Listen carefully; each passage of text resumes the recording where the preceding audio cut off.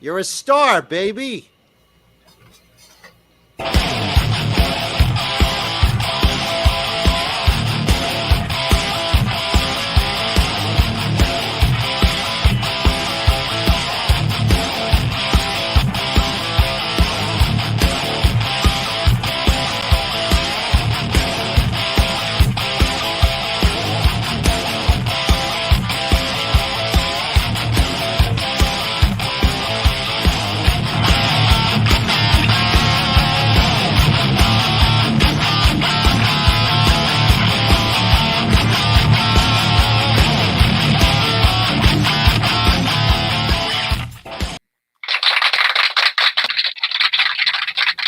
Thank you.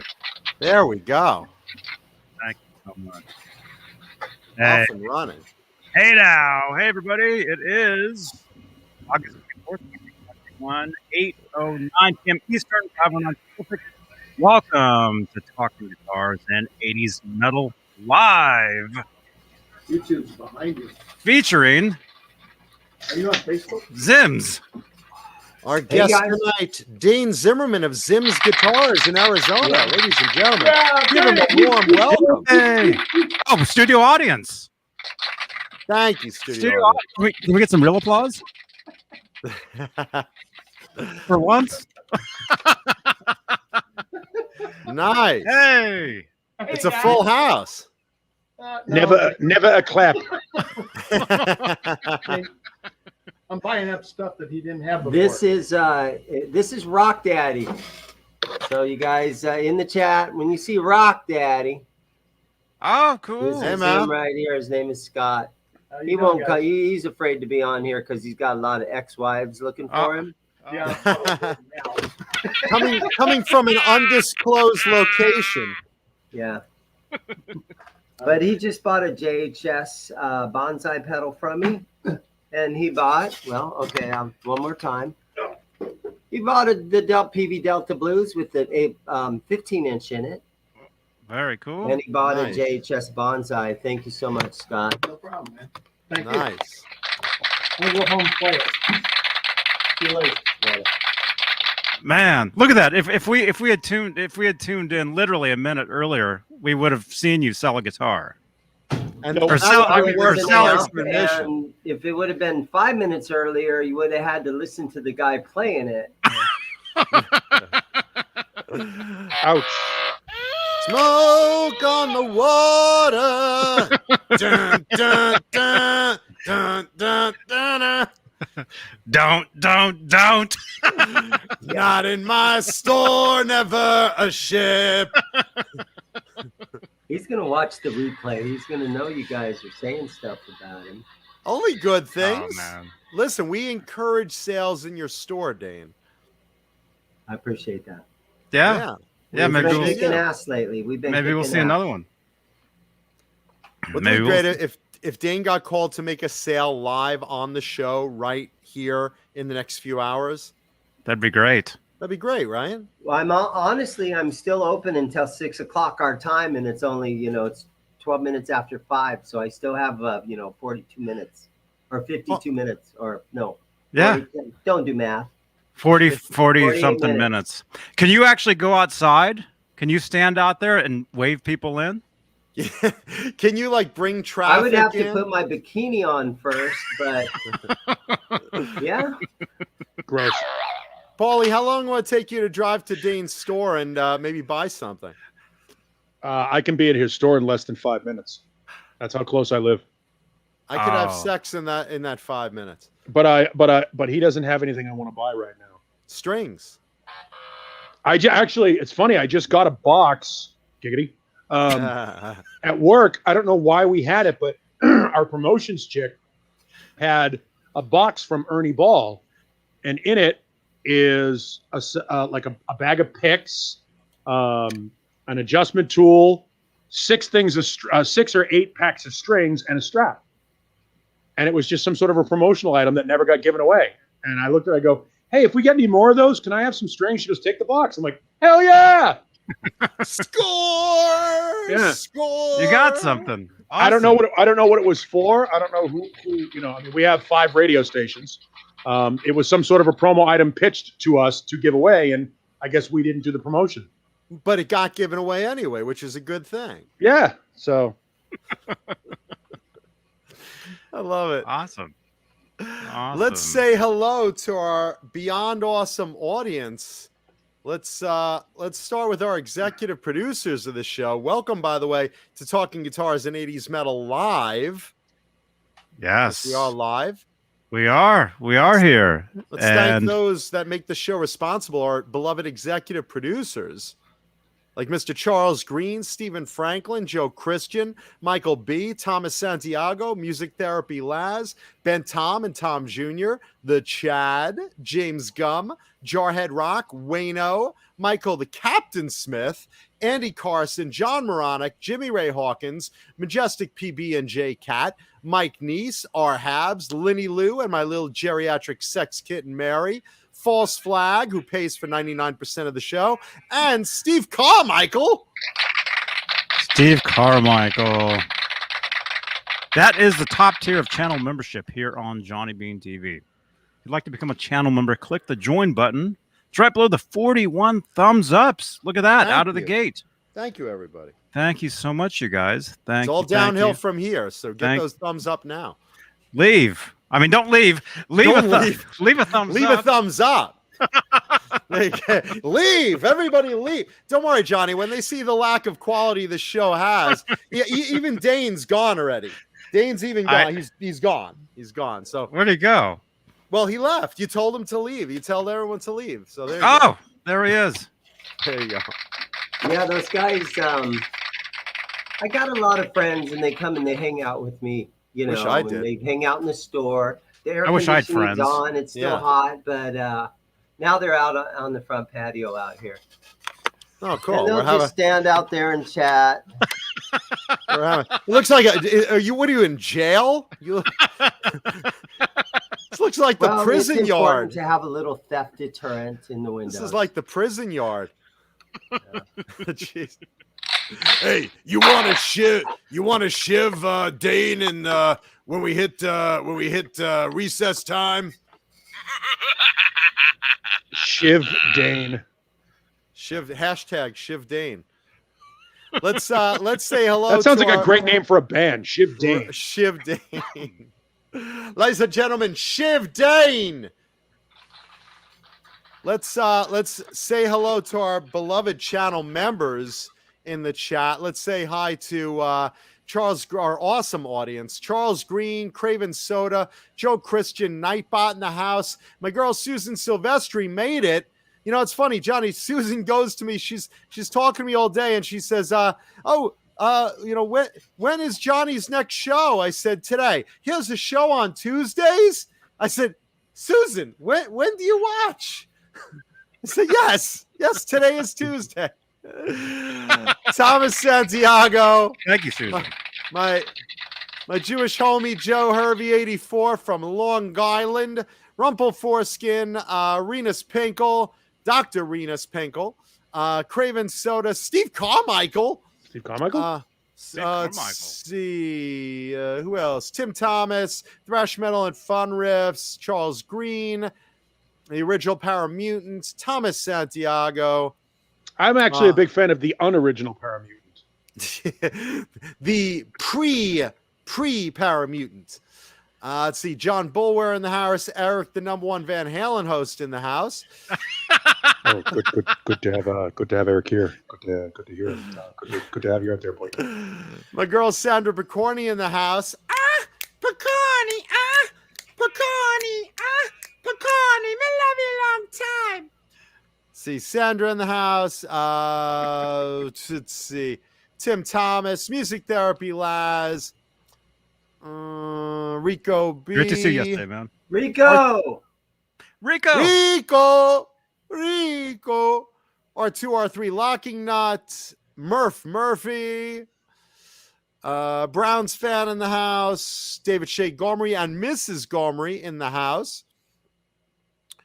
Can't Try 55. How are you? Hit Metal Works. How are you? Let's see. James S 5150. Halface in the house. Yostinator. By the way, how just are to let ya? everybody know, we will talk Rolling Stones tonight. We absolutely will. Just in case you're, because without the Rolling Stones, without Charlie Watts, without what those guys brought to the table first, we wouldn't have a What we're lot of listening to the now. a lot of the 80s metal that we love so much. Every one of the bands, those sleaze rock bands that we love, evolved from the Rolling Stones. The Aerosmiths, the LA Guns, the Guns N' Roses, Kicks, all of those bands all go, the Scarf and all the shit, Faster Pussycat, all those bands go back to the Rolling Stones. The Rolling Stones were the first dangerous rock and roll band. The you Bad had Boys. you had the Beatles, and you had Herman's Hermits, and you had the Dave Clark Five, and you had Bill Haley, and all these bands were relatively tame. And the Rolling Stones, there was something real sinister about them. So they really are the granddaddies of the 80s metal that we love so much. And that's a fact. You know what some of that was the Stones. I think their hair was a little longer than the other bands. And they were a little dirtier. There was something about the Rolling Stones that was unsavory, that made you worry about your sister or your daughter, or like the Rolling Stones were the first band that when they came to town, you thought, okay, bad shit could go down. And that's the great thing about the Stones, man. And it did actually here. Yes. And we will talk I have about that. them. And we will talk about them right after I finish roll call. I thought you already did roll call. Jesus Christ. I was in the Watch middle show. of it. I was literally in the middle of it. I thought you were done. I thought you got everybody. No. I'm not the IRS. Let's There's see. been about 20 people that have come on. Well, they better wipe it you might up. as well just start roll call over again. Just start from the top. Sure. Yes, sure. Let's see. Rico B. Rico! Rico. He's a good guy. Rico's an airline pilot. Suave. He flies around all the time. Janice la la la la la la la la la la la. Hey Janice. Let's see who else walked in. Black Salami in the house. Thank you, man. Ken Kodora in the house. Everyone's there. Christopher Live Sawa, how are you? Zach Thong, welcome. My buddy Fruitcake Tony. James Gum in the house. Absolute Mayhem coming in hot. Zach Thong, how are you, Zach? Rumple Foreskin, always welcome. Looking a little soggy today, but you're here. That's good. James Gum Wearing a hoodie. wearing a hoodie. Jeff K in the house. Yostinator. Catching up. PP Burns. I bet it does. Keith Campbell. Lee Sofko. Robert Dwares. Dan in New Jersey, the original Paramutant. Stephen Franklin. Keith Campbell. Mike Johnson. Jeff K. Cobra Kai Platoon. Great job last week on that Darth Vader meme of me dropping that guitar. Thank you so much, man. You rock, Cobra Kai Platoon. By the way, Chris Bevan. Answering false flag, the Stones came before the Doors. Just an FYI. And thank But you, the false Doors flag. were still dangerous. Thank the you, Doors were dangerous. One Thank you member of for- the Doors. I caught my finger in a door. Thank you, false flag, for changing Johnny's lights. You're welcome, Johnny. And everybody else in the audience, thank you for spending your Tuesday with us rather than doing something more worthy, which is pretty much anything. Yeah, thank you for staying awake. There you go. Well, they're trying to stay awake through the show. Thank you. Thank you so much. And false flag, that is an example of super chats that will change the color of my lights.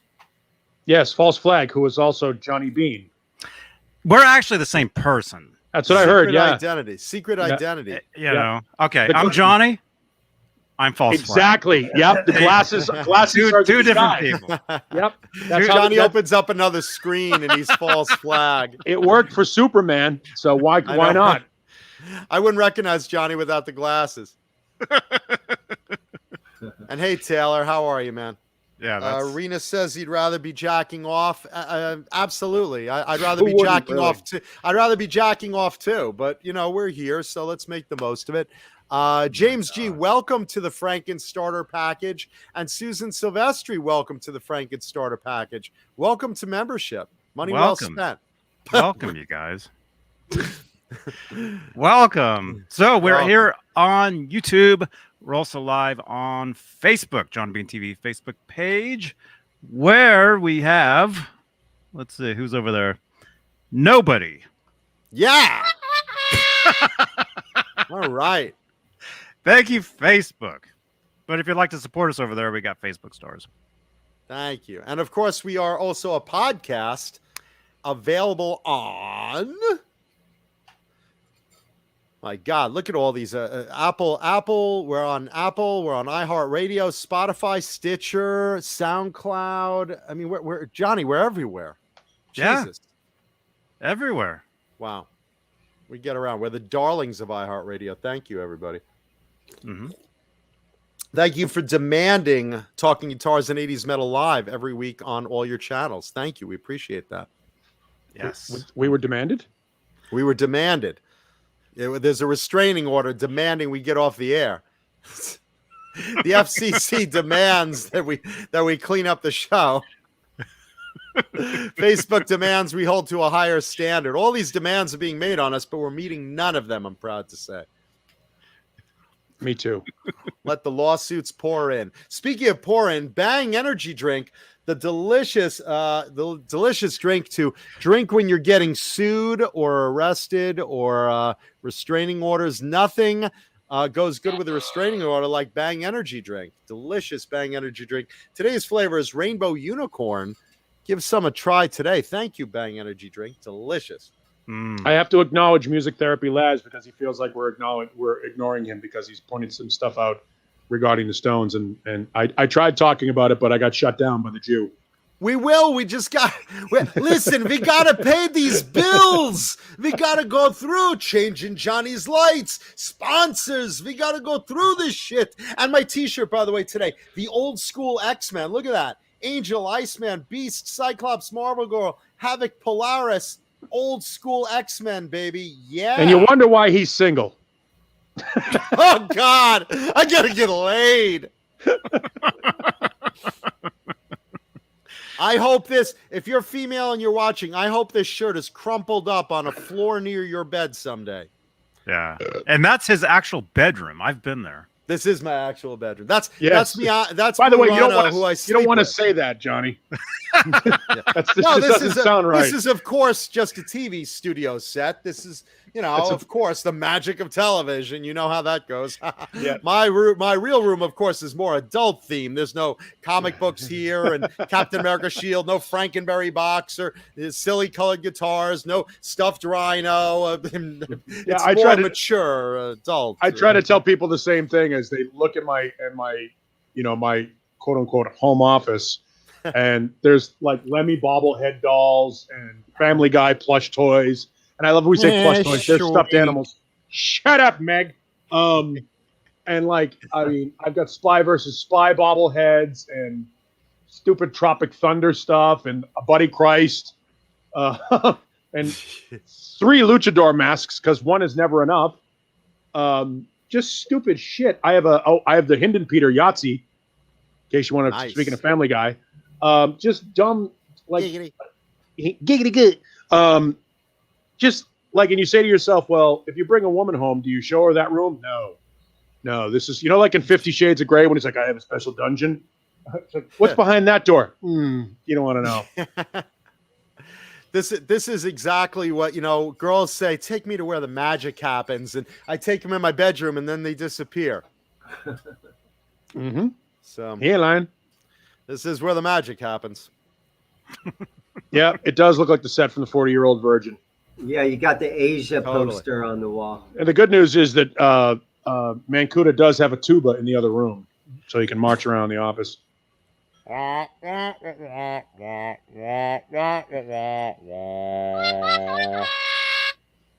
you go. Yeah, no, I never get laid anyway, so it doesn't matter. So it's about as desirable as a cotton ball dipped in semen. Wait, what? Nothing. Interesting analogy. There we go. But anyway, we're glad you're all with us talking guitars and 80s metal. So yeah, let's dive back into the top story of the day, because it literally just happened today. Rolling Stones drummer Charlie Watts dead at 80 years old, unfortunately.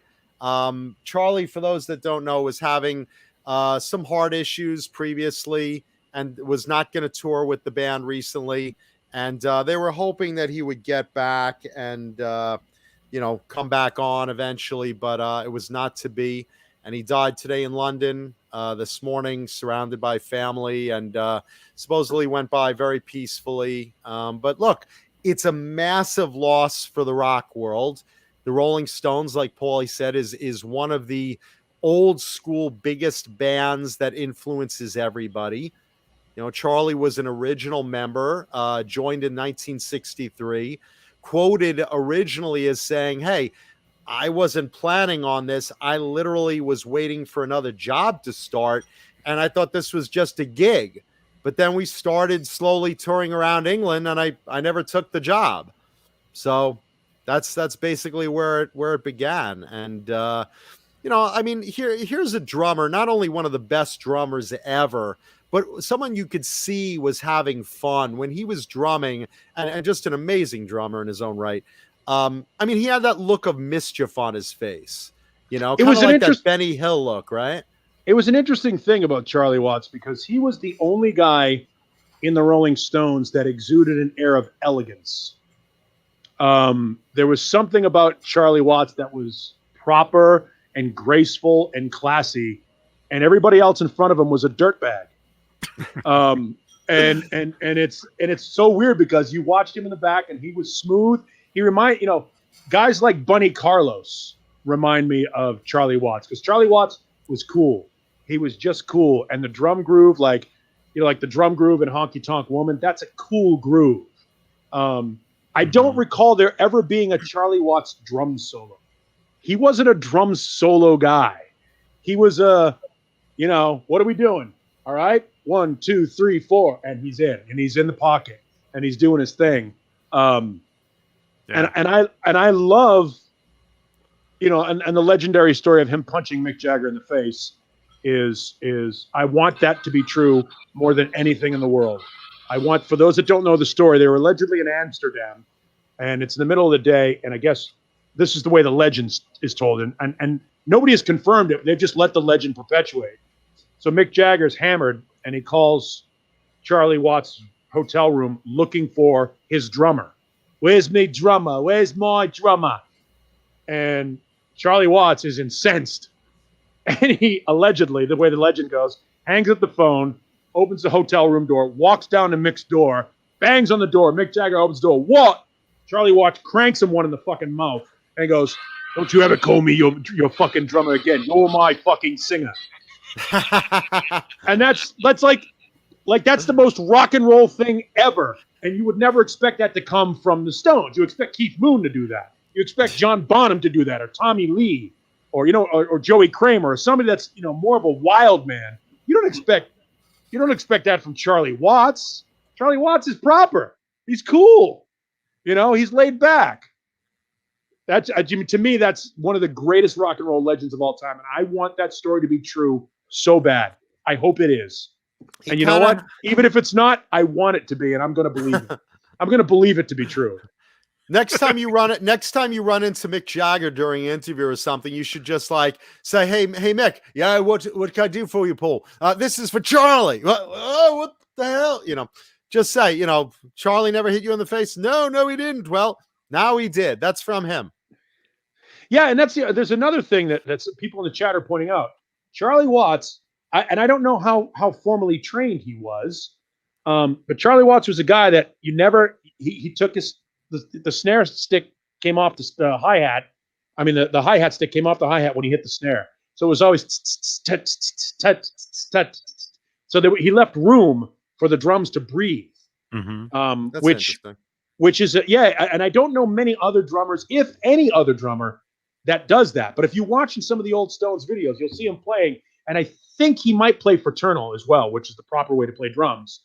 And I think he's playing, Gene Krupa, Buddy Rich style. And I think he's doing this, and he's cranking the hi-hat, but he takes, and it's like the one that comes down on the snare hit, his hand comes off the hi-hat. So it's 1, 2, 3, 1, 1, 2, 3, 1. And it's just sort of, I don't know that anybody else had that swing. Just a style choice, I think. Yeah. Just his own swagger kind of thing, Yeah. But I mean, he made it look so easy. And, the way you said classy, elegant, that was like the way he played. But he always kind of had that like smirk on his face, like, almost like, look at me, because he was that classy kind of very smooth player, Yeah, he was pretty badass. And as we said before, the Rolling Stones were when you look at the tree of rock and roll, you had the first guys, the Big Bill Brunzis and the Little Richards and those guys that really sort of started it all off. Ike Turner being also part of one of those. He was actually the guy that wrote Rocket 88. Don't sass me, woman. But all of those guys, they were the first level of that, and the blues and all the Muddy Waters and Charlie Christian and all that shit. And the Rolling Stones and the English stole the blues from America and then brought it back and fed it back to us in a way that we were like, oh my God, they just took it and made it better. And I don't know how that happened, but they did. And the Stones, they started out doing very simple 3-chord twang rock when Brian Jones was in the band. And then when Brian Jones left, Mick Taylor joined the band. Now, Mick Taylor was a guy that had a little bit of filth on him. So that's when they got into that 70s, that early 70s to mid-late 70s area of where they were doing, Exile on Main Street and Let It Bleed and the live record. And that's when the Stones laid down the groundwork for bands like Faces and bands like the Black Crowes and bands like Aerosmith and bands like LA Guns and Guns N' Roses and all of those sleaze rock bands, that those 5-piece sleaze rock bands, Hanoi Rocks, all of them you trace back to the Rolling Stones. New York Dolls, back to the Rolling Stones. That family tree, anything that is sleaze rock or that glammy hair metal stuff, that all goes back to the Rolling Stones. They did it first. And that ripple effect can never be recreated, and it can never be appreciated enough, to be honest with you. I gotta go grab some medication for my dog. I'm sorry. All right. Go ahead, Paul. I'll be right back. Thank you, brother. Basically what you're looking at is, you start off thinking, when you think of like the most, elite classic rock, I mean, you start off here at the Beatles, and the Beatles were, for their time, they were good boys, essentially. Of course they had the rebellious haircut. Ooh, but you never, parents were like, oh my God, the hooligans, and then came the Stones. And then, then the parents would go into their teenagers like, no, you know what? Go back to the Beatles. The Beatles are okay now. They're okay now. No, I didn't mean what I said, that they were hooligans and ruffians. Go back to liking the Beatles, because the Stones, it's like Mick Jagger's putting his cock in your face and, singing these dirty lyrics and just having that swagger of, I'm going to fuck your daughter. Someone like their hair like was George longer. Harrison I was saying, it was the rougher look. Yeah, you never worried about Paul McCartney, like, taking your daughter in the back seat of your car. Mick Jagger had that, though, and the Stones was like that bad boy version of the Beatles, with all the hits and all the popularity, and, the tongue coming out of the mouth design, parents are like, oh my God, that's obscene. And meanwhile, their daughters are like, I would love that between my legs. You know, it's go back to the Beatles. No, Ringo's okay. We really like John Lennon. I've He's got it. okay. There it is, right there. Yeah. Yeah, there you go. Lapping between your daughter's lap. Yeah, and like I said, you know, Charlie kind of like hung back, and you know, obviously let the other guys really take the you know, the bad boy role up front. But look, you're you know, you're associated with, you know, with who you hang with. It's like, you know, Johnny now has a horrible reputation as a pervert because of hanging with me and Paul. You know, so Well, you know. Paul, I think Paul mainly. I don't know. And now we got this guy. Who knows where he was? I don't. Where even were you? know. Guys, I'm sorry, I got a customer over here. What? So I'm just You're on my. What? yeah, I'm hanging out with this guy. He's got a cowboy hat on, and Cool. he's brought in a phone, and he's looking for a strap and a little practice amp. Nice. Hello, guys. Awesome. Hey, man. Nick, What's up? Hey, what's How are going you, on, man? guys? Can- I don't know Hey. who I'm talking to, but Hey you're now. talking to this guy. He seems cool, so you guys must be cool. You're you lie. Tell You're him. li- Can, you're can talking he, to Can he 120 hear us, people? Dane? Can he Well, hear yeah. us, Dane? We're on the Johnny Beane YouTube channel, and there's about 120 people watching. Wow. Okay, I didn't know I was live. Well, that's There you that's just go. the live audience. I mean, there'll be numbers in the thousands when the rerun hits, but Well, Typical guy well, from then- Arizona, right? He fits the mold, huh? Sandals.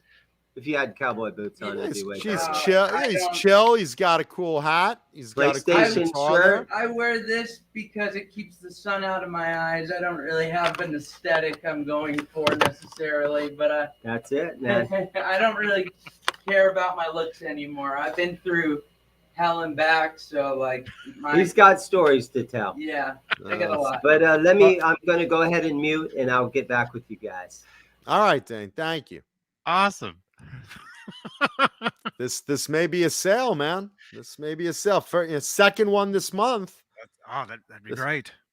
I swear, Dane almost like has like a desert island store.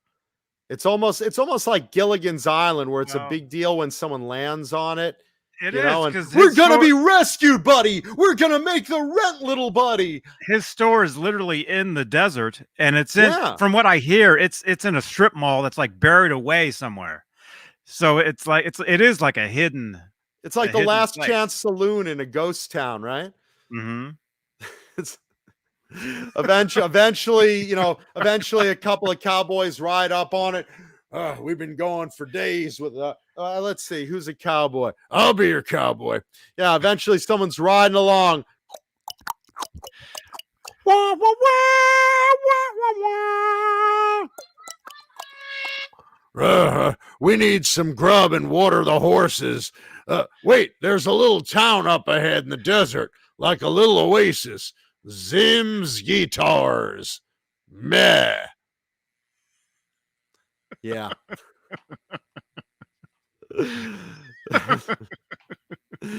Really, it's like stumbling on a little ghost town in the middle of the desert that, you know, it's got like a little saloon with like 4 guys playing poker, a lot of tumbleweeds driving by the front door, you know. Mm-hmm. By the way, 130 in the chat. Take a second, hit the like button, give us a thumbs up on the video. We appreciate that because it's free. Yeah.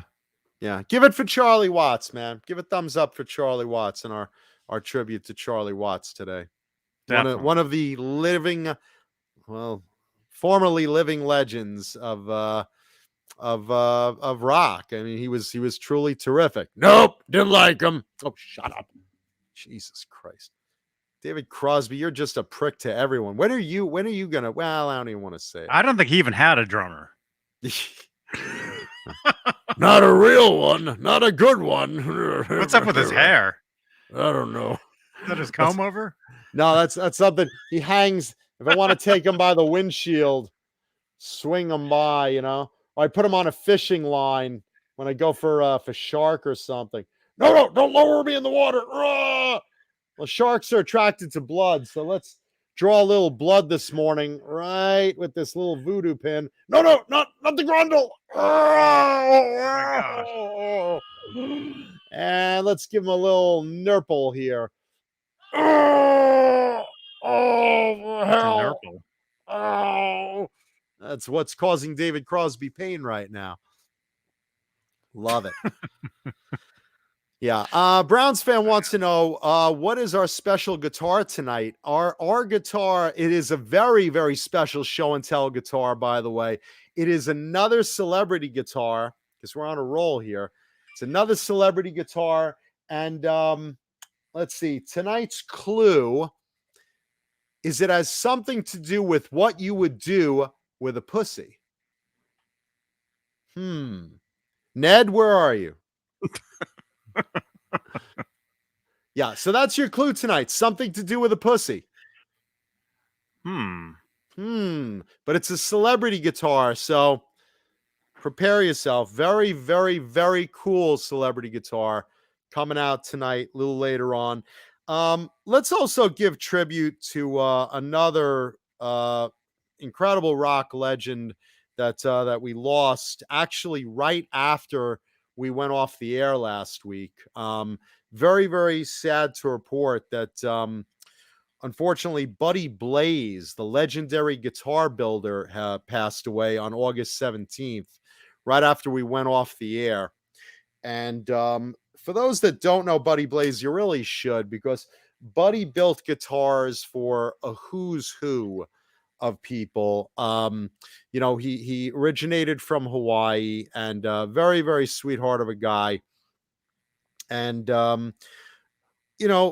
basically had a unique building style of a very, very thin, narrow necks, usually that caught the attention of a lot of players. He was the original one of the main touring guitar techs with Great White. He went around everywhere with them for many, many years, as well as building guitars for Vivian Campbell. For instance, he built Vivian Campbell's. Vivian Campbell played one of his Blaze guitars, fell in love with it, and that eventually became the prototype for the Kramer Night Swan model. That was originally basically Buddy Blaze's design, based on what he built for Vivian Campbell. He called it the Vivian Campbell 2. And designed for Vivian by Buddy, and it became the Kramer Night Swan. So he's the father of the Night Swan. But also, I mean, he built custom guitars at Kramer for Mark Kendall. He built for Eddie Ojeda of Twisted Sister. He built for Yngwie Malmsteen. He worked with Faster Pussycat.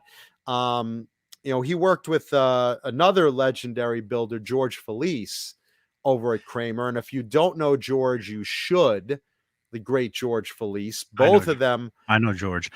That's where I heard about it. It was literally I think right after we got done, I opened up Facebook, and or soon after, I saw George's post about Buddy Blaze, and then I'm reading here. We were talking about Dimebag and last week. Half the show was that. And ironically, the Dimebag, the famous Dimebag signature guitar, what was called the Guitar from Hell, also responsible from Buddy Blaze. What it was, Dean from Hell, rather. I'm sorry. What it was, Dimebag won at a young age. He won this guitar at a competition. This Dean, I think it was a Dean ML. Yeah. And he basically kept it for a number of years, played it for a number of years, and then eventually sold it. And unbeknownst to him, Buddy Blaze got a hold of the guitar after it left his possession. He totally redid the neck. He reshaped it, changed out some of the hardware, gave it that blue with the lightning bolts paint job, and surprised Dime with it and said, "Hey, what do you think of this guitar?" And he's like, "Oh my God, this is incredible." And he's like, "It's your old guitar. I just redid everything on it." And that became his favorite guitar. That became his signature guitar, the Dean from Hell. Thank you to Buddy Blaze. And yeah, we were talking a lot about Dimebag last week. Rest in peace, also. And you know, now Buddy is up in heaven with Dime, making guitars for him again, which is good because someone needs to make new Dimebag tribute guitars. So that's the one silver lining of losing Buddy. But very, very well known. You know, Jack Russell and Mark Kendall of Great White put up beautiful tributes online to Buddy. George Felice put up a beautiful tribute to Buddy, and you know, just a very, very sad thing that death comes in threes like that. So we lost Charlie Watts today. We lost Buddy Blaze last Thursday, and I'm sorry, last Tuesday, right after we went off the air. And he built for a lot of people. Stephen Franklin's asking, did he build for Steve Lynch of Autograph? He might have. I'm not sure exactly if he built for Lynch. I think he might have, because I thought Steve Lynch might have mentioned his name at one point.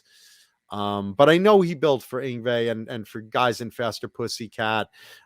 He, I'm sure, had something to do with Richie Sambora's guitars, and a lot of Kramer artists have guitars that were, you know, of course, built by Bloody. I know Steve Brown of Trickster had a Hollow Flash Night Swan, and of course Vivian Campbell, well known with Dio, Def Leppard, used Buddy's guitars, and you know that's why the Night Swan came a thing.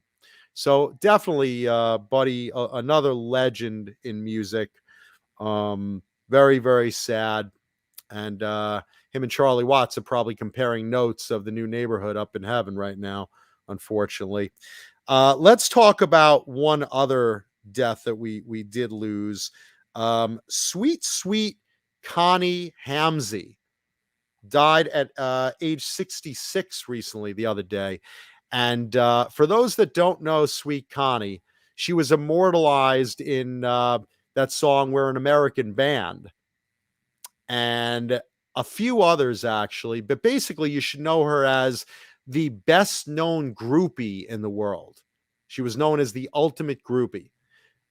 Connie basically sucked or fucked just about everybody. I mean, we're talking like thousands of musicians have been inside Connie, and very, very, very well known. And you know, everyone said she was a very sweet girl, very pretty girl for sure. But I know they rattled off like a ton of musicians that she was hooking up with at one point. And what, Dane? What are you, underwater now? What is all that microphone noise? I don't know. Holy shit! Something happened. It sounds like you're inside a submarine. All I did was unmute. Wow. I have Okay. a fan way back in the back room. Is that what you're hearing? Something is, much like Connie, something is blowing into the microphone. Yeah. So Connie, no, Connie wasn't the plaster caster girl. That was someone else. But wow. but Connie basically, they went over like lists of guys that Connie slept with. Out of Kiss, they say she mostly gave blowjobs to everyone, not just artists, but security, concert personnel, road crew, roadies. I mean, she was like sucking and fucking everybody because they all like probably formed a line and ran trains on this girl because they know she's there for a reason. She's like, I want to get backstage, and you know, she's that girl that you would hear, hey, whose dick do I have to suck to go meet Mick Jagger? And everyone's like, mine, you know, and you know, she inhaled more cum than semen. I think that's her cause of death, was she drowned in jizz. But yeah, Connie Hamzy. No, they went through some bands. They said pretty much all of the Rolling Stones, a few of the Beatles, I think possibly all the Beatles, Kiss, everybody but Ace somehow. Van Halen specifically, they said that David Lee Roth was one of her worst sexual experiences, and Alex Van Halen was one of her best, and Eddie fell somewhere in the middle. He was probably tapping on her clit or something. Dave was probably already spent from 5 minutes earlier with some other broad. Yeah, right. And somehow Michael Anthony did not sleep with her. Somehow he missed that one, unfortunately. But hey, all you necrophiliacs, there's still time. But yeah, no, she slept with or mostly blew just about everybody in rock. I mean, they were rattling off lists the other day, and it was mind blowing. And I think Mick Jagger, by the way, has slept with everybody. Mick Jagger and Gene Simmons come up on every damn list. Every time like a known groupie like this dies, I always hear those two names. Those two always make the list. You know, it takes forever to get awards, but look, and make no mistake, I don't write the news. I just read it. So, but this is probably the most famous groupie out there for that reason. I have a feeling David Crosby had her. Grundle hurts. Well, that's probably syphilis. You probably caught that from her. Oh my God. It's terrible. What about that guy too? Yeah, that's the guy.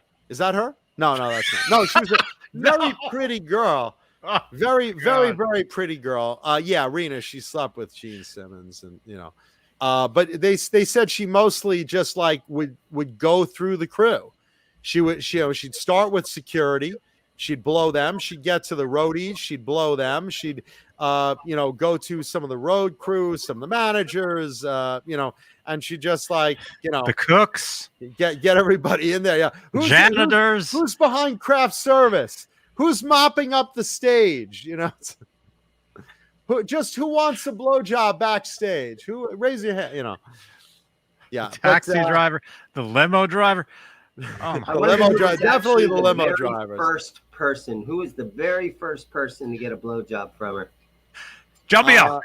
No, wait. John Biel? Oh. In the chat. I think it was Renus Pinkel. What year did she start doing this? Any idea what year she started with everything? Early 70s? Now you can call John Biel. Okay, because the big song, the big Grand Funk Railroad song was 74 when they sang about her.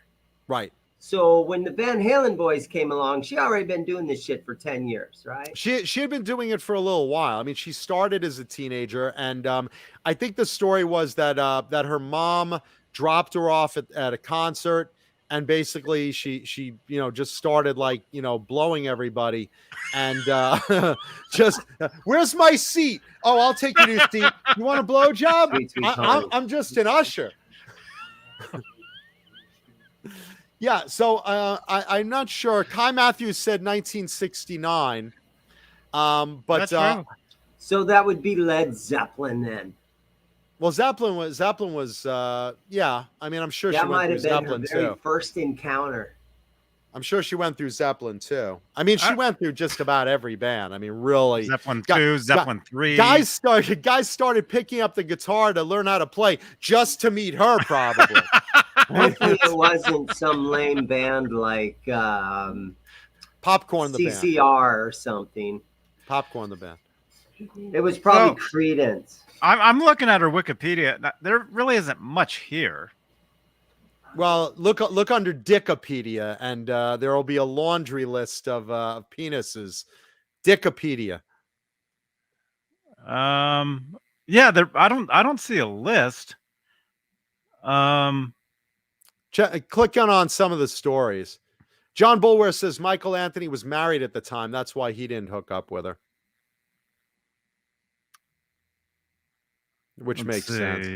She's written books. She has written books about her groupie experiences. Like I said, she is the most famous groupie. I mean, there are groupies all over the place, but she basically made that career. She wanted to be associated with the music industry, and according to her, that was her way to do it.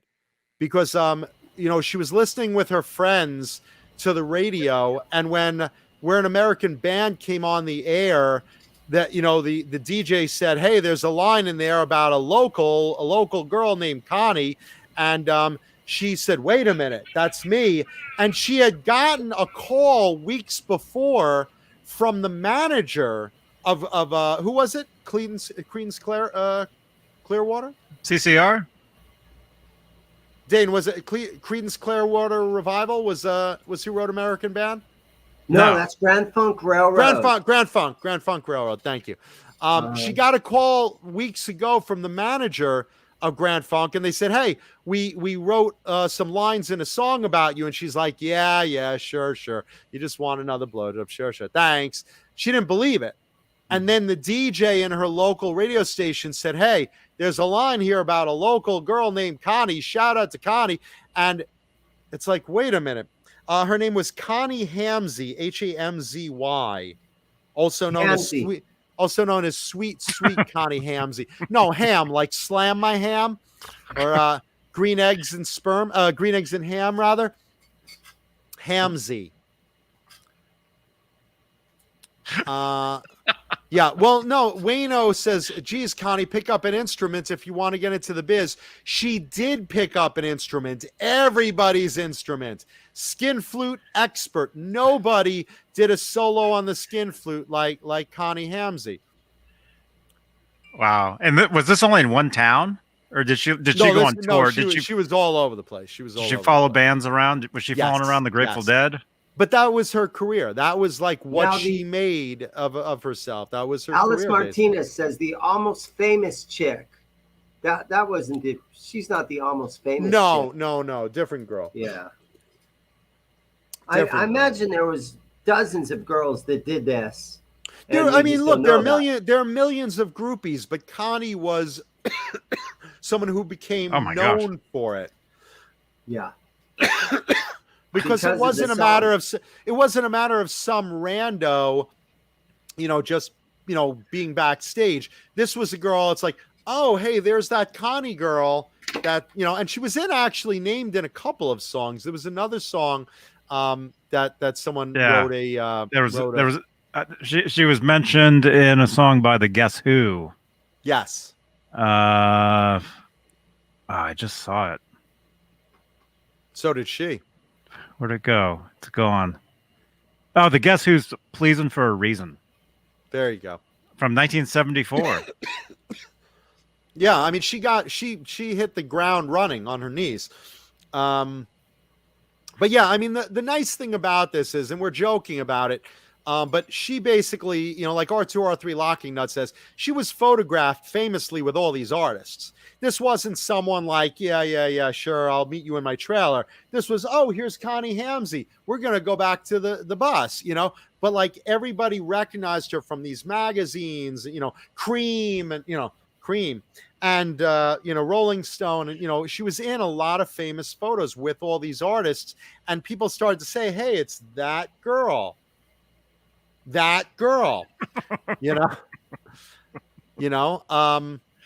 And yeah, Keith Campbell, Plastercaster was based on a different groupie. That groupie, I forget her name. She basically took plaster molds of everyone's schlong, and then hooked up with them. This is a different girl. Oh, okay.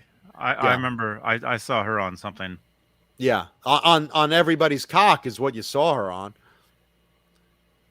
Could you imagine being just some random dude back in the day and you meet Connie and you have no idea who she is or anything? Hey, I got tickets to, Joe Walsh tonight or whoever. You want to go like? You take her out on a date. Yeah, you're on a date, and then suddenly, Yeah, and suddenly she walks. Suddenly you notice the girl walks backstage. You're like, hey, what about me? Thanks for the tickets. Thanks for the blowjob on the way here. Cobra Kai, did you see that? What was this? No. Oh my gosh. Oh yeah. There's another GIF for you guys. You thought last week was fun. Every week there's a GIF in the making somewhere in the show. That'll go viral too. Yeah, Connie was. Mark Dillon says Connie was also in Cheap Trick, Standing on the Edge. She was written into a bunch of songs. Again, she was not just your typical groupie. She was a very, very famous groupie that again, you recognized in magazines. She wrote books about it. She made that her career, And, you know, it wasn't like a slut you were trying to hide. This was like a well-known girl that was hooking up with everyone. Johnny's going to go jerk off about it right now. Well, not really, but Oh, all right. I just saw the screen go off. I'm like, Johnny's rubbing one out to Connie. Speaking of rubbing one out, delicious Bang energy drink. I'll bet Connie wishes she had some to wash the taste of jizz out of her mouth. Bang energy drink, when you want to get the taste of that guy out of your mouth, delicious Bang. is that why you drink so many of those? I use them to get You're the fishy taste out of my mouth. I think I have a pube in my throat or something. Yeah, Pearl Necklace by ZZ Top, right? That was another one? Kai Matthews, like I said earlier, the clue for today's show and tell guitar, it's a celebrity guitar. And speaking of Connie, it has to do with something you do with pussy. Something to do with pussy. There you go. Speaking of Connie. Blackjack Guitar says Connie must have been good at her profession. Supposedly she was amazing. You know, that's what a lot of artists say. They were very happy to see her. They passed over a lot of groupies when she was in town. I don't know what the girl fucking did, but she obviously was an artist at her craft. And you know, it's funny because she literally made a career out of it. So you have books written about it, you know, from a groupie's perspective, you know. You know, what was it like? If you're in one of these bands and you're out playing a show and you're in some strange town and then suddenly you see Connie is there, it's like, whoa, we've hit the high plateau now for rock and roll bands. It's my sweet Connie is backstage. My hometown deep throat. What city did she live in? Johnny, does it say in her obituary where she was originally from? Because she didn't like go out and actually jump in their bus and go from town to town with these boys. Well, she went to a lot of places. She definitely went to a lot of places. Why am I getting a notification that YouTube crashed? Did it?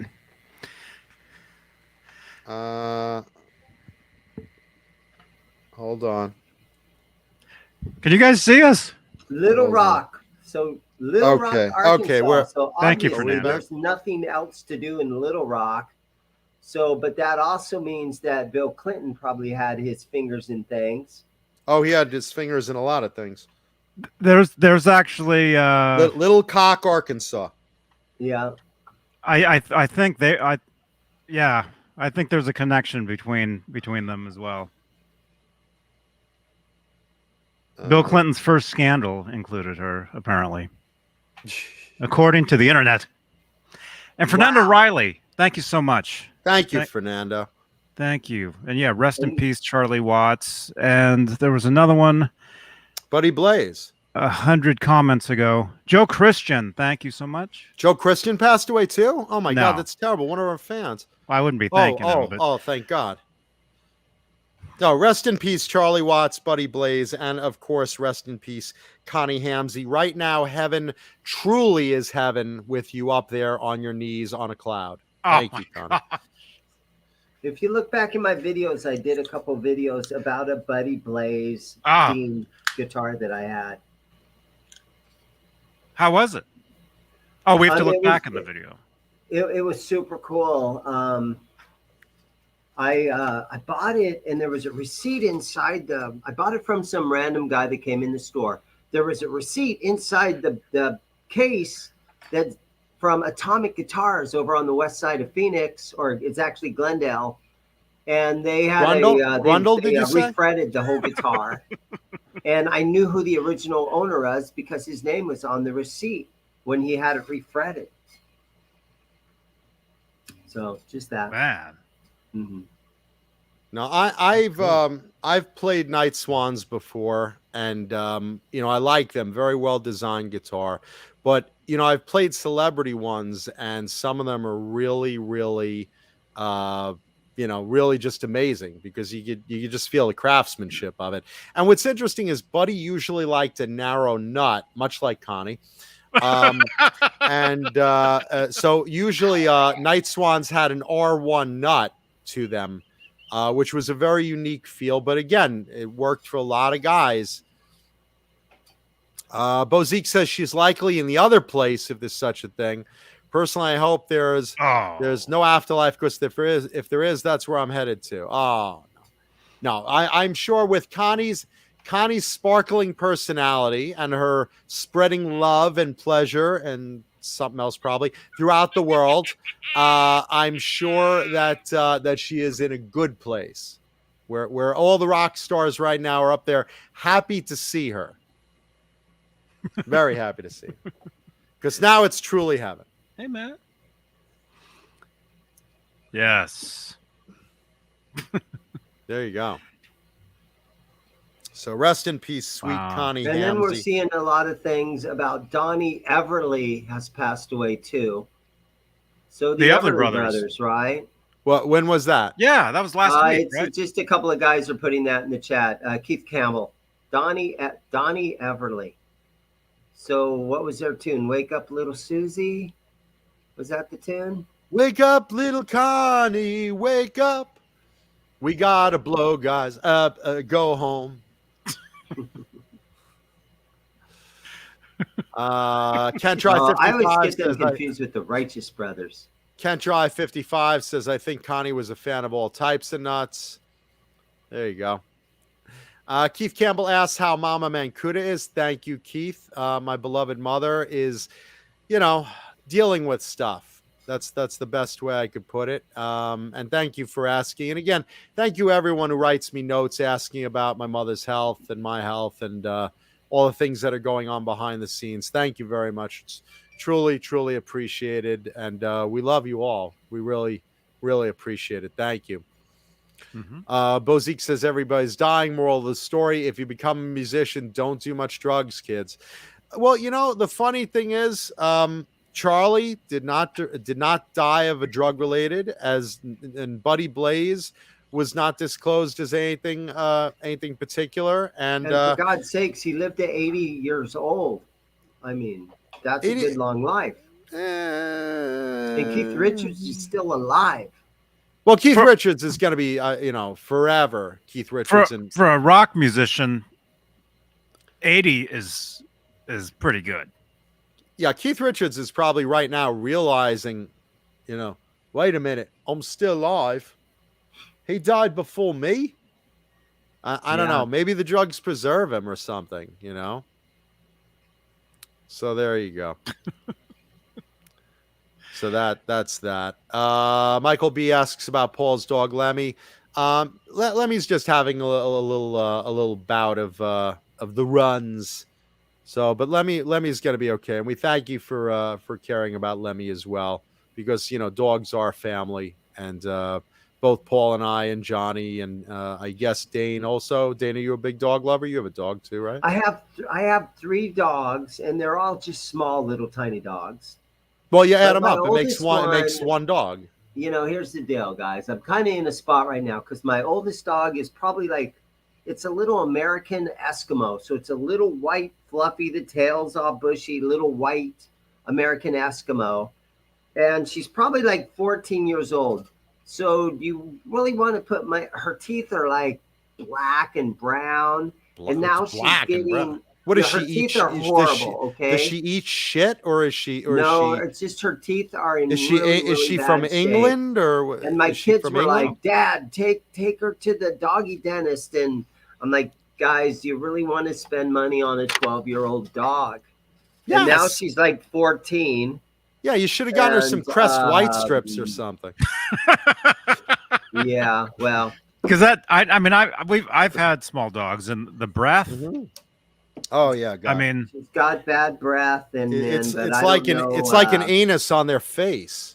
Well, I don't know if I want to put any money into an old dog.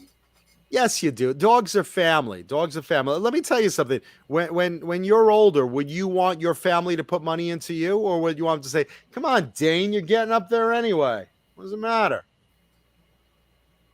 Let's see your teeth. Good question. Are your teeth brown?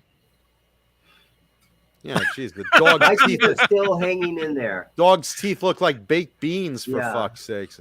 Even David Crosby's teeth aren't as bad as the dog's. They are, yeah. American Eskimos are really good, great dogs. My ex-wife gave me the dog because when it was very young, they're so alert and they're trained to be watchdogs. So anybody at the front door, anytime a car drives by, she's on full alert and she's barking like crazy. When I come home after work, she and the other two dogs are just running around the house like this is the best fucking thing that's ever happened in their lives. Daddy finally came home, and but He sold that's us why a my guitar. ex-wife gave me the dog, is because it was just so fucking. So what type of dog do you have? No, listen. The thing about dogs is that they are family. They're better than most people, and it doesn't matter how old they are. They're family. You wouldn't take grandma and say we're not putting money into grandma. You love grandma just like you love your dog when they get older and whatnot. You want to take care of them. They give you their whole life is dedicated to giving you as much unconditional love as possible. And and look, if you're going to get a dog, I'm just going to do a quick PSA out here. Rescue one. Don't buy one. Don't support a puppy mill. Don't go to a shelter. And there are dogs of all types and ages in there, and find one you can bond with and save its life. Rescue a dog. Best thing you could ever do in the world. Guaranteed speed pass to heaven. Let me ask Paul what he thinks. Paul, my old dog, my little white American Eskimo, her name is Mimsy. And her teeth are like brown and rotting out. And she's probably 13 or 14 years old now. And their life expectancy is like 12 years. Would you take, if you were me, would you take that little white dog there's an animal hospital right next door to where I'm at. Maybe I could get a little discount. But would you take that old dog? You're right next door to the place? I really am. I'm right next door to the place. And I see people. You couldn't take her that 20 feet. And sometimes they put them on gurneys, big old dogs that don't walk anymore. And I'm sitting here looking out the window, and they put a dog on a big old gurney and they carry it in, but they never carry it back out. Yeah, that happens. That happens with old dogs, Dane. That's just like old people, if man. You were me, would you take same as old people. An old dog who's my little dog that's 12 or 13 or 14 years old. Would you take her next door, pay a couple $1,000s to have some teeth pulled out? Maybe how much is something like that going to cost me? Dane, let me ask you a couple of questions. This is the easiest thing in the world to answer. Okay. Is she eating? Yes. Is she suffering? Is she in any pain? If you have to think about it, Dane. I don't think so. Is she watching this? Yeah, because then she would be in a lot of pain. Is she a channel member? Did she subscribe? Will she change Johnny's lights? I was about to go there. Can these turn brown? The reality is, Dane, if she's healthy and her teeth are just stained and dirty and shit, and it's not causing her any health problems, that's different. Then don't sweat it. Yeah. But if she ends up getting sick, or she starts puking, or she stops eating, or if there are signs of her health going bad, if all she's got is bad breath, well, she's no different than you. we all get shit breath. I mean, that's just sort of the deal. Yeah. So if your dog is not suffering in any way, shape, or form, don't worry about it. Now, I agree. If she starts suffering and her quality of life suffers, and you're keeping her alive just to satisfy you, then that's the wrong reason. But if the dog is not suffering, that's my deal with Lemmy right now. Lemmy is, for those people, and some people know, she's got digestive issues, GI issues right now, and we're going down the list of things that could possibly be causing it. She's an old dog. They get sensitive stomachs. By the way, you're hearing two different squeaks. There's the squeak of Ace with a ball on the floor right here. You can see his front paws in the ball. And then you'll hear another squeak in the other room. That's Lemmy, who is on her pillow playing with a ball because she's not sick. She's not dying. But she is osteoarthritic, so she's an old dog and she has a hard time getting around. And we're thinking maybe because she's having a hard time assuming the position to shit, that she's holding it too much, which is causing her digestive system to create more enzymes to break it down because it thinks she's constipated. And that's causing her to have GI issues. So I'm giving her antibiotics and I'm giving her NSAIDs and I'm giving her these meds and stuff like that. And I've had her to the vet a couple of different times. We did the blood test. We did an x-ray. We're going to do an ultrasound just to make sure. She has no masses. Her blood is normal. All the stuff is normal. She's just an old arthritic dog. So as long as she's not suffering and that she's able to do what she needs to do, and outside of making a mess on the rug every once in a while, that's more inconvenient to me than it is for her. As long as she's okay and she's healthy, then I'm cool with it. When it starts getting to the point where she can't get up because she's hurting, or she can't piss or shit because the arthritis is bothering her legs and her back and she can't stand, well, then you have to make that call. But until then, man, as long as the dog has got a good quality of life and it's all good, then you put the money into it, whatever that is. Absolutely. But if the dog gets, he's not even wait, Paulie, he's not even listening. Look at this. I know. I hope he went and took the dog right now next door as he's learned his lesson. I hope he's like, you know what? Come on, let's go now. She doesn't have dysplasia. She's 10, 11 years old, somewhere around there. She's a rescue, like John and I talked about. We rescued her, I don't know, she was probably 4 or 5, maybe 6 when I rescued her. I've had her for 5 or 6 years. So she's somewhere between 10 and 12 years old. German Shepherds don't really live to see 14. So I know I'm in the last year with her. If she's comfortable and not suffering, then I'm cool with it. As long as she can be comfortable and she's still alert, she still wants to play, she's still, engaged and not just a lump in the corner, breathing and waiting to die, then I'm cool with it. When it gets to the point where she's, he can hear it. He's on the other side. No, of the store. he just came back just in time to hear a lump in the corner waiting to die. And Dane's like, "Oh, I better get over there. They're talking about me." If she gets to that point where she's suffering, then I will make the call, and it will be here at home, and the vet will come, and I will hug her and let her know everything is going to be okay. She's a great dog, and I'm not looking forward to that day. You can bet your ass when it happens, I will be absolutely apoplectic. I won't be able to handle the show. I won't be able to talk to people. I'll take the time off from work. My dogs are my world. Of course they are, as they should be. Dane, take that dog out back and shoot it. Oh God! Holy shit! What is that, old Yeller? You should shoot that. You should shoot that dog. It looks like a fucking. Look at that. Take a broom handle and stick it up its ass and clean the shades. That's not a dog. That's not a dog. What is that? Oh, she's adorable. Are you the kind of guys that will actually just dig a hole in the backyard if you own a house? I know Paul couldn't do this. Paul, dig a hole in your backyard. We have chickens buried out here. Why would you bury a chicken? That's good eating. As soon as they die, I'm making a fricassee. You guys have seen this one because you totally roasted on her one night. Holy shit! What the fuck is that? Is that a Muppet? Who's that? It's time to put on makeup. It's time to light the lights. It's time to get things started on the Muppet Show tonight. Wait a minute. Is that a different picture? Is that dog coked out? What the fuck? It's a Pomeranian. It's a Pomeranian. What are you gay? Are you gay? What happened with you and your dog? What happened to its eye? Do you have your tongue up its ass? Why are its eyes bugging out on spring? He went from being sad ace to completely comfortable in women's shoes, Vinnie Vincent. Oh, wait a minute. Oh, that's the dog's nose. No, that's its eye. I thought the eyes. See, if you look at that picture, pause it.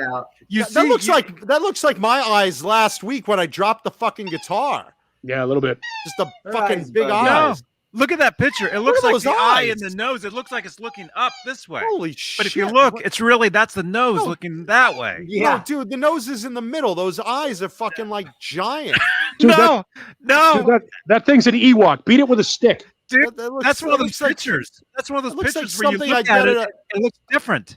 It looks like something I'd win at the state fair if I got the basketball in the hoop. What is wrong with you, Dane? Why don't you have a real dog? Look at that. Shit. You have multiple shit dogs. Oh, The one on the What he right, does, he this tapes little them guy together. Right here. This is the old American Eskimo, and Oh. she's pretty much. I don't know Spotlight if I its should put teeth. money into fixing her teeth, but again, like you were saying, a Hey, pound now. puppy. The other little white one is a pound puppy.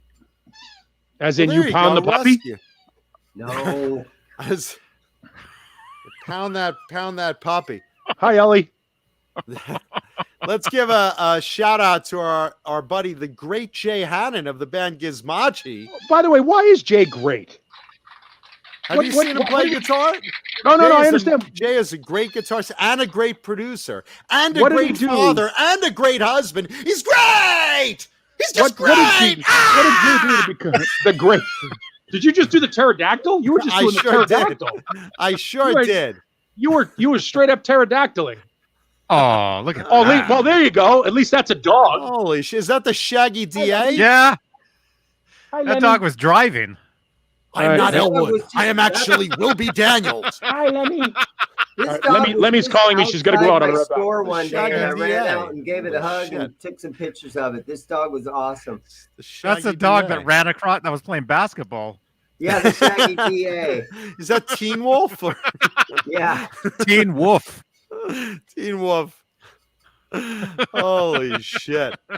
Right now, those dogs are having a meeting about taking you to the dentist. They're- I take photos of dogs a lot.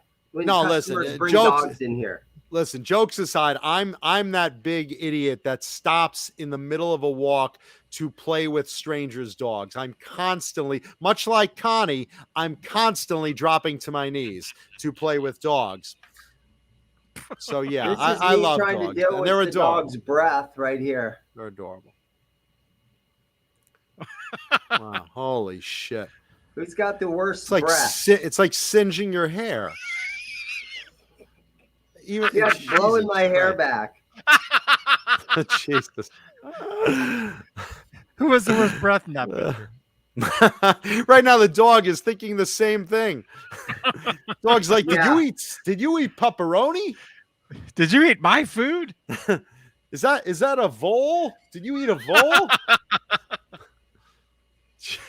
Did Look you at that. eat Oh, that's in the my- shop. Oh, was that dog Yeah, vomiting? this dog What- came what- in the store one day Holy looking for a shit. Gretsch.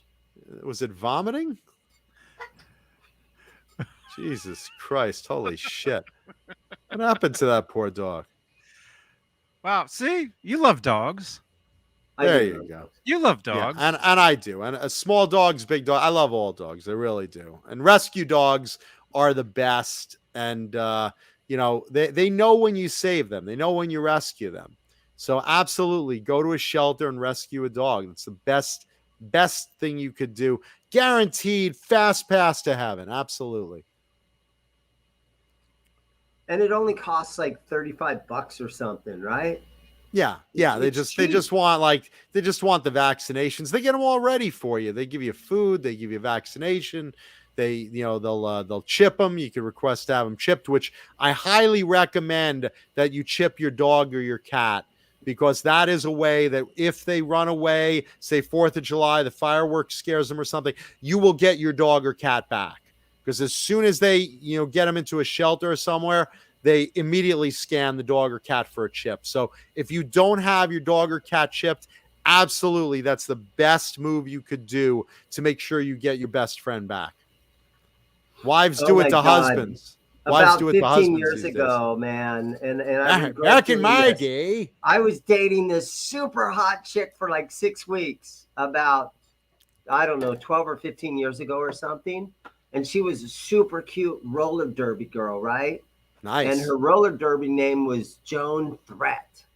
So she had Joan the black Threat. and the bangs, and she was You- super hot. You wait till Yeah. I get you. You wait till I get you all back home. tatted up, man. both You arms wait till all I get you tatted. back home.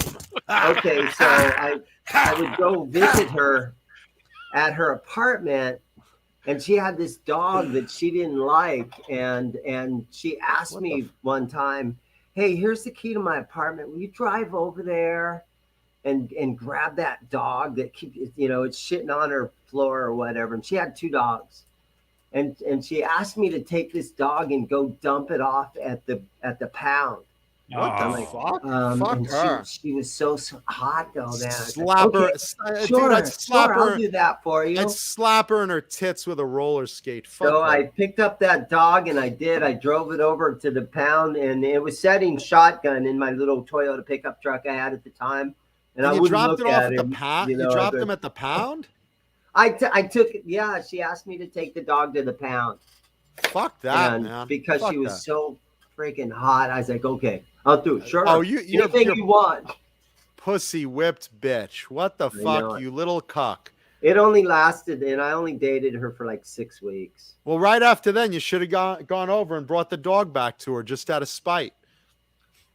And you should have shit on her floor for that. Yeah, I know, right? Yeah, I would never take a dog to the pound. I'd find it a home. Mhm. Fuck that. Yeah, dogs are better than people. I'm sorry. That's the reality. I would never. If some chick asked me to take the dog to the pound, I'd fucking lock her in the basement and fill it up with water with a hose. I know, I do. I regret taking that dog over there. But it was a great looking dog, and it wasn't like super old or anything. So there was a good chance that it found a new home. Yeah. Hopefully. Well, first of all, if you ever take a dog to a shelter in an emergency, make sure it is a no-kill shelter. I've done charity work for no-kill shelters, and there's plenty of them out there. So you never. Let's see. Jesus Rapes Me asks, what types of dogs have I had?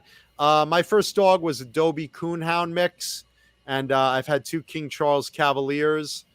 And sometimes I'll watch friends' dogs and whatnot after that. I don't currently have a dog right now. I have a few issues in life, so I'm not really ready to take on that responsibility at this moment. But in the future, I'd like to get another one. But always a rescue, and I always support no-kill shelters.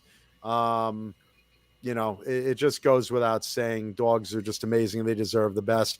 RJ DeMad one says, now we're talking. Titty slapping Tuesday. Yeah. Thank you, brother. Rock on. And if you live in an apartment and you don't have a backyard with grass and you don't have like a doggy door, don't get a dog.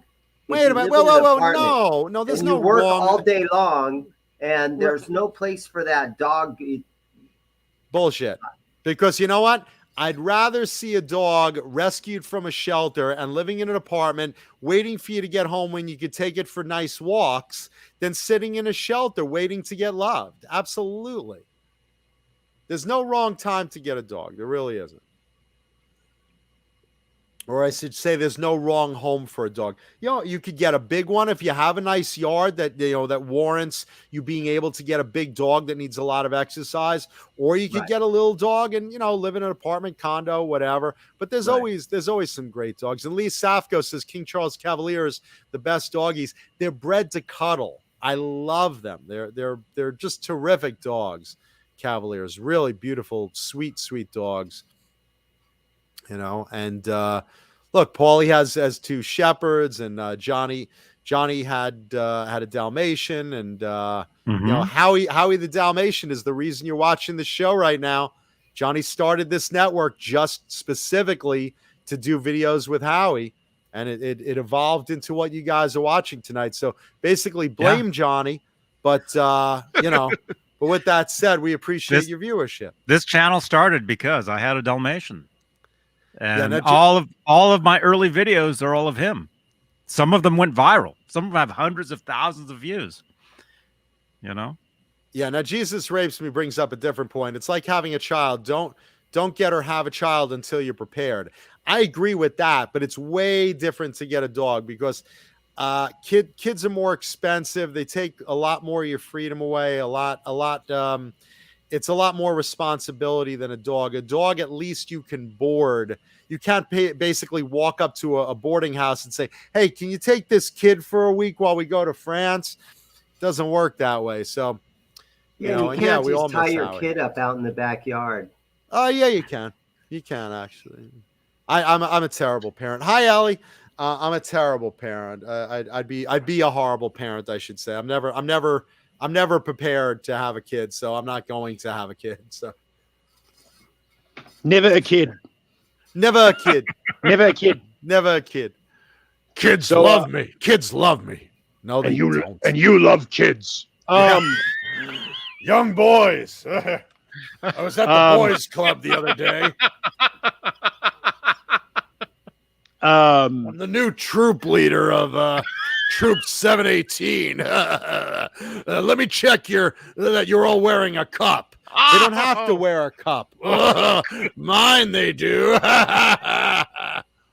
So just let me update. She has peed. That's really my life. My life consists of did the dog have a good day today? There you go. She actually came out and wanted to play with the ball. So of course I have to take her out and play.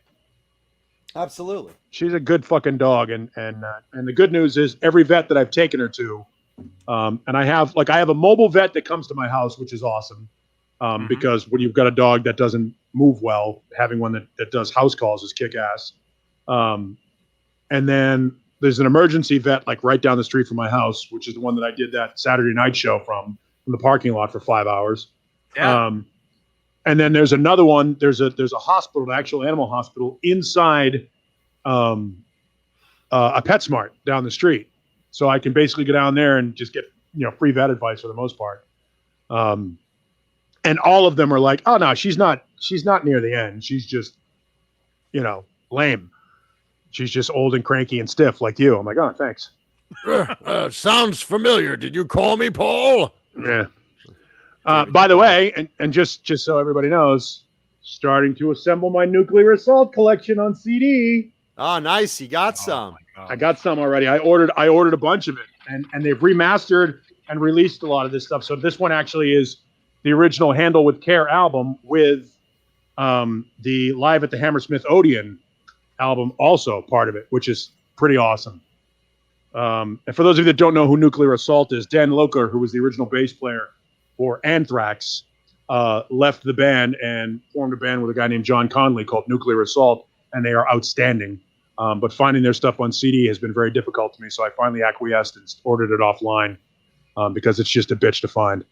But fantastic thrash band. Anthony Bramante on the guitars. Yeah. Another oil spill! Yeah, there's a lot. It's a lot of scream vocals. It's In the acid rain? Yeah. Why can't you think for yourself? Really good stuff. But they do a great song. They do a great thrash song called Butt Fuck, which it's like a hardcore song. Fuck yeah, fuck yeah. And in the middle of the song, they break down into a blues thing, not unlike Wrathchild America do in Surrounded by Idiots. I'm sorry. Desert Grins. I apologize. In Desert Grins. So there's this like blues part, and while they're doing the blues part in like 12 bar blues, Conley's like, he's like, we're probably gonna catch a lot of shit for putting a blues part in a thrash album, but we don't give a fuck because we're musicians and we can do whatever we like. Yeah, why not? Yeah. Man. So it's Is really it Gonzo? They're great. Yeah, he is kind of Gonzo. That's what he sounds like. Yeah, he kind of sounds like. We better get these chickens going. Yeah. A guy who has chickens buried in his backyard shouldn't be making Gonzo jokes. You should have just chopped that dead chicken up and fed your cat. Why would you bury a chicken?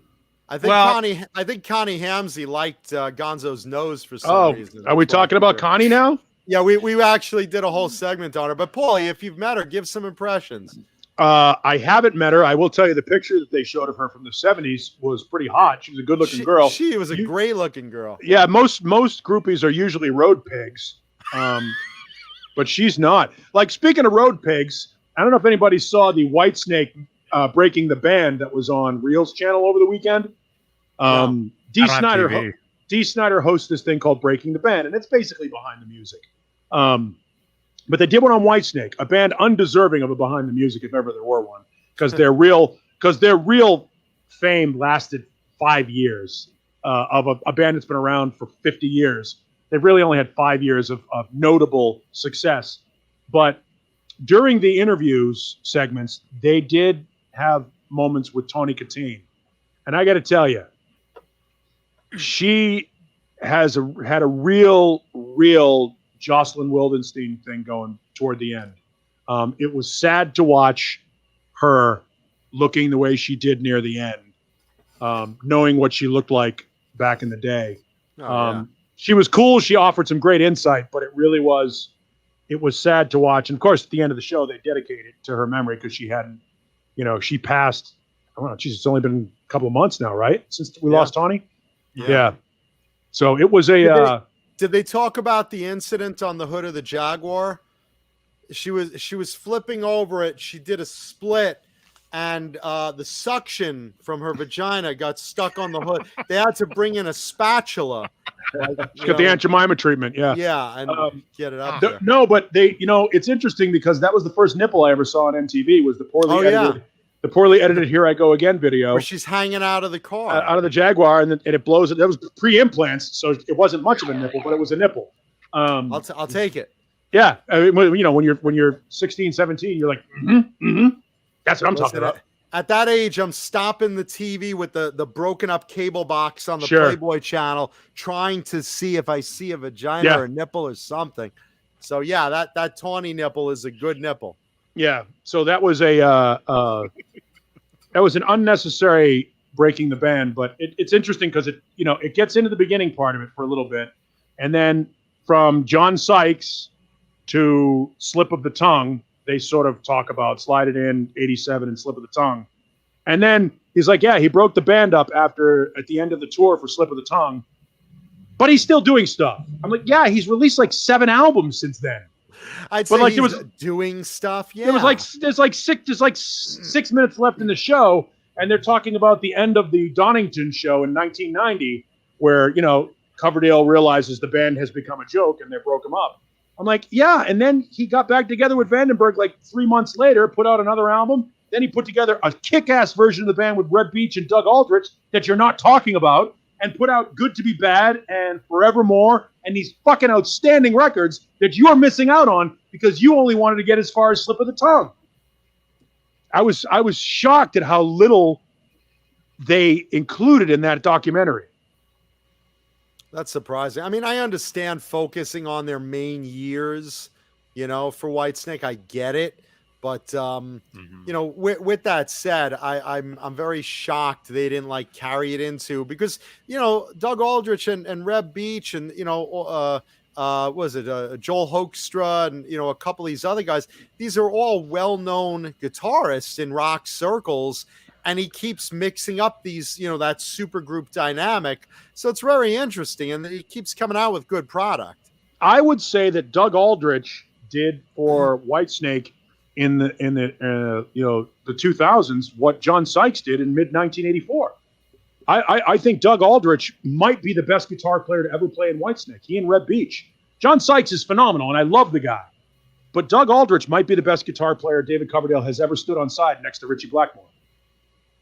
I don't know if I agree with that, but it's a hard call because, I mean, he hires the best. Think about who he gets. He gets, Steve Vai and Adrian Vandenberg and Vivian Campbell and John Sykes and Reb Beach. And I mean, the list goes on. And these are all really accomplished players with, some great albums under their belt, Now, I'm a big Doug Aldrich fan. I love Lion. I love his stuff with Hurricane. I love Burning Rain.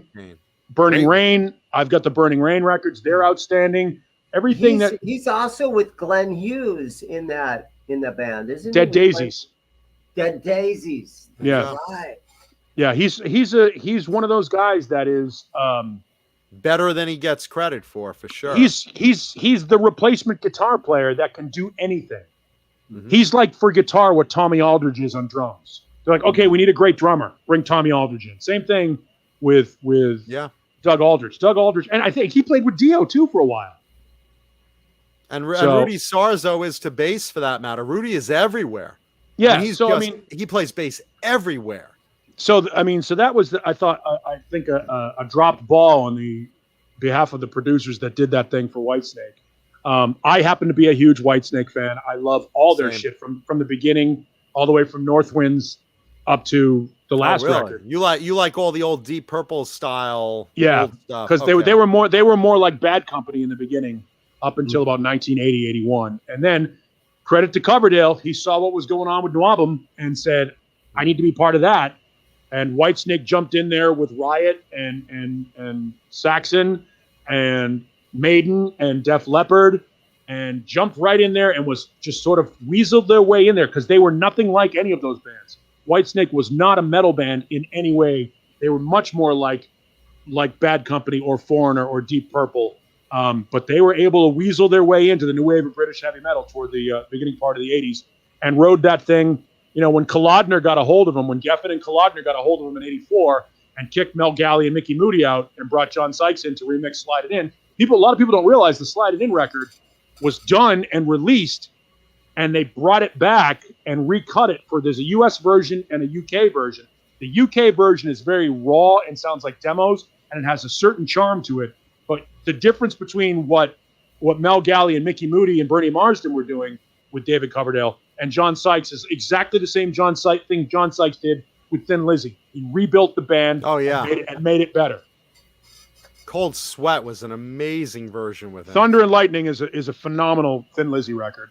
They became Thin Lizzy did the exact same thing Whitesnake did, which was they went from being a folksy Irish hard rock band to metal. In 1983, when that Thunder and Lightning record comes out, it's fucking insane. That's a metal record. They saw the writing on the wall, like you said with Coverdale. And look, I've tried to like the old Whitesnake, pre-Sykes. Slide It In is my album. I mean, that's where I really love Whitesnake and Up. Those next few albums after that are amazing, but I tried to like Saints and Sinners. I bought a bunch of them.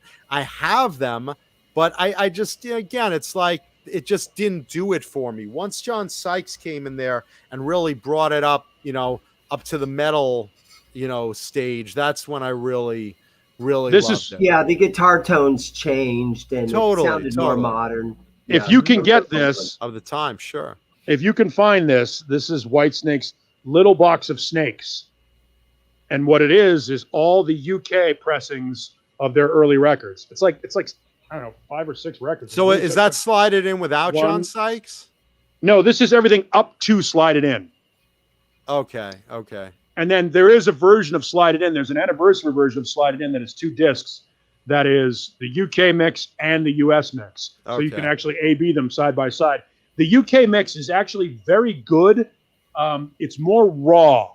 So the separation of the guitars is easier to discern. And the bass is a little heavier. The drums don't have quite as much reverb. It's a much more raw, live sounding record. And let's face it, if the songs sucked on it, it wouldn't matter how much polish you put on it. So the songs were great.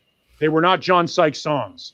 John Sykes did not write that record. That was a Bernie Marsden, Mickey Moody, Mel Galley record, and Cozy Powell, and it was a phenomenal record. They brought John Sykes in because A, he looked the part, and B, he polished that thing up. He was the American. He gave it an American shine to it. Mm-hmm. Even though he's not American, but he gave it an American shine to it. He brought that sound. He brought that sound that was hitting popularity in the States, which was great. I mean, he did it so good. Yeah, Sykes and Coverdale were a great team, and the reason why they didn't work out is because Sykes wanted to be. When Coverdale got sick, people don't know that in the early 80s, Coverdale had a really bad sinus infection. Some people say it was from doing too much coke. That's a legend. I'm sorry, you said an anus infection? Yes. Yes. And he couldn't do vocals and stuff for a while. So he took some time off. While he was doing that and taking that time off, John Sykes was sitting down with, I want to say it's Martin Birch, but I could be wrong, who produced Slide It In. Is it Martin Birch? Somebody would be able to tell me. But he sat down, and I can actually just rap the CD. I don't want to talk about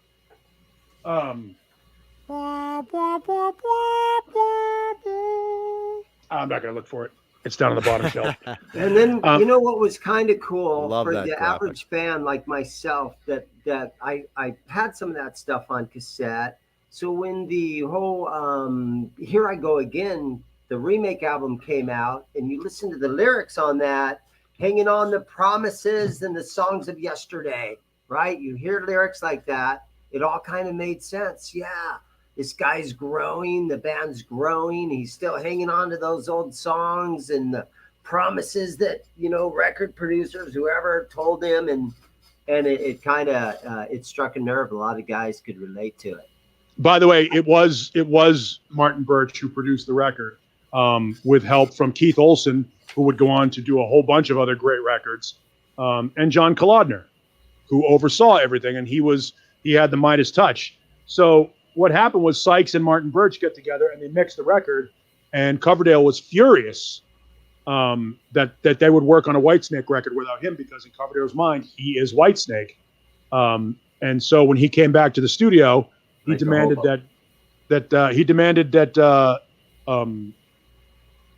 that John Sykes be removed from the studio and be fired from the band. Diva. Yeah, a little bit. So, but John Sykes, and look, he saved multiple bands. He also, John Sykes, remember, John Sykes did the 84 record, the Slide It In record, and then they remixed it. And then John Sykes wrote everything on that 87 record, with the exception of the songs that Coverdale went back and remade. Crying in the Rain and Here I Go Again. But those other songs on that record, those are all John Sykes songs. I think Vandenberg did something on the 87 record. I forgot what. I don't think he did. I think he might have played. I mean, he might have tracked some guitars. Solo. I think it was the solo on This Is Love. Maybe it was at least it was either one or two solos, if memory serves, and obviously he played. I'm talking writing now. He played, of course, on the album, but writing wise, I believe it was like two solos, if I'm not mistaken, something like that. If I'm thinking right. Yeah, let's take a good look at it and find out. And then slip of the tongue is when he hurt his hand. So that was mostly Vi. And then they also made like the AM radio hit version of some of those tunes, like Here I Go Again. They made the it's a keyboard mix of it. Yeah, they did keyboard mix. They might have redone some lead work in that. Kinder, gentler mix. Adrian Vandenberg overdubbed one solo on Here I Go Again, and Vivian Campbell overdubbed the solo on Give Me All Your Love, and then on the 1988 mix of it. But other than that, Dan Huff actually plays on the record, which is interesting. And Denny Carmazzi plays on the record, another guy that's a studio guy that they call in to fix, to fix songs in the mix. But the reality is those are all, that record is Coverdale, Sykes, Neil Murray, and Ainsley Dunbar, of all people. David Shea Gomery says Vivian Campbell recut the solo on Give Me All Your Love single. Yeah, on the single, yeah. And by the way, live, let me just say, they're a great live band, at least the lineups I've seen. I've seen them with Adrian and Vivian, and I've seen them with Adrian and Vi. And both times, just live, they were absolutely phenomenal. And Coverdale's voice was on point live. Just really, really solid shows that, sound like the recordings, which is really what you want to hear, Coverdale had a period of time when his voice was as good as anybody's in music. Sounds like he had his period when he threw Sykes out of the studio. Maybe. Period.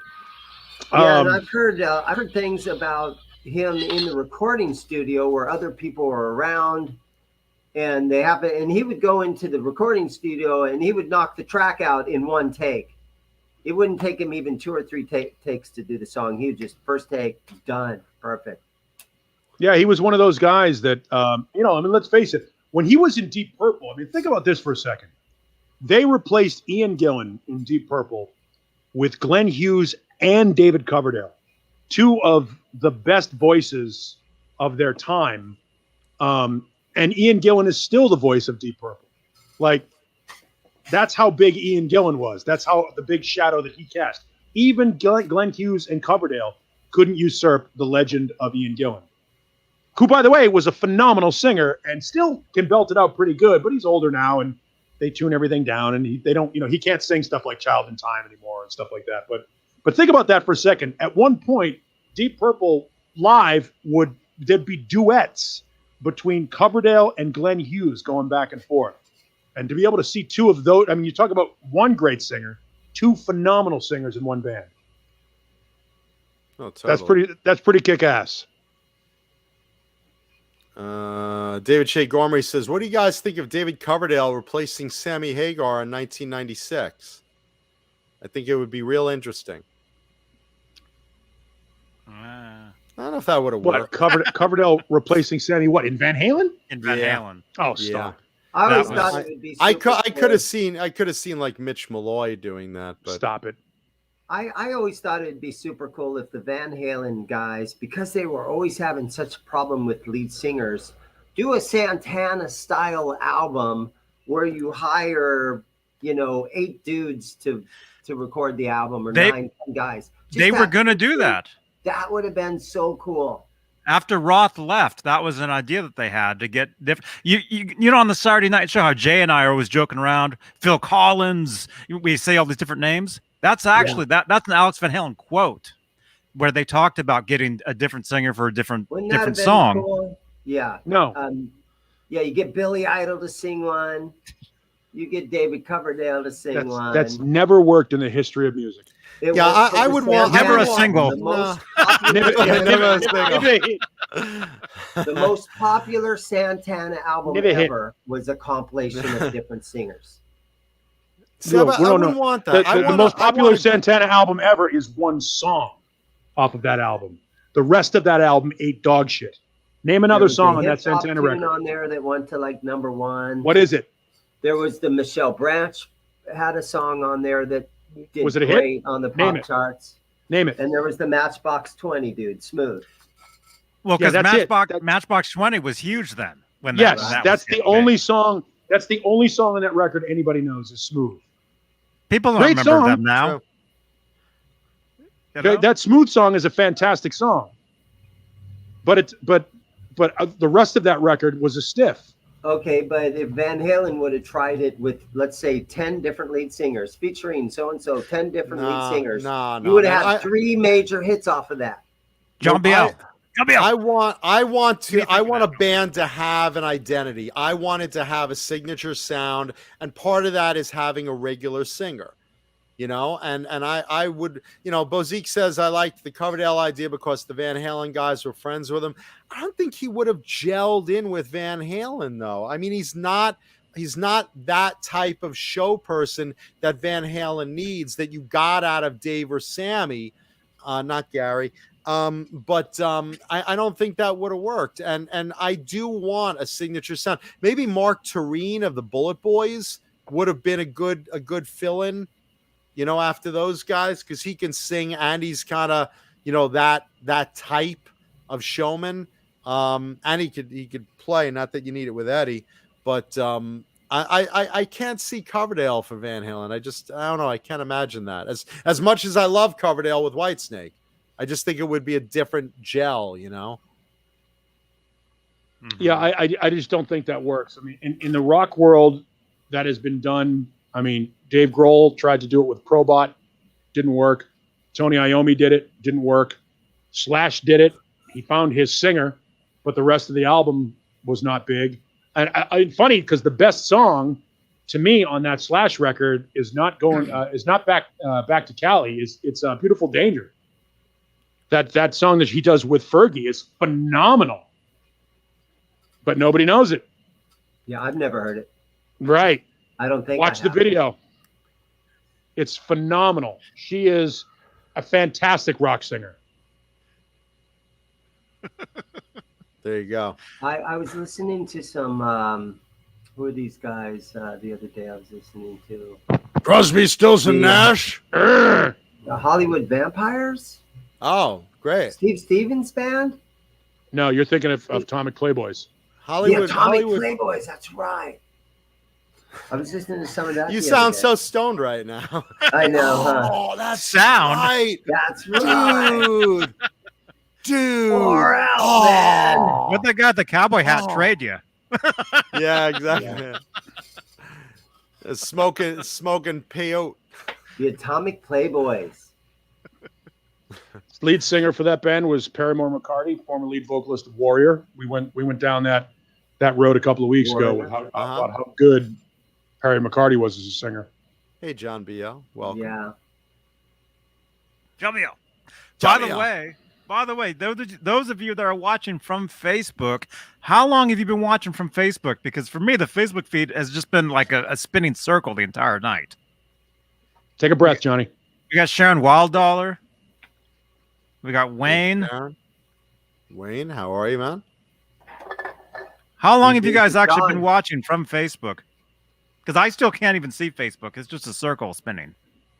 My feed doesn't show Facebook, so I count on Johnny to tell me who is on Facebook right now. I see the regular chat on the YouTube feed on my screens. I see the StreamYard chat, and then I have to click over to the YouTube chat to see what's going on there. And it's blocked by a damn poll. I didn't drop that Atomic Playboy stuff. Did he just do that? Was that when Billy Idol had his motorcycle accident? And is that when that kind of stuff all went down? When they split up, they just split up. They were, Billy was really, really drugged out. Really late 80s, yeah. I think. Yeah, it was when it was 89, something like that. It was right before he did Cyberpunk. Billy was trying to get away from guitar music. And how'd that work out? Yeah, exactly. Well, they're back together, so you get it. And I happen to be a huge Billy Idol fan. I like Billy Idol a lot. I like Generation X. I like the music. I think Billy Idol did for punk rock what guys like Justin Timberlake did for pop. He made it accessible to the masses. Billy Idol is. There are some people that would question his credibility because he was an MTV pop star dressed as a punker. Johnny just lost his shit. What happened? Oh man, Cobra Kai, man. Let's see. Oh, hang on. Ned is. There you go. When you're doing that thing earlier, talking about. Oh boy. There's the new meme of the day. Thumbnail.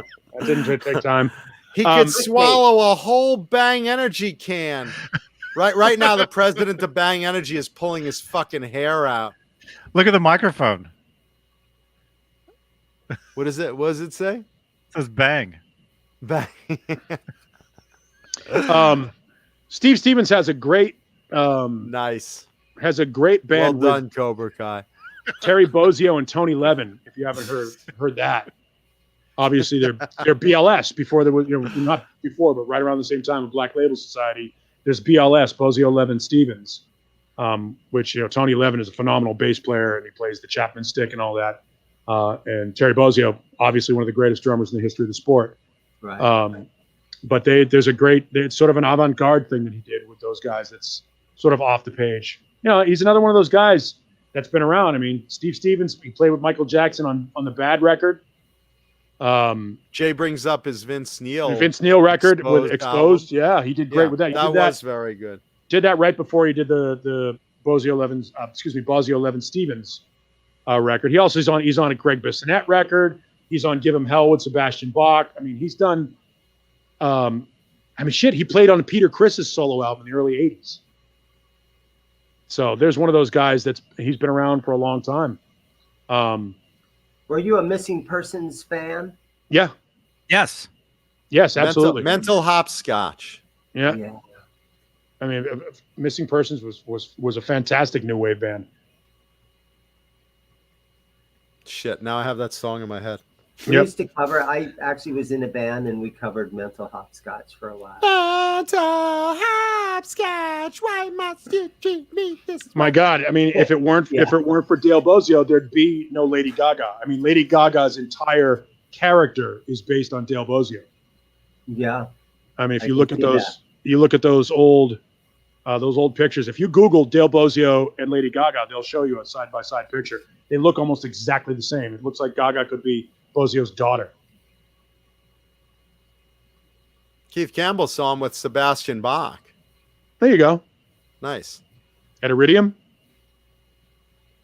Iridium. Yep. The Iridium Club in New York.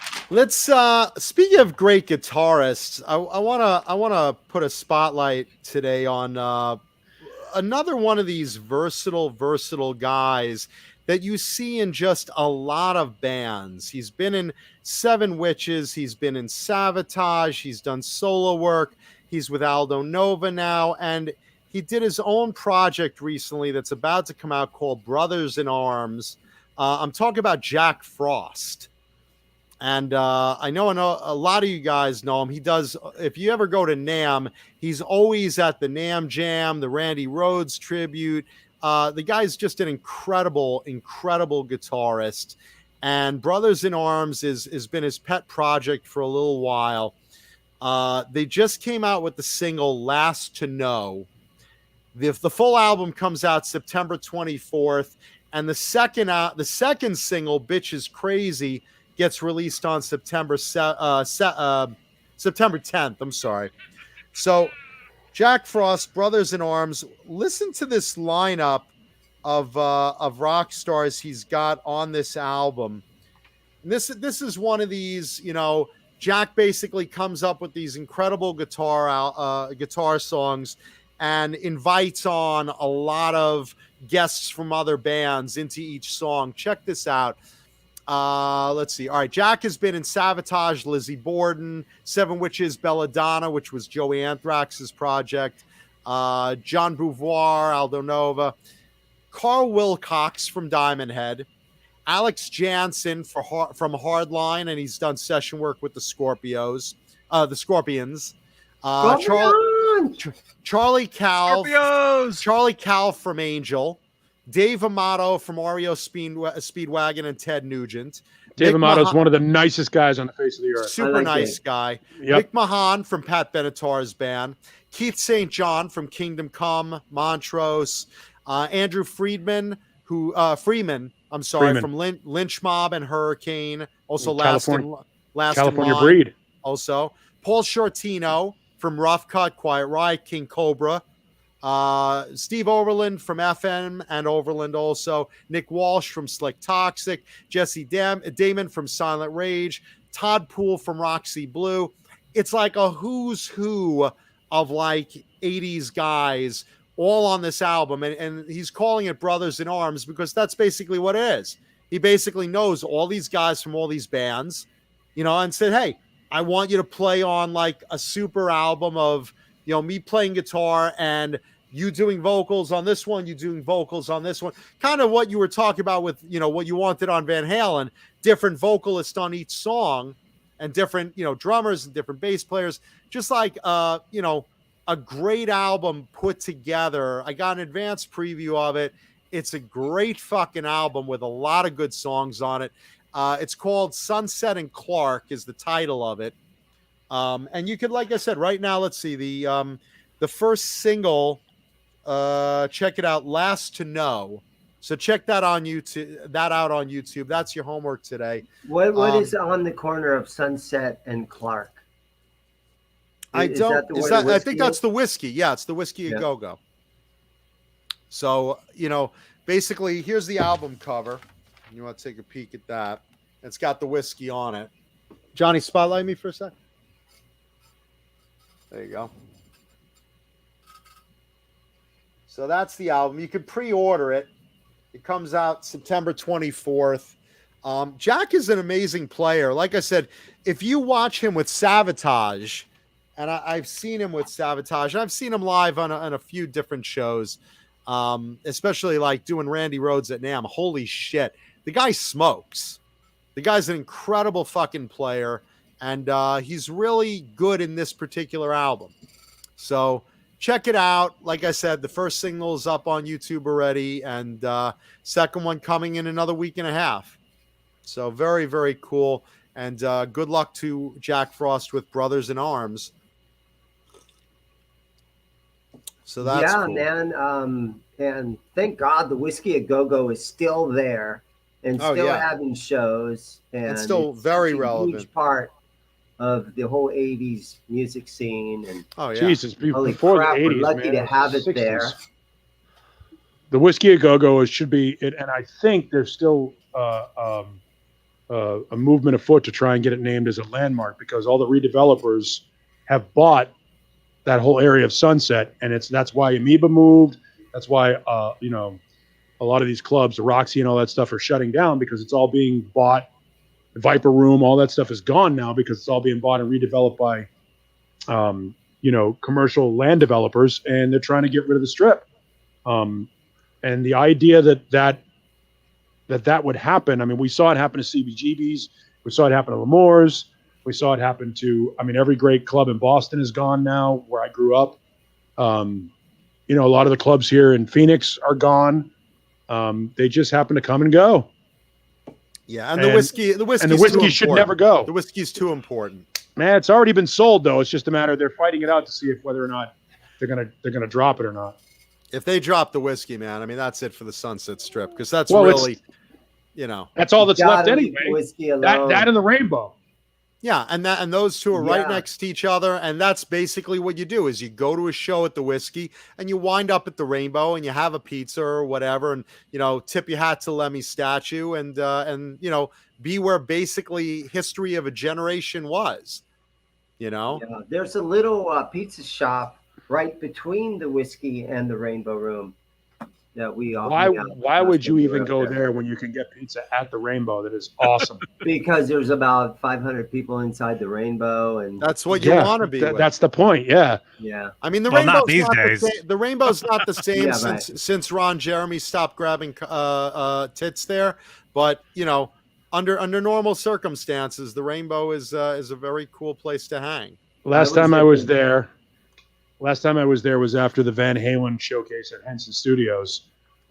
We went to the Rainbow to grab some ribs and some pizza. It was me and my friend Carlota, who used to be on Comp in Vegas, and another friend of mine that runs a bunch of stations down in San Diego. And I won't use her name because the events of the evening were less than reputable. She's a whore. But we happened to see Bill Maher there with some bought and paid for company. Oh, there you go. Apparently, Bill Maher pays for companionship. And why the hell not? Someone in the chat brought up, yes, Jack Frost is a Jersey boy. He's part of that East Coast sound of metal, you know, which gave us, you know, Skid Row, Bon Jovi, etc. And yes, Jack is one of those three people I talk about often on the show that goes through gear like water. You have Jack Frost, you have Tracy Guns, and you have George Lynch. They play guitars, they play them live, and then they want new gear. They're totally running for new gear. So yeah, Jack Frost goes through a lot of gear. I own a few of Jack's guitars, and you know, great stuff though. Check out Brothers in Arms. And speaking of Tracy Guns, I rushed through it last week, but I should talk more about it too. LA Guns' new album, Checkered Past, comes out November 12th. The new single, Knock Me Down, is so fucking good. Have you heard it? Have you guys heard it?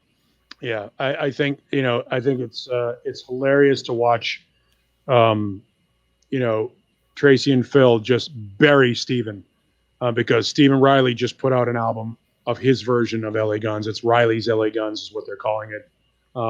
And literally, like the week that record came out, there was a video for the new LA Guns song. They are just choking him out. And it's good. And the other thing is it's good. Yeah, the other thing is it's good. It's great. It's good. It sounds like you want LA Guns to sound like they did back in the day. Tracy Guns still has it. And he's doing, I think I mentioned this, he's working on a project right now with Jack Russell of Jack Russell's Great White, you know, formerly Great White. And nice. That should be amazing. That should be amazing. Tracy still has his chops and is playing feverishly. I mean, he's a young guy. Well, he's also doing the same thing that a lot of other guys are doing, and he's keeping busy. I mean, he just finished the Sunbomb project with Michael Sweet, which was terrific. He's got another LA Guns record coming out. I'm expecting he'll do another League of Gentlemen will come out at some point, which is his 60s sort of throwback band, which is a fantastic classic rock style band.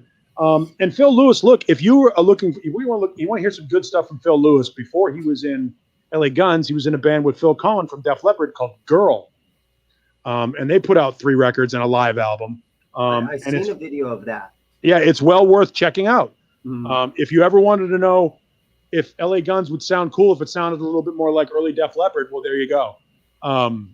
They put out 3 records and well worth your time. I own all 3 of them because loser. I wish I did. I don't have those 3.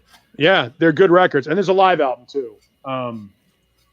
And that was, you know, a lot like Geordie, which is another band in the G's that I happened to spot when I was looking over there. Geordie is Brian Johnson from AC/DC. No, he's LeVar Burton. Right. LeVar Burton. Who should have been the host of Jeopardy. No, he shouldn't have. I'm just saying. How do you guys think the Tracy Guns Gibson signature model is doing? Is it selling, in your opinion? Well, it's a Kramer. It's a Kramer. You know, that's right.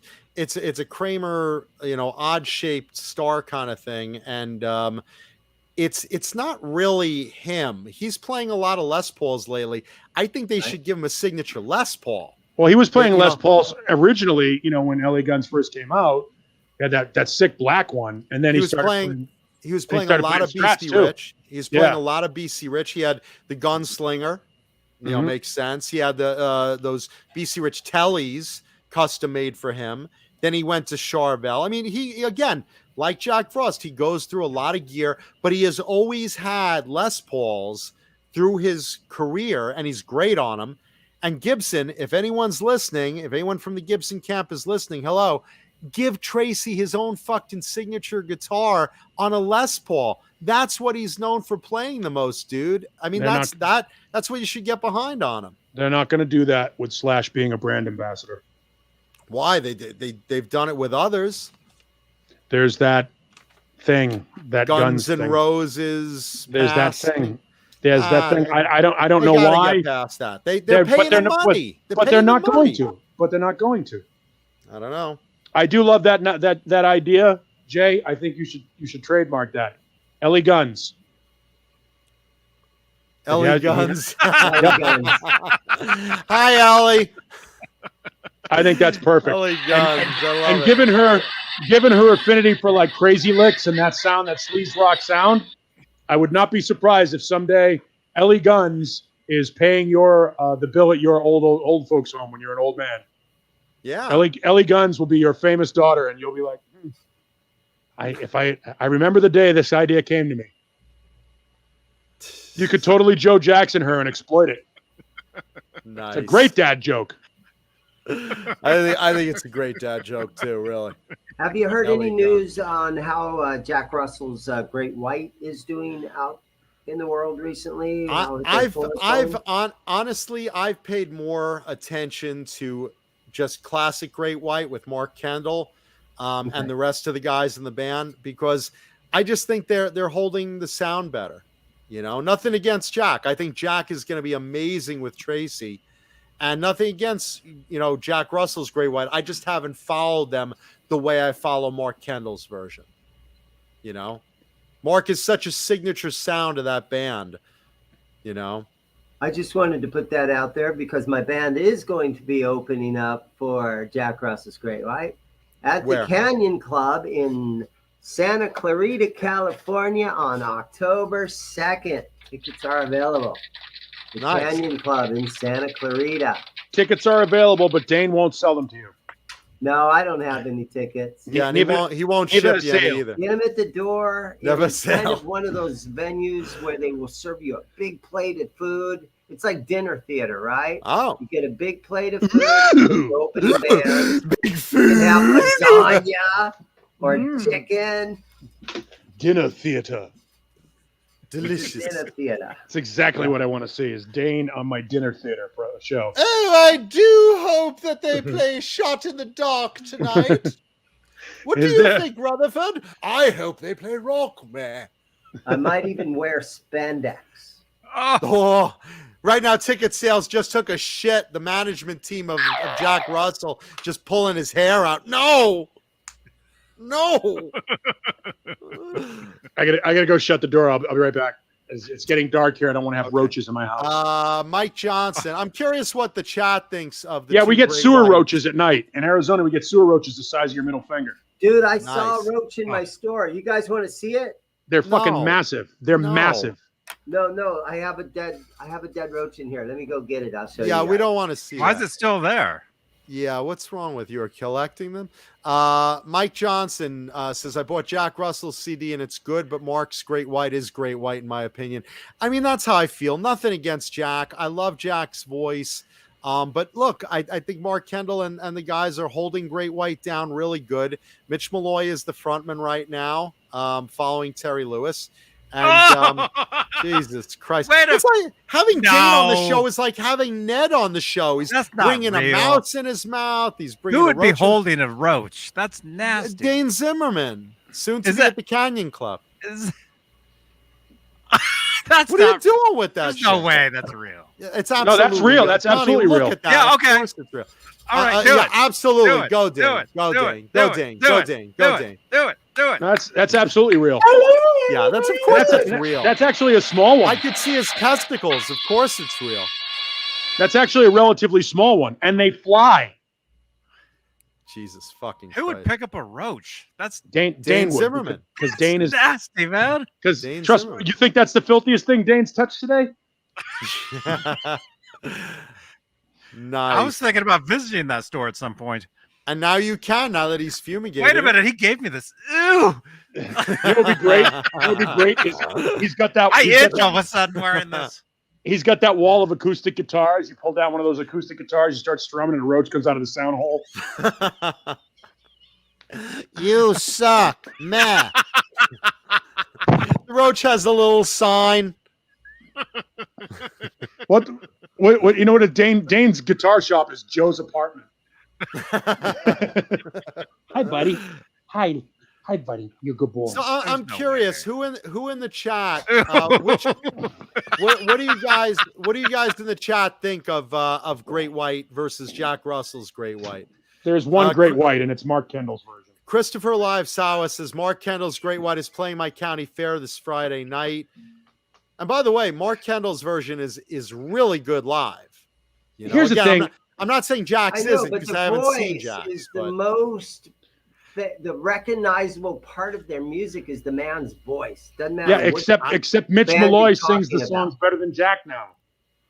I don't know, man. That's think like the new Queensryche versus the old Queensryche. And the new Queensryche and Todd LaTorre has a better voice than Jeff Tate now.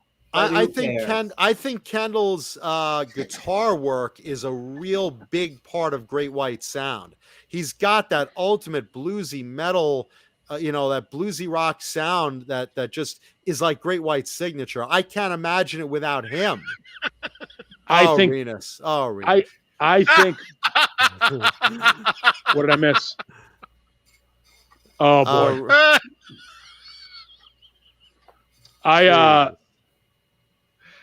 Oh boy. Oh boy. As a guy who let those cockroaches just roam around your house, Paul, it'll give your dog something to do. Yeah, no. As a guy who owns the entire Great White catalog, I feel somewhat credible in saying this. They're overrated overall.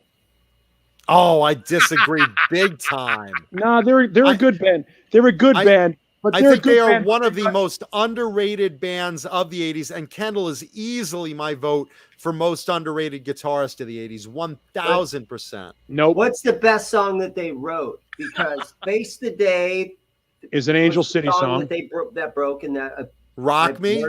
Rock Me is probably their biggest single. I like my favorite part of the spaces between the songs. They're kind of a cover band. They're not a cover band, although they have so many originals, and they have a larger catalog than you realize. Yes, they have a massive catalog, but they only, they're a lot like, they're very much like Whitesnake in that they had a brief moment of extreme success and a long period of mediocrity. And by the way, I say this as a fan. I like the band, but to me, they're LA's Helix. They're a band that's decent, but not great. They're not great. I disagree. And live, they're phenomenal. They're absolutely phenomenal live. No, and I'm telling you something else. Just like Whitesnake, the genre has changed popularity. That doesn't mean they're not putting out consistently good product. I understand what you're saying, and I own that consistently good product.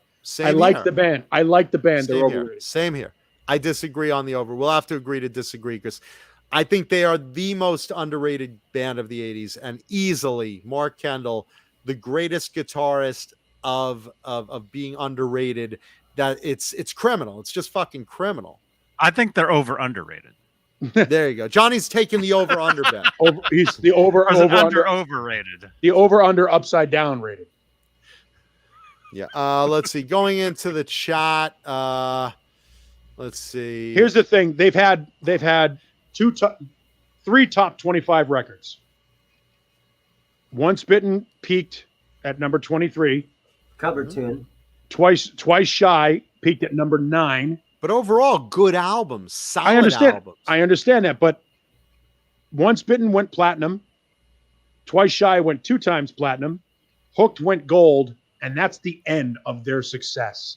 Because the medium. Look at all these other bands that have great albums. How many people through the years have bought 80s metal since the 80s? I know I have. I know you have. But as a genre, I mean, the genre is really hurting in the public eye. But I still think that the albums aren't great. When you think about for us 80s guys, when you think about a band that their debut album came out in 1984, right? Which was also terrific.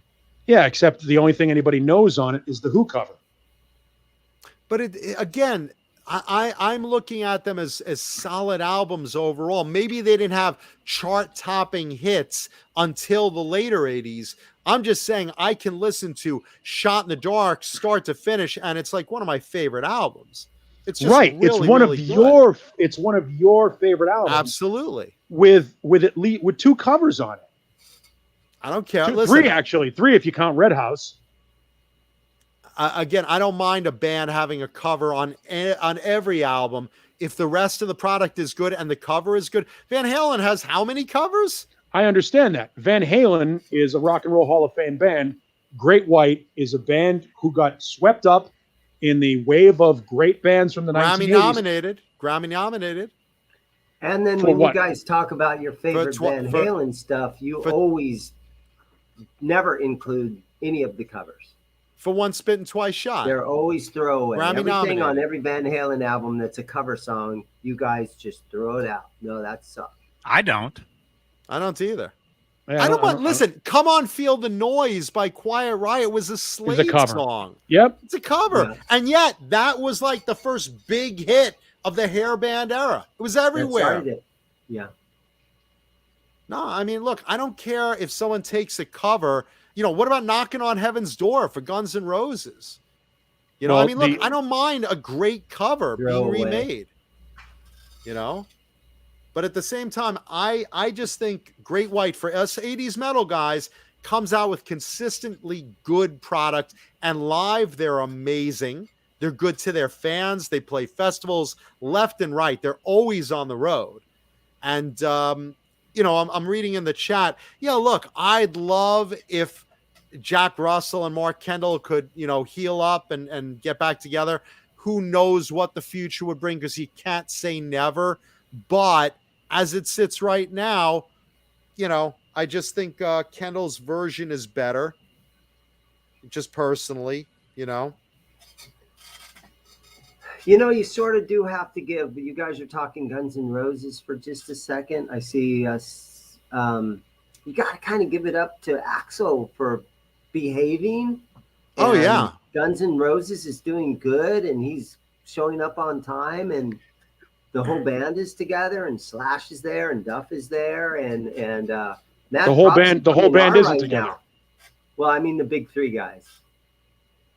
Yeah, unfortunately, Izzy was the one who wrote all the great songs. And let me just call out Gear Boy in the chat because he says the guys at Kramer used to spit on Kendall's guitars because the luthiers had no respect for him.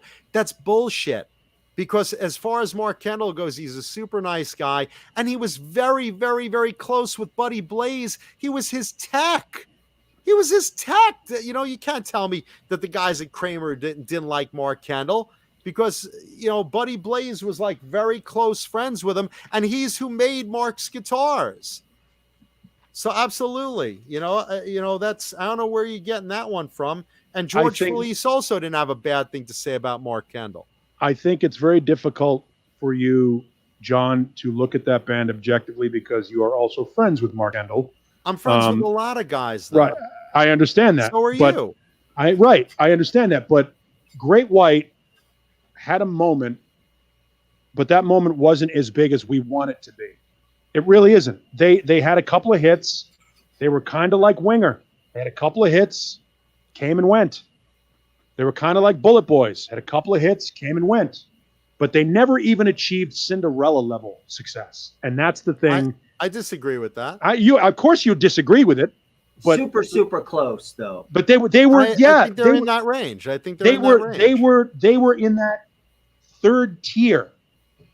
You had the Bon Jovis and the Def Leppards, you know, and the Motley Crues. Sure, and first tier, absolutely. The second tier were the Rats and the Dawkins, and the LA Guns. Oh, I'm sorry, shit. Let's put Guns N' Roses back up there too. By the way, in the first tier, Guns is A tier.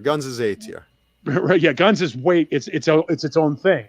But in that third tier are the bands like Winger and Kicks, White Lion and Great White, and you know, I agree. Yeah, and so they were in that. Even Stryper. They were in that. Well, no, Stryper wasn't that close. But Stryper was a great band. Yeah. Stryper is a fourth tier of that thing. But that third tier is still a nice place to be. But they're not. Great White's not bigger than Winger, and they're not bigger than Rat, and they're not bigger than a majority of the bands, the Dawkins and all those guys came up. They had a moment, and it was a nice moment. But they're not one of those bands that when you sit back and you talk about the greatest bands of that era, they're a good band of that era. They're not one of the greatest bands of the era historically. Personally, I love the band. You love the band. Personally, I think they're fucking great guys. I wish they were bigger, just like I wish Keel was bigger. But they're not. They had but a I nice think they moment. should. I think they should be because You're right. I You're think right. their They music should. is deserving of it. That's all. You're right. You had They a should, run but where they're you not. could put 3 great albums together that went platinum. That was pretty darn good. I think Cinderella only had 2. I mean, let's put so it this way. does Great White. Right now, Great White still fills. You know, they still fill tours. They still fill wherever they sell. They do festivals. They do very well on the road, and they've constantly been touring. Not a lot of bands can make a living doing that type of touring with fans behind them. That's because they have a really good catalog, whether they're number one hits or not. They are a very good band, but they are an overrated band. I think the opposite. We'll have to agree to disagree. I just think when we look back on them reverentially, they had a nice moment. It was a great moment, but it was the same kind of moment that Kicks had. And it was the same kind of moment that Extreme had, although Extreme had one bigger hit, but Extreme was very similar in that way. I wish Extreme were bigger than they were, but they weren't. I'm not disagreeing with you, but I think they deserve to be second tier. Sure. And I think, and I say the same about Tesla. Tesla is a band. I agree with that too. I agree with that too. But they're not. We've talked about Tesla on the show as another super underrated band. Same with Dirty Looks. Right. I think also another super underrated band with a lot of good product. I'm just saying, to me, I believe they should be second tier, not third. But they're not. But they should be, and that's my whole point. I'm not saying they are. But that's my point. That's a great example of overrated. You want them to be bigger than they are. And that's my point. Overrated. I think they deserve to be rated higher. I think they deserve it. That's all. And I think that they should be better regarded as human beings because they are much better guys than a lot of bands that were bigger than them. And I think that sucks. Let me ask you this: does your station play Great White? We occasionally play Rock Me. What about Once Bitten? Not even Once Bitten, Twice Shy? Nope. Okay, Rock Me is a better song. I think Rock Me is the one. Rock Me is the one. Rock channel. Rock Me is a better song. I think to play one of your songs, that puts you into a pretty high tier. Wouldn't you say a pretty high level? No, you're a one-hit wonder. One song it makes you old. Classic Rock channel, which is the channel that plays the greatest classic rock songs of all time. You're a one-hit wonder. And they're going to get a song in there. It's pretty damn good. You're a one-hit wonder. You're Head East. You're Steppenwolf. You're one. It's one song. It's one song. It's a great song, but it's one song. David wishes White Lion was 2-tier. Steppenwolf is bigger than them. And Gear Boy, Steppenwolf, yeah. Gear Boy, I'm gonna But that's one also- song. And there's no original members in that band at all. No, They're Steppenwolf bigger. is 2 I just gotta say to Steppenwolf's Gear 2 Boy, songs. I think Winger also is another band that got a raw deal. I think they are also another band that deserves to be bigger regarded than they were. Danny's Rock and Metal brings out a great fucking band that's super underrated. Night Ranger. Night Ranger, never a hair band. That came before the hair band thing happened, and they got lot. Night Ranger is a more successful Tesla. 3 great albums. Honestly, though, I like Tesla better. I do too. With the exception of "Don't Tell Me You Love Me," Johnny just had a shit fit because that's more in his wheelhouse. I love Night Ranger. Ranger's great. Night Ranger's great. I think they're overrated, honestly. Other than "Don't Tell Me You Love Me" and maybe Sister Christian. Sister Christian's a massive record. Dude, I don't. Sister It's their Christian biggest. is It's my their biggest song. favorite. Dude, Sentimental. Song. Dude, Sentimental Street was a big song. They had a lot of big hits. But Night Ranger was a weaker Journey. Journey, I think, deserves to be up high in the Jesus Christ, Journey is a fucking legendary band. Absolutely. Journey's legendary. But Night Ranger is a great band. Night Ranger's a weaker Kiss. I say that because there was 2 different lead vocals. What's a weak Kiss feel like? Yeah, I love the bands where you have different singers. They had a completely different sound. You Can Still Rock in America is 100% different sounding than Sister Christian. You wouldn't even know it's the same band. Yeah, because not everything they put out was great. I mean, it was absolutely. It was good. Who, Night Ranger? Night Ranger, yeah. No, Night Ranger's Night Ranger stuff. Night Ranger's good stuff is very good. The first 3 albums are fantastic, and then this happened. But the first 3 albums are fantastic. Dawn Patrol, Midnight Madness, and 7 Wishes, I think, are great records. Dawn Patrol has "Don't Tell Me You Love Me" and nothing else. Midnight Madness has "You Can Still Rock in America," Sister Christian, and nothing else. They have Rumors in the Air. Goodbye. Not a hit. Not a hit. There's a lot of filler on those. There's a lot of. I like the records. I personally like the records, but in reality, Night Ranger was a band that had a quick moment. They are a weaker Styx. They are a weaker Journey. Yeah, they just are. Absolutely. What's a weak stick feel like, John? Hold on, let me check. It's like a soggy salami that's been sitting in the sun. I like Night Ranger, but the reality is they're just not as big as I wish they were. I like them, but I think they're overrated for what they have put out. And again, I have to address this. 2 things in the chat. One, I'm not putting Great White up here because I'm friends with people in the band. I am friends with people in a lot of bands, and some are great and some are not so great. It's not about friendship. This is because I've been a Great White fan since day one. I got that first album and I got everything when it came out of the gate way before I knew any of those guys. That's number 1. Number 2, I'm sorry, Paul. I just got to address this. To Gear Boy, again, I know people that worked at Kramer that personally built his guitars.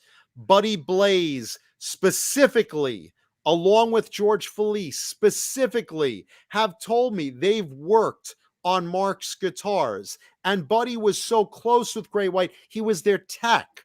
They weren't just ghost built. I'm sure there are people in every business that don't like this guy and don't like this guy. Sure. And maybe someone in the buffing room or someone, whatever, someone doing setups. But as far as the main builders of Mark's guitars from Kramer, Buddy Blaze was your main builder with George Felice. And this is out of their mouths.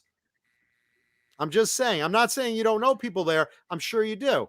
I'm just saying, coming from the mouths that I know that worked at Kramer, that know these guys, I know who built his guitars.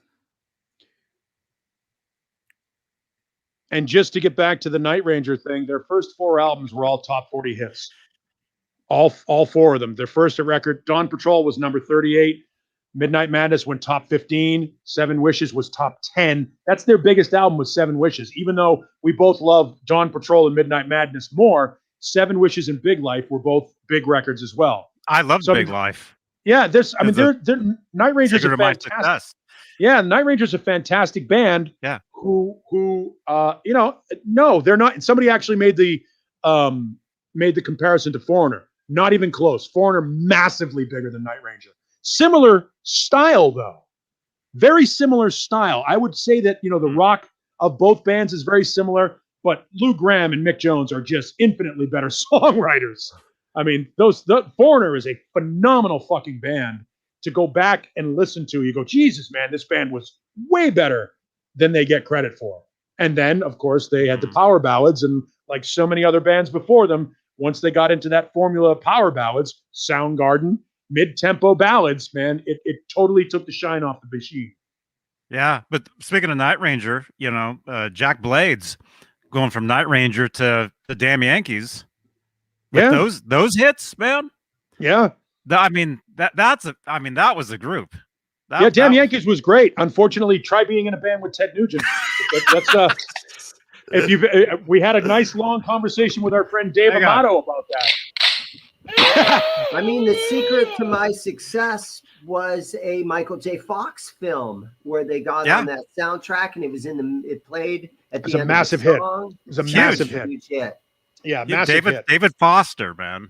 Yeah, no, Night Ranger, a lot like Great White, had a 15-minute run. Theirs was a little longer than Great White's 15-minute run, but very similar. A band that's just sort of had their moment, came and went, and probably doesn't get the respect that you would like to afford them. But overall, Night Ranger's an afterthought. They're a 2-hit wonder. And that's the weird part. That's the weird part about it, is a lot of these bands are here today, gone later today. But they were never gone. They've toured. Yes. I mean, when they split up for the Damn Yankees thing, they split up for a little while. But and I saw them a couple of years ago. They played a spring training game out here. They played like after a spring training baseball game for I don't know if it was the San Diego Padres or somebody like that. They played at the baseball stadium, and they were great, fantastic. Mm-hmm. Paulie, here's my point. When I'm talking underrated, who put Damn Yankees in the same sentence as Cream? Damn Yankees, their record company gave them $1 million each not to record the next album. They're like, no. Because it was over. Yeah. Their second album? Them not to record. No, their third album. The third one? Yeah.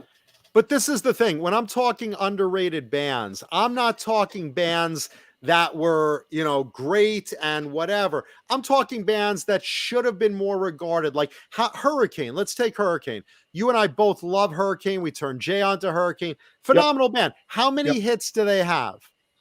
Zero. And yet, I will listen to those Hurricane albums, start to finish, leave them through, and think they're amazing. Same with Dirty Looks. How you rate by underrated. How you and I rate bands. How you and I rate bands. How you and I rate bands versus how a band is rated amongst the masses are two totally different metrics. Because we have good taste and the masses are too fickle. I'm just saying, Paulie. The masses are asses. I've heard that phrase before. He the dumbest by the mostest. Hurricane is a fantastic band. I'm On To You wasn't really a hit. It was an MTV single that came and went very quickly. They had no hits. They had no hits. They had no hits. XYZ, same thing. I think Mark Diglio was an amazing guitarist. The first 2 XYZ albums were phenomenal albums. No one paid attention to them. But Wayne Como brings up a good point. Kelly Hansen from Hurricane sings for fucking Foreigner right now. For a guy that has to sing Lou Gramm's music, you better have chops.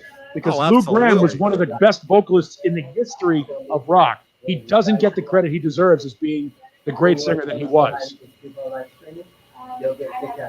Okay. Thank you. I wonder what's going on here. I wonder if Dane's making a sale. Is this crazy? Dude! Pizza. Oh no, that's not pizza. Put that down, man. Treat stream. That's just cardboard. That's just The Domino's cardboard. pizza girl just showed up, and I'm like, I didn't order anything. Pizza And girl. she goes, Wait, was she well, hot? it's Call her to back. Zim's Guitars.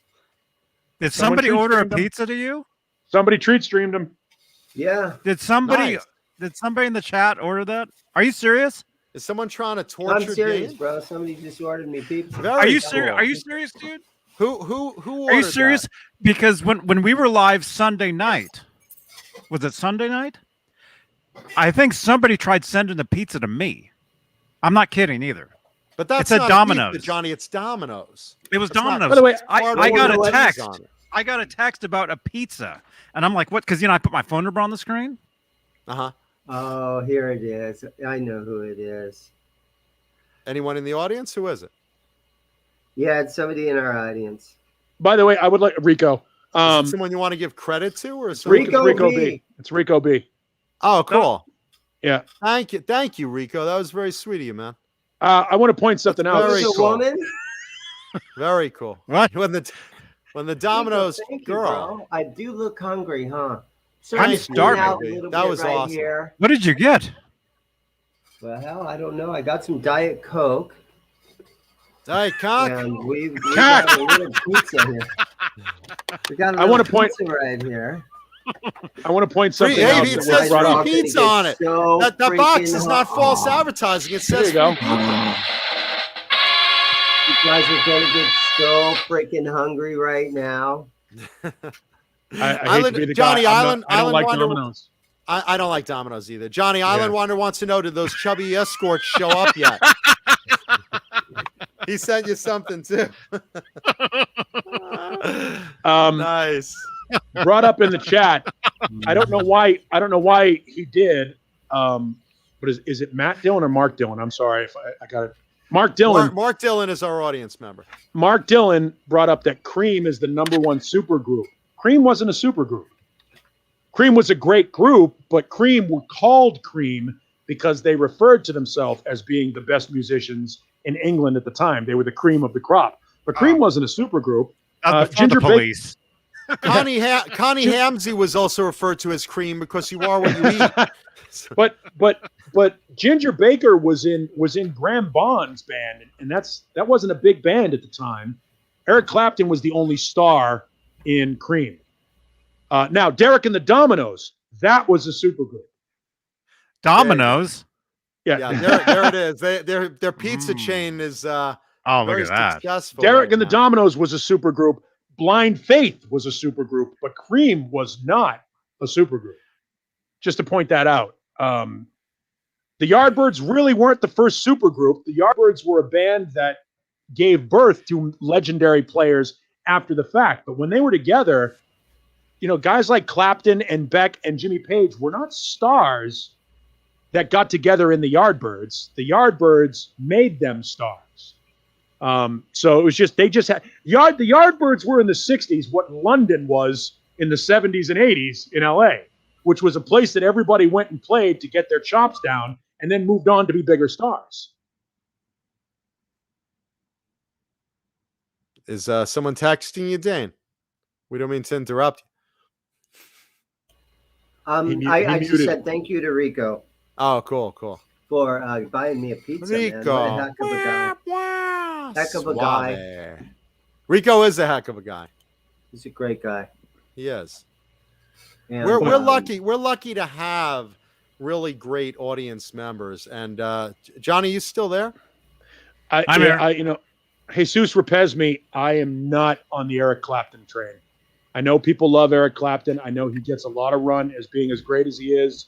Not I my think thing either. I think the live version of Wonderful Tonight is fantastic, and it is the greatest thing I've ever heard Eric Clapton play.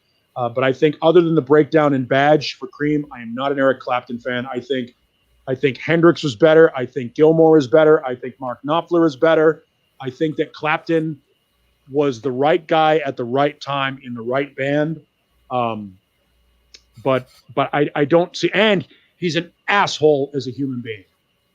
And I wonder, is your asshole tight? I'm 'Cause not a I'd huge. like to buy you dinner and get some anal tonight. I know people love Eric Clapton. I'm not on board that train. I love that you love him, and that's great. More power to you. Alice loves him. I can tell. Alice How can I not love Clapton? I just told you how I can not love Clapton. I just don't think he was that good. It's a matter of taste. It's all Yeah, a matter of taste. I don't feel Clapton's playing the way I'm other not people an Eric do. Clapton fan either. I'm not an Eric Yeah. Clapton fan. I either. think Gilmore and Mark Knopfler play with way more feeling than Eric Clapton. Well, that's why there's And guitarists for What everybody. about that song? It's in the way that you use it. Pop shit. Bam, bam. Pop I know, shit. right? Pop shit. If Phil Collins shit. saved Eric Clapton's career. He was done. And in the early 80s, he was an alcoholic and he was trying to get dried out and he was on heroin. And Phil Collins came in and picked him up by his bootstraps and produced records for him and wrote songs for him and rebuilt his career. And great. And the songs that Clapton wrote that are good.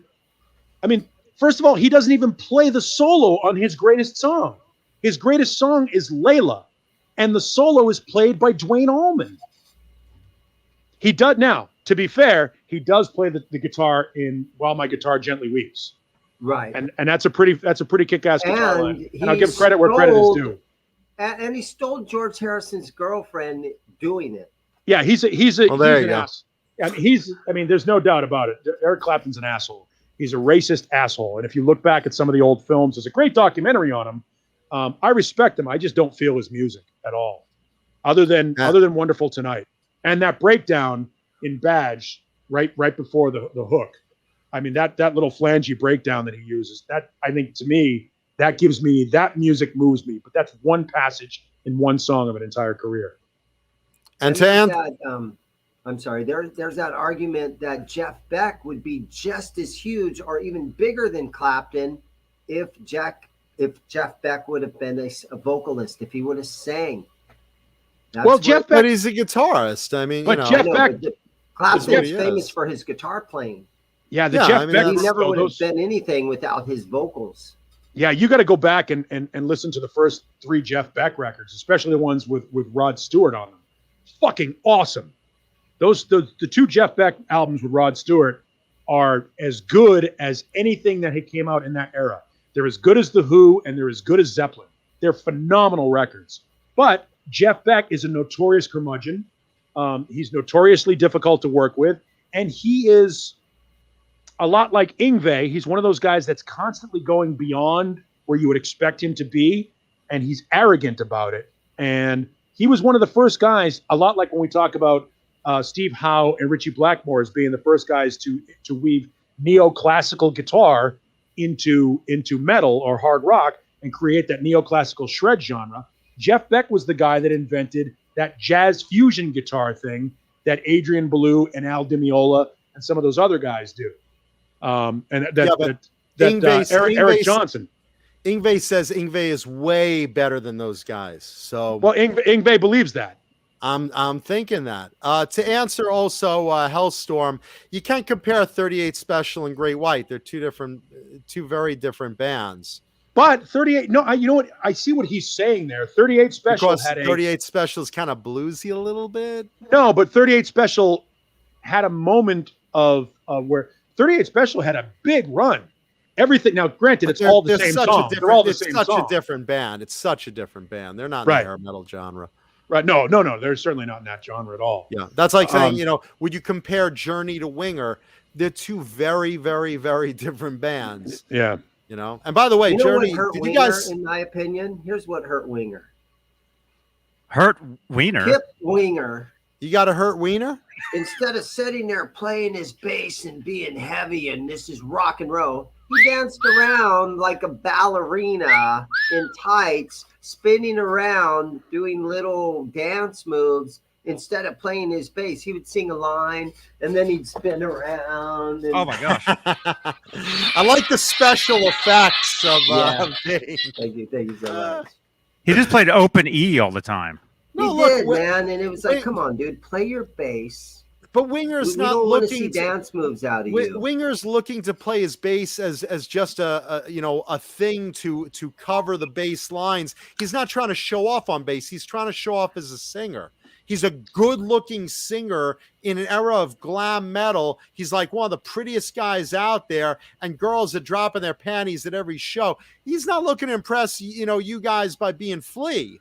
He's just, all right, we need a bass player. I got this. I play bass. We'll save a member. What's interesting? What's interesting is you've never think.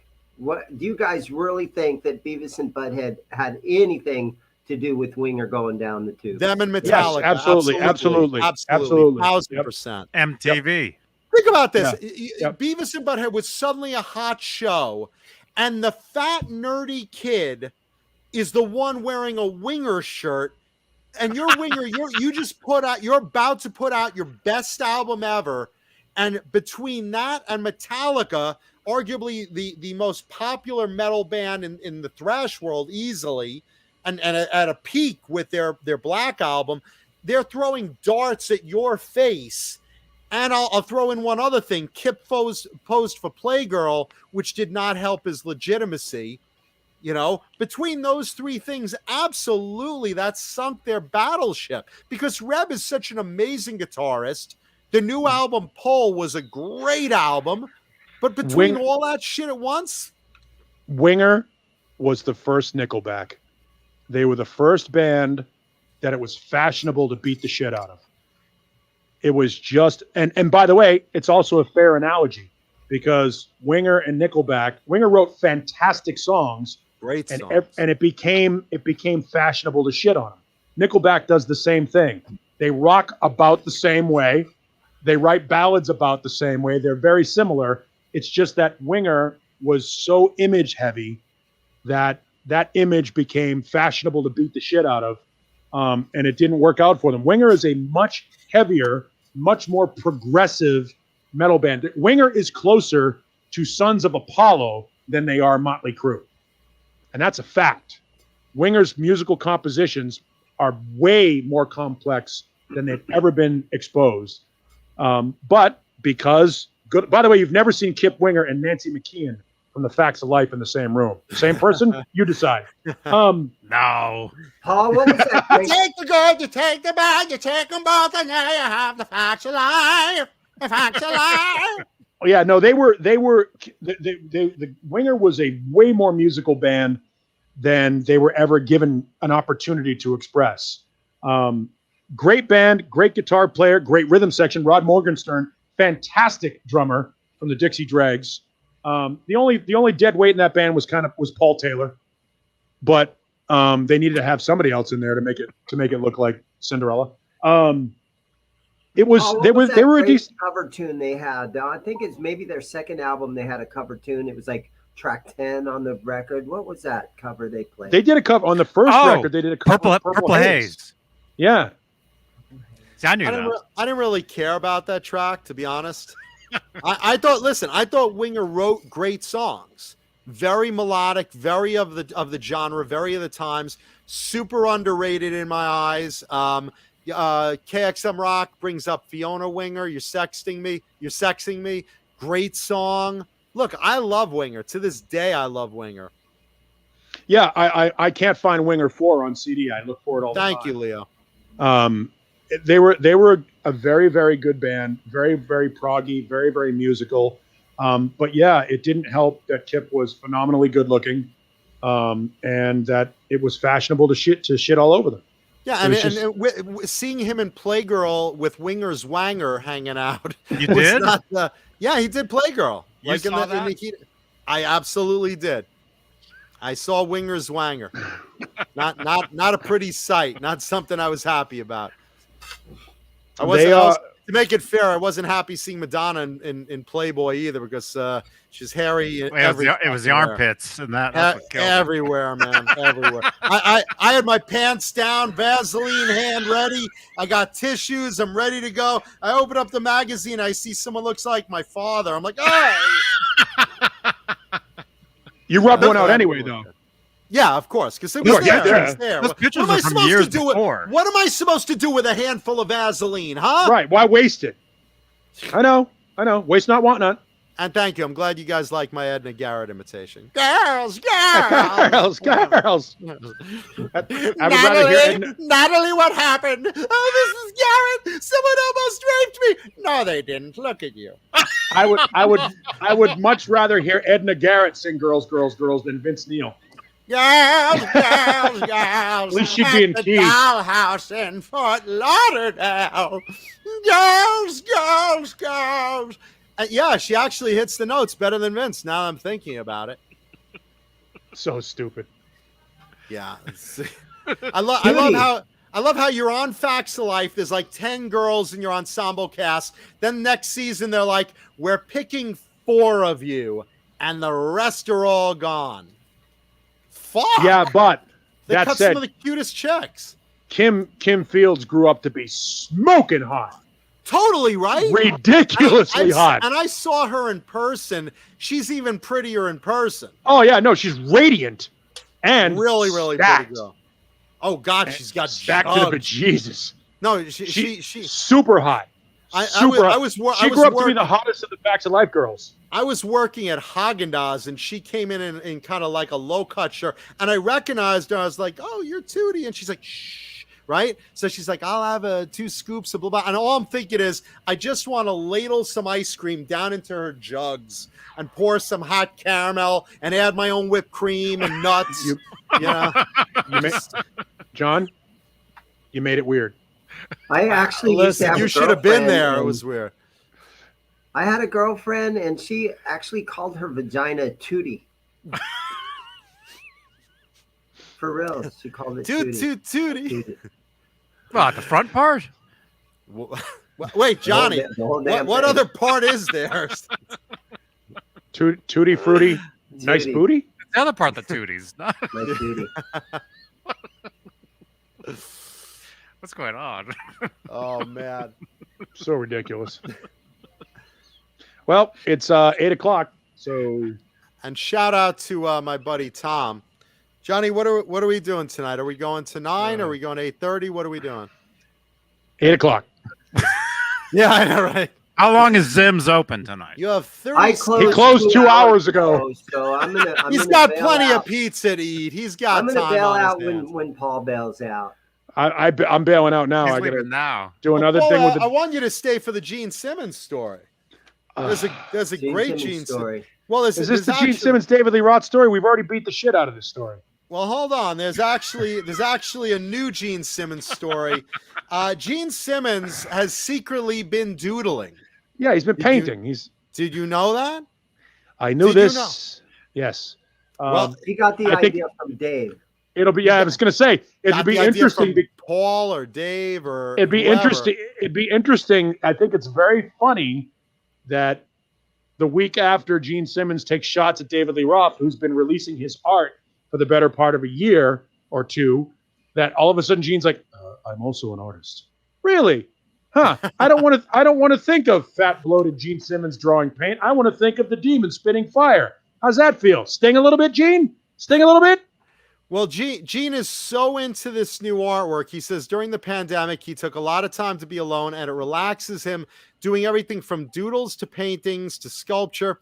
And he actually has a showing at the Animazing Gallery at Grand Canal Shops at the Venetian in Las Vegas, October 14th through 16th. Now, Johnny, I screen grabbed a couple of images of Gene's artwork so we could see some examples. Could you put those on full screen, please? I'd like to point out to you, John, that Gene has been sculpting for years. That helmet on the top of his head. he looks like who's the guy that's in Carbone in Goodfellas? He's got that Carbone helmet. Gene hanging on a meat hook is what we see expected. Just that hair with the frost on it. Just the amount of time that those guys have spent drawing that stuff on their faces every night before a gig. Holy! Does it make you sad? That's artistic. That is stuff to do. It's autistic, all right. Does it bring up bad memories for you? All right. So these are some of Gene. This is the first one. This is one of Gene's paintings.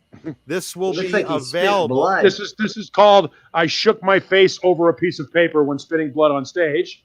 titled Le Period. I think it's French, I believe that is. Yes. And then let's see the second one, Johnny. What do you got? The second one, another abstract painting, I believe. Mm-hmm. Let's see. Renus here's the Pinkel, deal. blood David Lee and Roth- semen. Blood and Semen was the name of the painting that Andre Serrano did. That is on the cover of Metallica's Load. It's a painting called Blood and Semen. Well, there you go. It is a load. So David Lee Roth can sell one of his paintings for, $2,500. Now this is another of Gene's. Again, he's doing like Monet, where you have that 3D effect of feeling lots of layers of paint on touching the canvas. Very abstract, but of course the classic Gene signature there. You know why he's doing this? Because he's trying to figure out why. How can I do this without having to pay David Garibaldi to do our show? Oh no! That would be hilarious if Gene started the set painting. Yeah, Roth can get $2,500 for a painting. Gene's gonna ask like 10 grand for a painting, which is merely a and then nominal meanwhile, fee. Hunter Biden's getting $500,000 per painting. Well, there you go. And there's one more, Johnny. And politics enters the room. Fuck you. Yeah, and it goes out of the room just I'm as sorry, fast. Paul. Yeah, that we take politics out of the room just as fast. Let's see. There's one more painting that Johnny has that Gene did. There we go. Zoom in on that. Yep. Yes, that is Gene's. Let's see. It says Gene has a big weenie. By the way, I'm not sure you know this. That's actually Vinnie Vincent. Is that one signed on the bottom, Johnny? Yes, that's another Gene Simmons masterpiece. So yeah, that Gene, how much is that one? Specifically? It's a nominal fee. Thank you. There we go. A nominal fee. Nominal fee. Nominal fee. Why do we always come here? I never really know. It's kind of like a torture to have to watch the show. This is my favorite part. The end. The end. So Gene will actually be appearing at those gallery showings October 14th through 16th. And again, there's some of what you'd expect. There's some very Gene makeup specific artwork there. Well, he knows how to do that after 50 years. Oh, he definitely knows how to do that. And yeah, of course, Gene on Roth. Roth obviously released that "fuck you" image on Twitter, and Paul Stanley came back with a very classy reply. Basically, it's like I saw David Lee Roth's package in the spandex, and I thought to myself, well, I need to get me some of that. Back in the day when we first saw Van Halen, I said, "Oh, whoa, who's this guy jumping off the rafter? There's a new sheriff in town." There's a new sheriff in town. I have all the respect for David Lee Roth. So I guess he Paul says is doing spin doctor. The sheriff is near, is what he said. No, Flag Nabbit.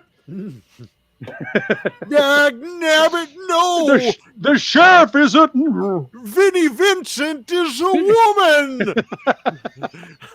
woman. Look, we talked about this before. Sure. Gene Simmons talking about how great David Lee Roth back in the day was an incredible insult to Paul Stanley. Paul Stanley taking the high road again, and basically, this is an interesting thing over the past few years. Every time Gene steps in it, Paul Stanley actually pushes his face. No, Paul Stanley pushes his face and rubs his nose in it a little bit more to let him know, hey, dude, you're an idiot. Knock it off. Like I said, Paul's a class act. I like Paul Stanley more and more the more I see him on social media. I was talking about you. Oh, thank you. Oh, yeah. And Paul Stanley, too, is a class act. He's become a much better guy than he used to be.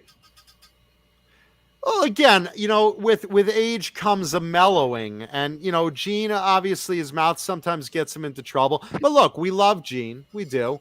But yeah, sometimes he doesn't need to to bash Lee Roth like that. And honestly, I don't want to see a painter as even a good one like that at the beginning of a rock show. So I'm really glad Paul stepped up and said what he did.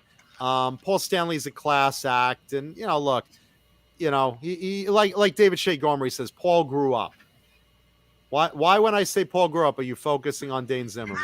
I'll never grow up now. I won't grow up. I won't grow up. All right, let's do show and tell guitar. Let's bash through a couple of sponsors, like our buddies over at Vinum Custom Pickups.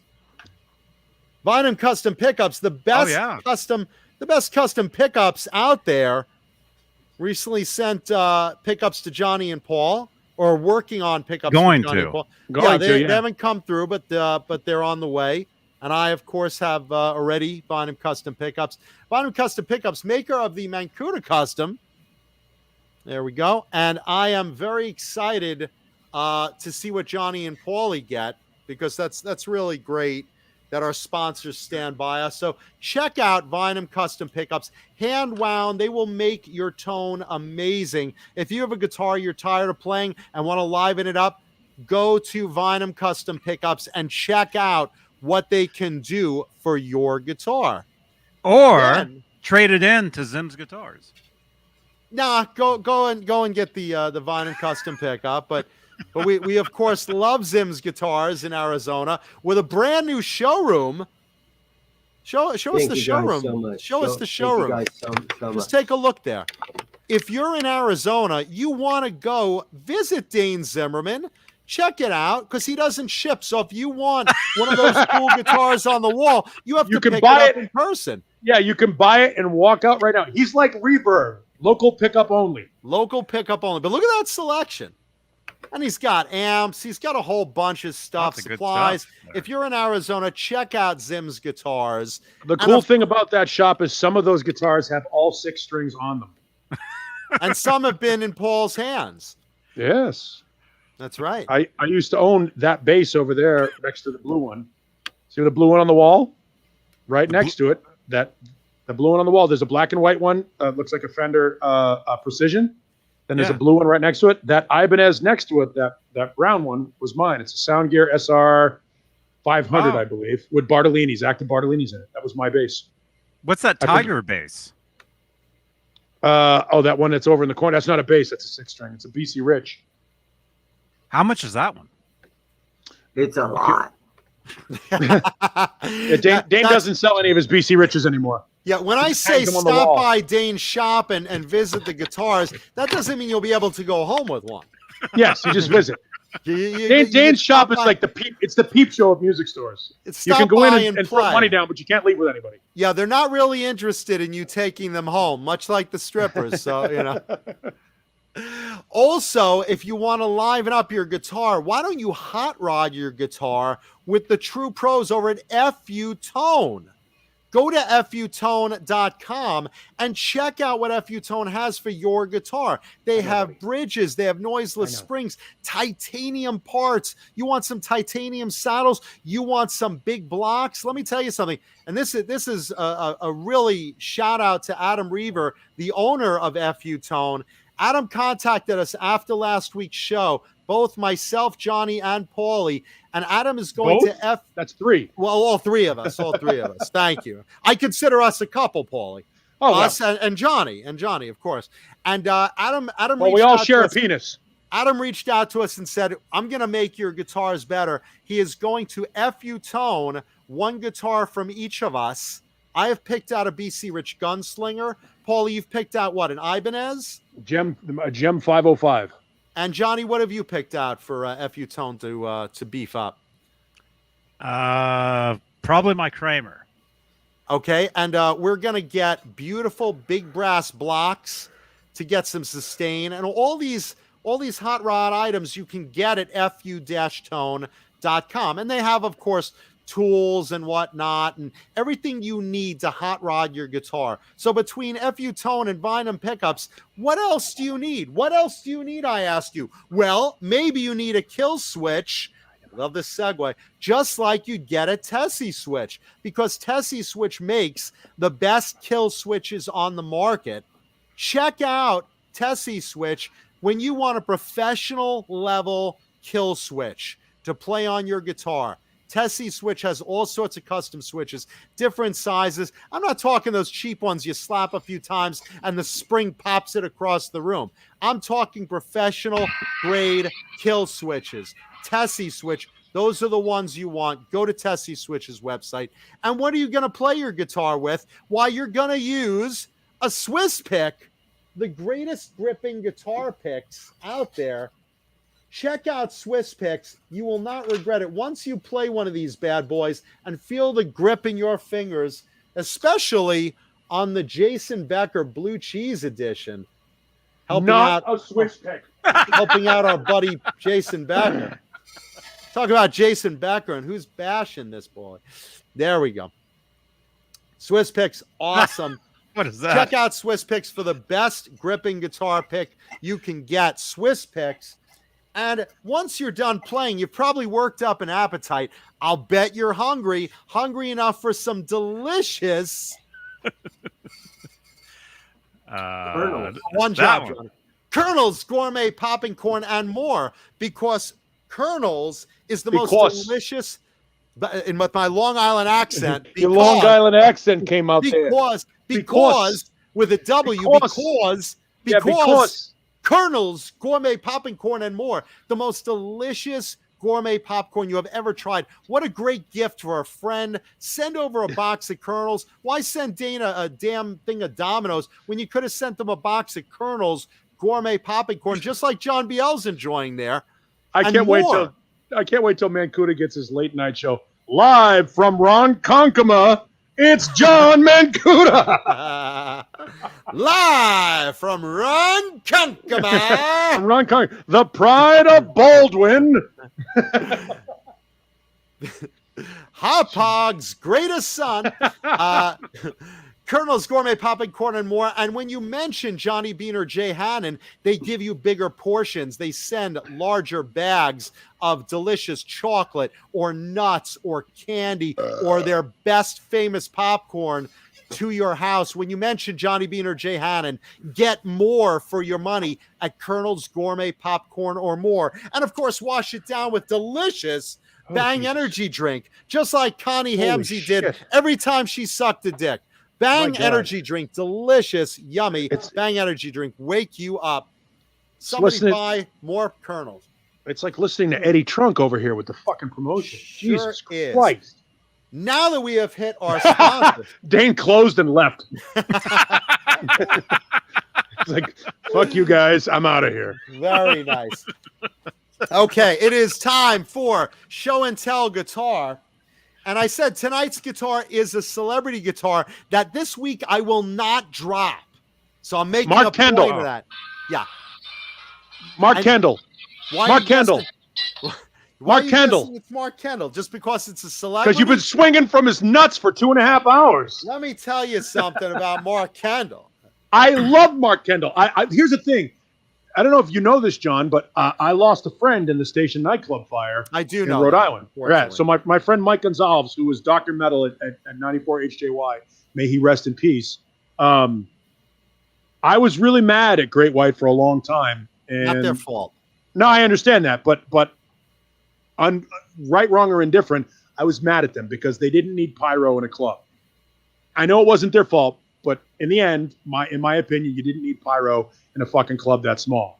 That said, there's the Dadarios and the Darians and the people that were involved in securing that club made all kinds of mistakes. Long story short, that's who I'm holding responsible. Right. And I don't want to talk about the fire. The fire. Right. My point is, I was mad at them for a long time. So when I had an opportunity to have them on the radio here in Phoenix, and this was well over 10 years ago, I told them that story off the air, like we had music on and stuff like that. And I had mentioned to them that my friend had died in the fire. And Mark and I sat down and had a long conversation.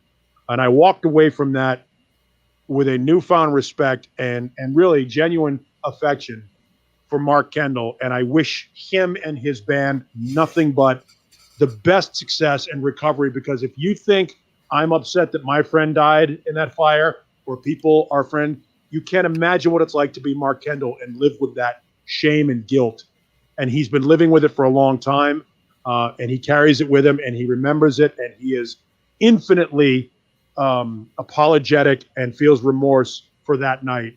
I can't imagine having those demons, and so we had a nice conversation. Fucking coolest guy in the world. So that's why I'm busting your balls about Mark Kendall. I think Mark Kendall's a super guy. And he's a man of God, and he's a true family man. He's got a wonderful wife. Shout out to Bridget. Yep, And, couldn't be a nicer guy. Super nice. And he's also a recovering alcoholic who helps other recovering alcoholics and drug addicts get through their recovery and stay sober. That's what he dedicates his time to. And I have so much respect for that. But anyway, enough about Mark Kendall, because I want to do this celebrity guitar. And tonight's celebrity guitar, the hint I gave you was it's something to do with pussy. What do you do with pussy? Now, Johnny, of course, feeds Ned. So Johnny feeds pussy. But the rest of us, what do we do? I'm guessing, is that I'm Brent going to say lick it. Lick it? That's your guess? Is that Brent Muscat's guitar? Is that what that is? I don't know. Let's find out, Johnny. What do you do with pussy? You eat it. You fucking eat it. Johnny, get rid of this thing. Subscribe, please. Please subscribe to the channel. Don't drop that guitar. I will not drop this Don't drop that guitar.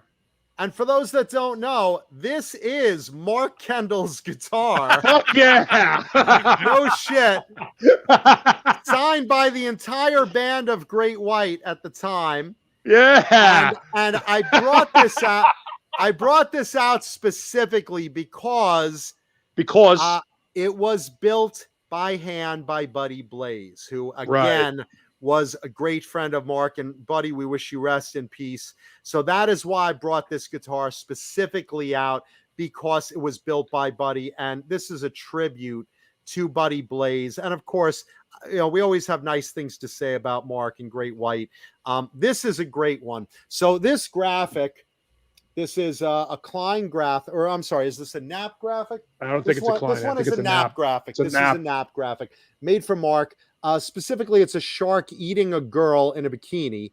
Giggity. And who wouldn't want to eat a girl in a bikini? And Johnny, did you get the thumbnail, by the way? Mm-hmm. Did you get the thumbnail of the guitar dropping yet? Yeah. Whoa. You got this. And shout out to my buddy Tom, who was holding this guitar a couple of weeks ago. I know you're watching, so shout out to you, brother. Also, careful, a big careful with that. Careful with that I'm finger. holding it with my. Careful with that finger. I've been working this finger out in my nostril all week to make sure that it. You may want to start showing these things with straps. Yeah, just strap. you know, I have a strap on under the bed. Giggity. Okay, so I spoke to Mark about this guitar. He's used this on a lot of tours over the years, from the 80s and on up. And this one's signed by the entire band. This is when Jack Russell was there, so Jack's signature's on there too. You got the whole band on there. And again, it's a Kramer Night Swan. Mark was very good friends with Buddy Blaze. Hand-shaped the neck and all that. Very, very, very good neck. Nice, solid ebony board with that very cool Night Swan reverse headstock. And that bouncing pong ball logo that goes up and down, you notice. There you go. Very, very cool. And again, that Night Swan has that little baby horn up here. The little baby bottom horn gives you a lot of upper fret access up there. And, you know, these were designed by Buddy with Vivian Campbell in mind. These it's the middle pickup and the bridge pickup. There's no neck pickup on these. So sometimes that middle pickup gets in the way. I'm not a fan of middle pickups myself. This one, yeah, I have we talked really about this lowered. with you and triple pickup Les Pauls. You don't like those either. Yeah, yeah, but you see, I have that pickup really lowered, so it's not really in my way. And there's the back of it. You got a custom shop Kramer number on there. And this was built, again, I spoke to specifically Mark, and he confirmed that it was Buddy and George Felice also. I have an old factory photo of George Felice holding it after it was painted. So specifically, I know a lot about this particular Night Swan of Mark Kendall's because I've spoken to everybody on it. And this was basically given from Mark to the guitarist of the band Dry Cell, who was a band who had some early success in the early 90s and then disappeared. And, again, like Mark said, you recognize this guitar a lot. Here's Mark back in the day playing it. I have a lot of other photos of him playing it, but he took it on most of the tours when he was Kramer and Dorsey back in the 80s. And it plays amazing. The Night Swans, again, they have that narrow R1 nut that it takes a little getting used to, but it really plays really nice. And I love the feel of these old Kramers. Again, there were a lot of them were made by ESP, and then sometimes modified when they got to the States. They're put together in the States, set up, but a lot of them were made by Japanese parts. But this particular neck was done by Buddy Blaze specifically, and just a nice feeling maple neck. It actually feels just a little thinner than an R2. It's hard to distinguish. It's almost like a factory Night Swan neck, but it feels a little bit wider, almost between an R1 and an R2. But it's probably my imagination.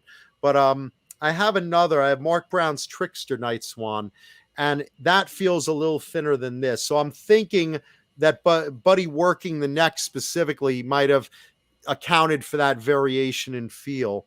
But there you go. Again, real Floyd Rose, because Kramer at the time had the endorsement from Floyd Rose.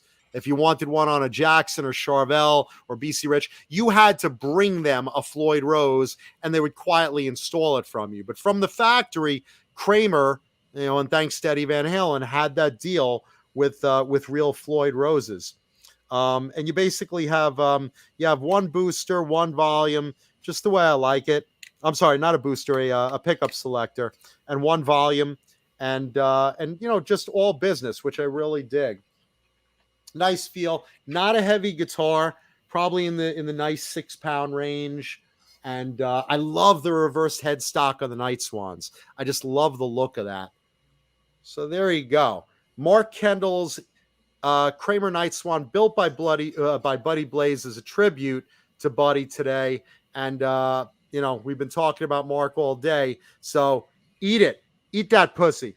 Look at that shark with a nice nap graphic for you. One of a kind, one off, signed by the band, which I'm not really big into autographs, but I didn't want to erase it, especially since the band's not together the way they were back then. But there you go. That is tonight's show and tell guitar. Mark Kendall's Night Swan. That's a collector's item, man. Yeah, I think. It is. Now the Buddy Blaze guitar that I had, I didn't like it at all. The Buddy Blaze guitar that I had was very similar. That the neck pickup, he moves them all the way back, so that's not really a center pickup. It's in the center position, but that makes neck pickup, and he moves it all the way back down to the bridge as far as he could go.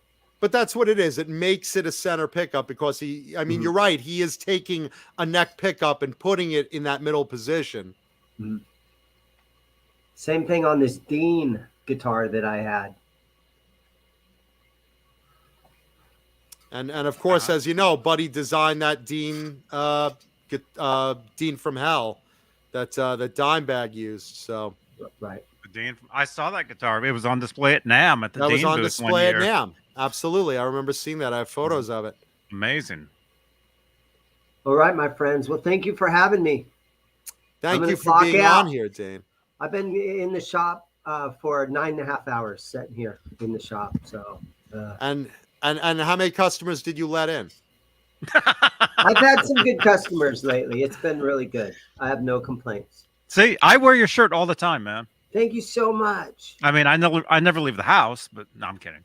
No, actually, I was at the store today, and the lady starts saying, "Well, last time I was in Arizona," and I was like, "What?" And I realized she was reading the shirt. Oh yeah. This is Mesa, Arizona on it. Yeah. Nice. That's my old address.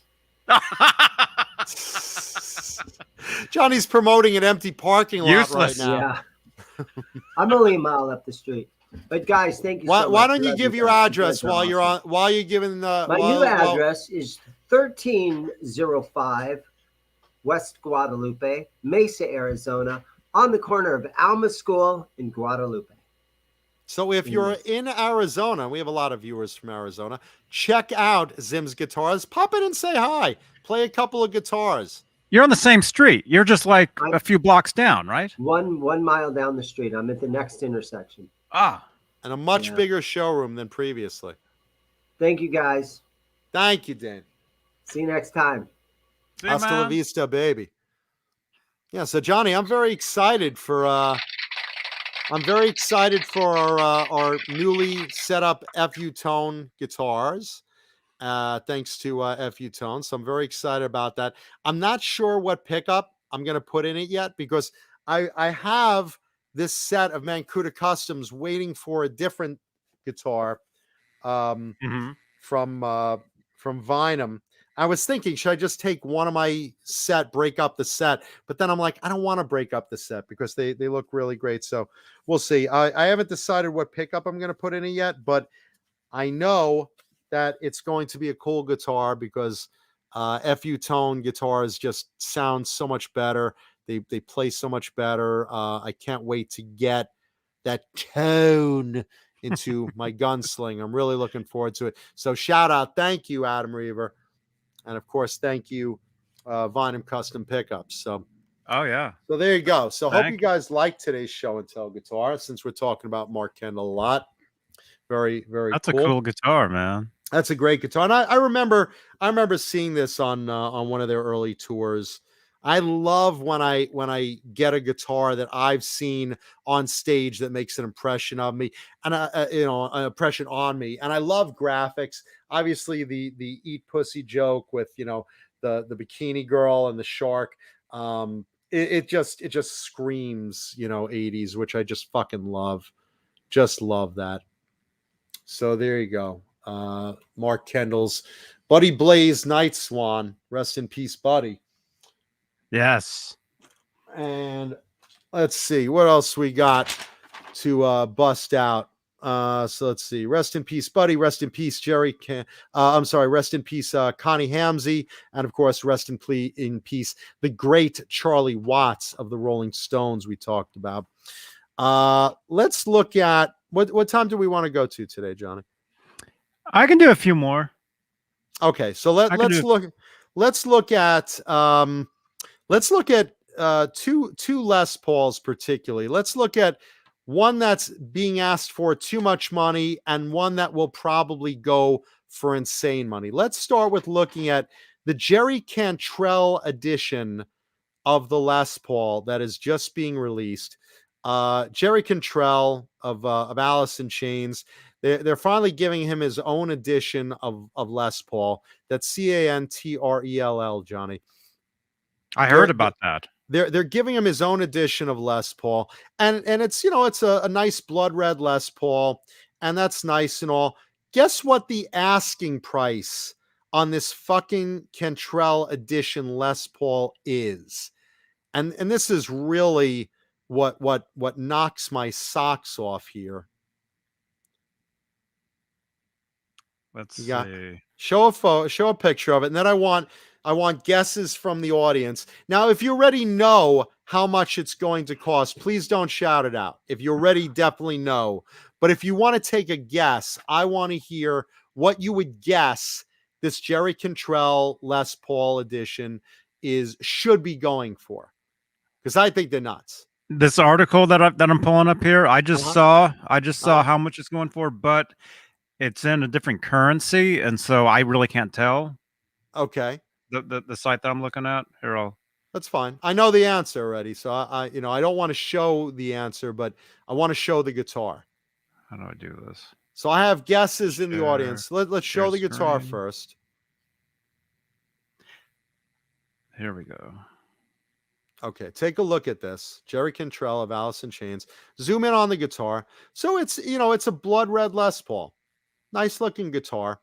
Okay, let's have guesses. Guesses in the audience right now. I'm looking at 6,900, 9,000, 6,000, 15,000, 500, 5,000. Come on, 500. 5, Mark. 5,000, 7,000. Okay, so the average guess I'm seeing is pretty much in the 6,000 range. Yeah, 6,000, 5,500, 7,000. Most guesses are in the 6,000 range. Now, honestly, that's probably where I would have guessed if I was taking a random guess if I didn't know the answer. Get ready for this, kids. Okay, it's a let's see.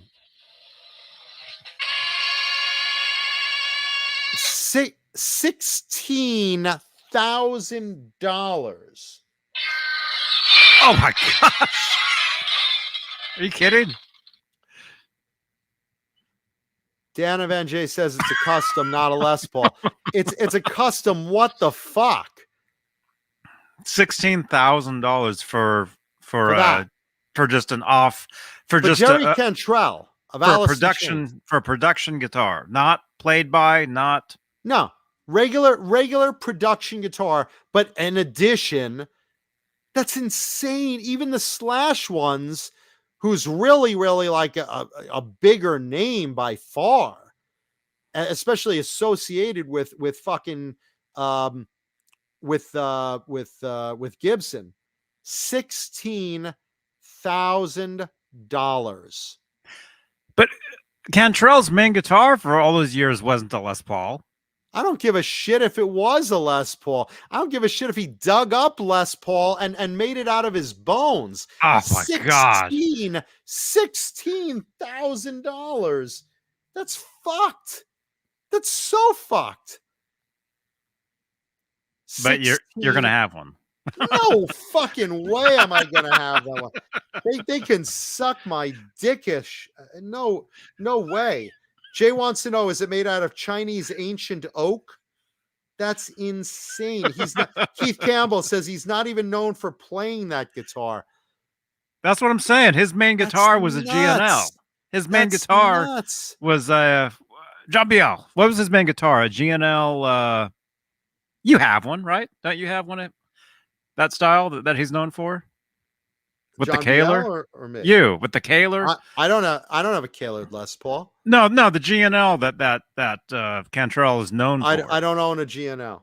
A Rampage. Thank you, PB and J Cat and Wayno. I don't own a Rampage. Yeah. When did you? I mean, is he known for playing Les Pauls? Not according to the audience. That's insane. That's insane money. Let's see. This website. They're building. Okay, now here's something interesting. Someone in the chat says they saw it for $8,900. I'm now looking on Gibson's website, and now I'm seeing it for $8,900. Or I'm sorry, $9,000, $89.99. So now it's $9,000. I know I saw it somewhere for $16,000. Let's put it this way: $9,000 or $16,000.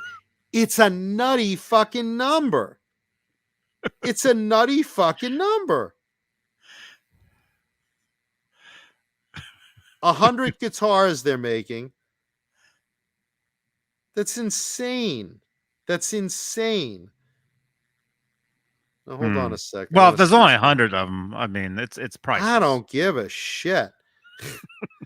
I don't give a frog's fat ass. I'm just looking up another one, another article so just bear with me. I don't give a frog's fat ass if they're making 100 of them or one. That's too much fucking money. That's not an expensive guitar. Now, why am I seeing? I'm seeing another article that says 16,000. Okay, I know what it is. I'm seeing on Reverb Someone has one for $16,000. A specific one. Okay. Okay, so that's where the confusion is. Okay. So Gibson has a suggested retail of 8,900, but the secondary market, there's one up for 16,000 right now on Reverb. So that's where the confusion is coming from. So sorry if that didn't come out right. But let's put it this way. I don't care what the suggested retail is, 9,000. If you can even get it for 9,000, the answer is fuck no. Simon here. Simon says the 16,000 is in Italian. That's in lira. That might be what you saw. I'm looking on Reverb. Hold on. I'm going back on Reverb. Hey Simon, good to see you, man. Dude, you gotta jump in with us sometime, dude. Les Paul. So let's see. Hold on.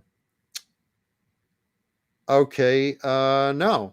Then there's another one on Reverb for 13,500. So apparently these are being asked for a massive, crazy amount over the quote unquote $9,000 suggested retail. I'm gonna look under sold, see if that other one that was 16,000, because that was 16,000 US dollars. Let's see here. Hold on. Go back, filter, sold guitars. Okay, so let's see. Two of them are on there sold at the $9,000 retail. And I don't see that 16,000 unless it's the one that's now 13,500. Let's put it this way. Would you pay, if you could get them at retail, would you pay $9,000 for that specific guitar? What do you think in the chat? I'm curious. Let's see. Or would you pay the 13,500 of the one on Reverb right now? Or would you buy that guitar at all? David Shea Garmery wants to know if it comes with hookers and blow, which it should. Let's see. $5,000 too much. 3,500 tops. Let's see. Oh, the new Greed collection. Taka says. The Gibson Greed series. That's great. Rico B. Yes, 9,000 retail. I was mistaken. I was going by what I saw it on Reverb for. So that's my bad. That's my mistake. But 9,000 retail, and a few have sold at that. But then you have the one on Reverb right now at 13,500. Would you pay 9? Do you think 9? The general gist I'm reading here is no, hell no, fuck no, never. Yeah, I think that's nuts. So, you know, again, I'd rather buy a fucking wine-colored Norland for fucking 3,000. It'll probably be a better guitar. Mm-hmm. Okay, yeah, crazy. So there is one on Reverb for 13. 13,500. Yeah, and there was one for 16 at one point. But I don't know if it's that one or did someone, you know, just lower that or what? But either way, let's see.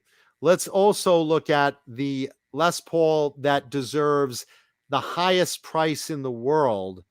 Right now, the Les Paul #1, the first real Les Paul, the first factory Les Paul, made for Les Paul himself and modded to his specs, is up for auction at Christie's. So let's take a look at that. It's a 52 gold top, highly modded, with 2 jacks, one on the face and a trapeze bridge. Surprised you didn't run with that comment. What? You got just 2 jacks? You just had 2 jacks, one on the face. Giggity. You know what's really funny? You know what's really funny? I'm so used to talking in filthy language that Johnny's like, "Oh my gosh, wait, you didn't catch that?" It's like drinking milk to me, Johnny. It's so when you easy. talk in your sleep, man. I'm talking about come on your face, you sweet Connie. Suck it, Connie. Suck it, Connie. Jesus. Yeah. Rena says you have a dirty mind, Johnny Beane. I agree. There you go. What's the lot number? I don't know what lot number it is. Just look up it should be Spotlight over at Christie's. Les Paul number 1. You could probably just Google it and it'll probably come up. Just put Les Paul guitar Christie's recent. Because this is an incredible piece of history. I mean, this is a Les Paul. This is one of history's greatest guitars ever. I mean, you think of, what guitars are, the main 2 guitars. You're talking a Gibson Les Paul, and Fender. You could say, actually make it 3 guitars. You could say the Fender Strat and the Fender Telecaster. Those 3 guitars is pretty much what everything evolved from. All your super strats and your other weird shapes and whatever. Those 3 guitars are the big ones. So when you're talking the initial first Les Paul of that was made, I mean, that's a big deal. Oh, this is cool. This thing's badass. Full screen this looks way cooler than that other one. Share with the audience, please. I think it's just as much as Cantrell's, but way cooler. This is a 52 Les Paul. This looks really cool. The number 1, the Les Paul that started it all. Look at this thing. Zoom in on that, please. There's a jack on the side and a jack on the face. You have pickups that were basically made into P90s. From zoom in on the pickups, please. You see the holes were drilled, and he basically got from other pickup parts in there. He built those pickups. Then you have that trapeze bridge. That's the only picture? I'm not sure, but that's the big one. Just zoom in on the face of that if you can. Or actually, I see some on the left there, Johnny. Go down and to the left. Aren't there some other photos I just saw, like mini thumbnails there, right there? Are there any photos there or no? Okay, I thought there were other photos. That's stupid. The fuck, Christie's. We're talking millions of dollars guitar. Oh wait, yeah, it's the only picture. All right, zoom in on that face. Look at that thing. Zoom in on the finish of it. It's this incredible vintage gold top with a This one's worth $16,000. Absolutely. I'm gonna put my 16K bid in right now. So it's got a special trem. I don't even know what you call that. It's not even really a trapeze. It's like a spring trem from the side. That's all. Cool. That's all homemade, man. I mean, this was what Les Paul, played with and tinkered with, and he loved to tinker with his guitars. So you look at the pickups, and he made those out of pickup parts, and the dual jacks, one for recording and one for playing live. I mean, he just really came up with some amazing stuff. I mean, that's an innovator, that's an inventor. I mean, really, really great stuff. Keith Campbell's guessing 10 million. Let me tell you something. I wouldn't be surprised if this was one of the most expensive guitars ever. It should be. It deserves to be. Jesus Rapes Me says, buy this for Paulie. Maybe I will. Maybe I will. I'll put in my bid and I'll try. I don't know if I'll win, but I'll put in my bid. David Shea Gormley says that's a Rickenbacker Vibrola, which sounds like a sex toy. Where do the batteries go?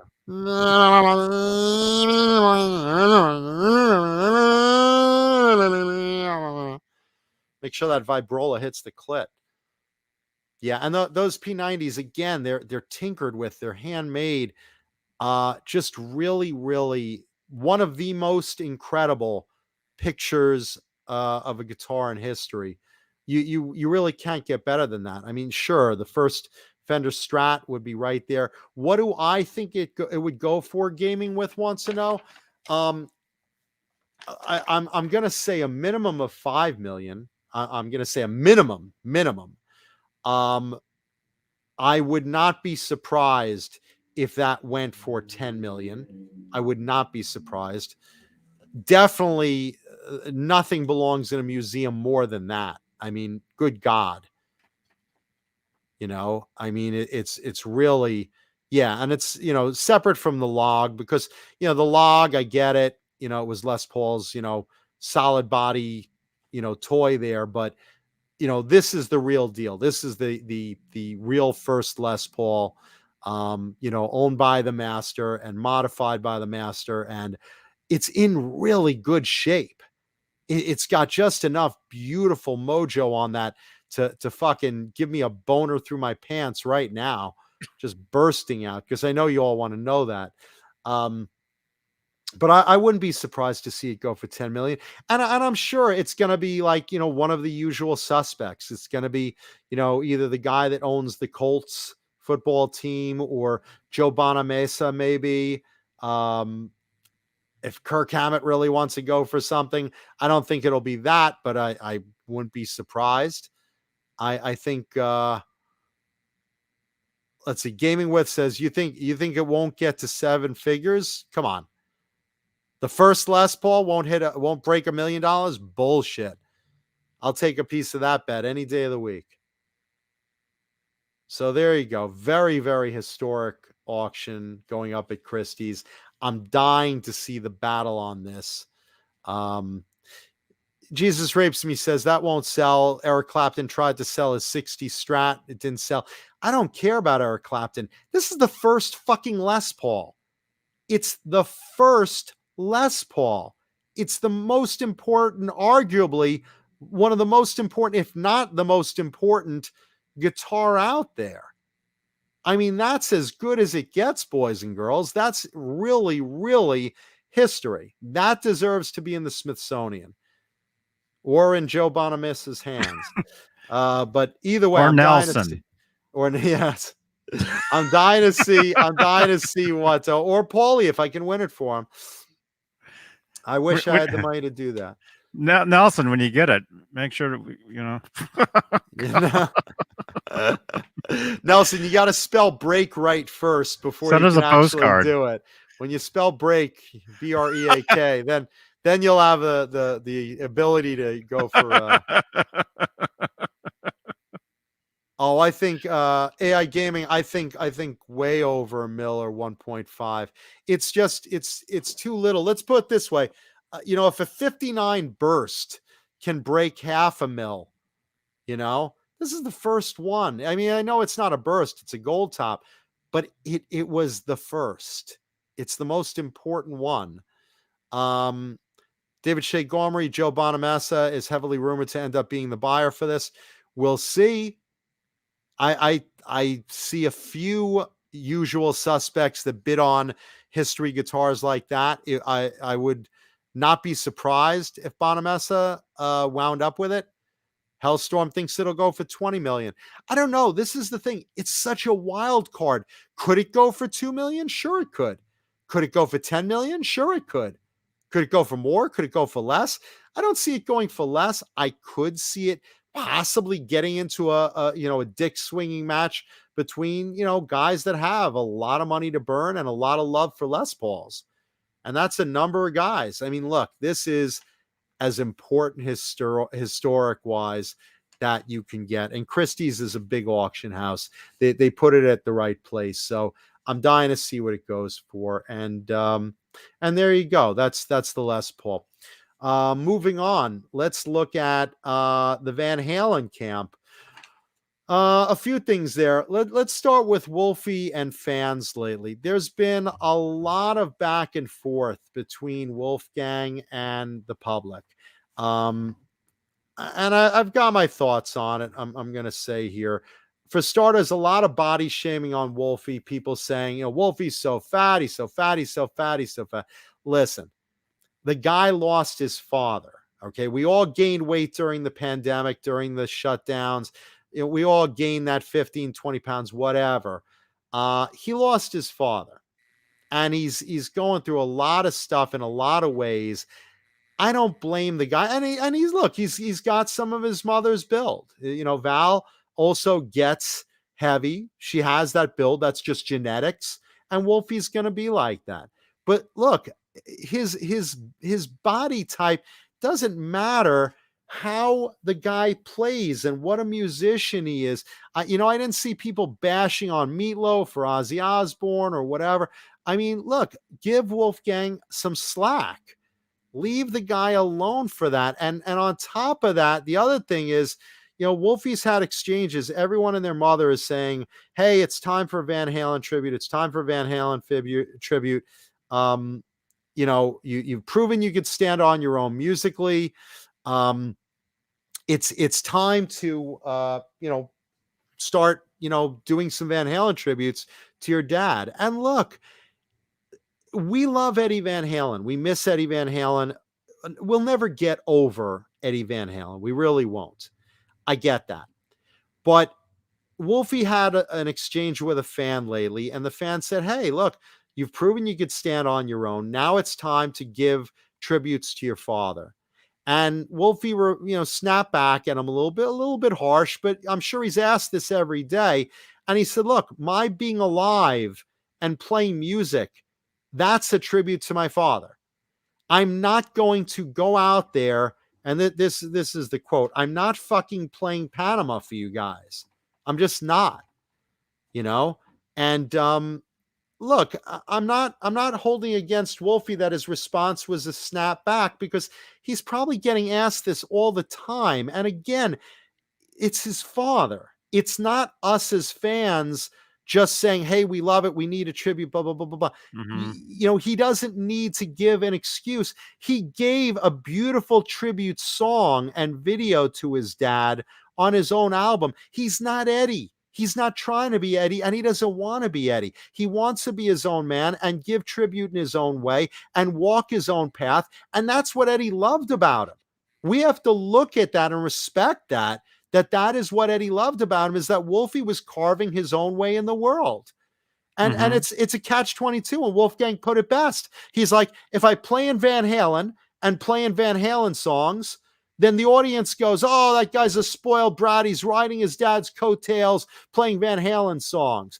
And then when he does his own shit, he gets it from the audience, oh, that kid's a spoiled brat. Why isn't he playing Van Halen songs? See, you can't win. You know, and you got to just realize, let the guy mourn in his own way. Let him do his own thing. Look, a lot of people can do tributes to Eddie. He did a tribute to Eddie. Was it a tribute concert where he's playing Van Halen songs? No, that's not what he does. What Wolfgang does is what Wolfgang does. And he did it already. He gave us a beautiful tribute to his dad. The music video to Distance, that really was the whole song and music video. That really was the tribute. That's for Eddie. That's his way of mourning his dad and giving his dad a tribute in his own musical way. Mm-hmm. And I just I'm asking the fans, please let the guy alone. He lost his father. We lost a rock legend. He lost his father. It's hard. I know it well. I've lost my father. I get it. And for those of you that have lost parents, it's the worst feeling in the world. At least he's responding to fans, but please don't give him a hard time. Don't give him a hard time for his body, because that's how he's shaped. I'm a big, tall, gawky goof. That's how I'm shaped. I got a tiny penis that would embarrass even a Smurf. And that's how I'm shaped. And, you know, the fact is, he doesn't owe us anything. And I'm going to touch on one more little bit on that.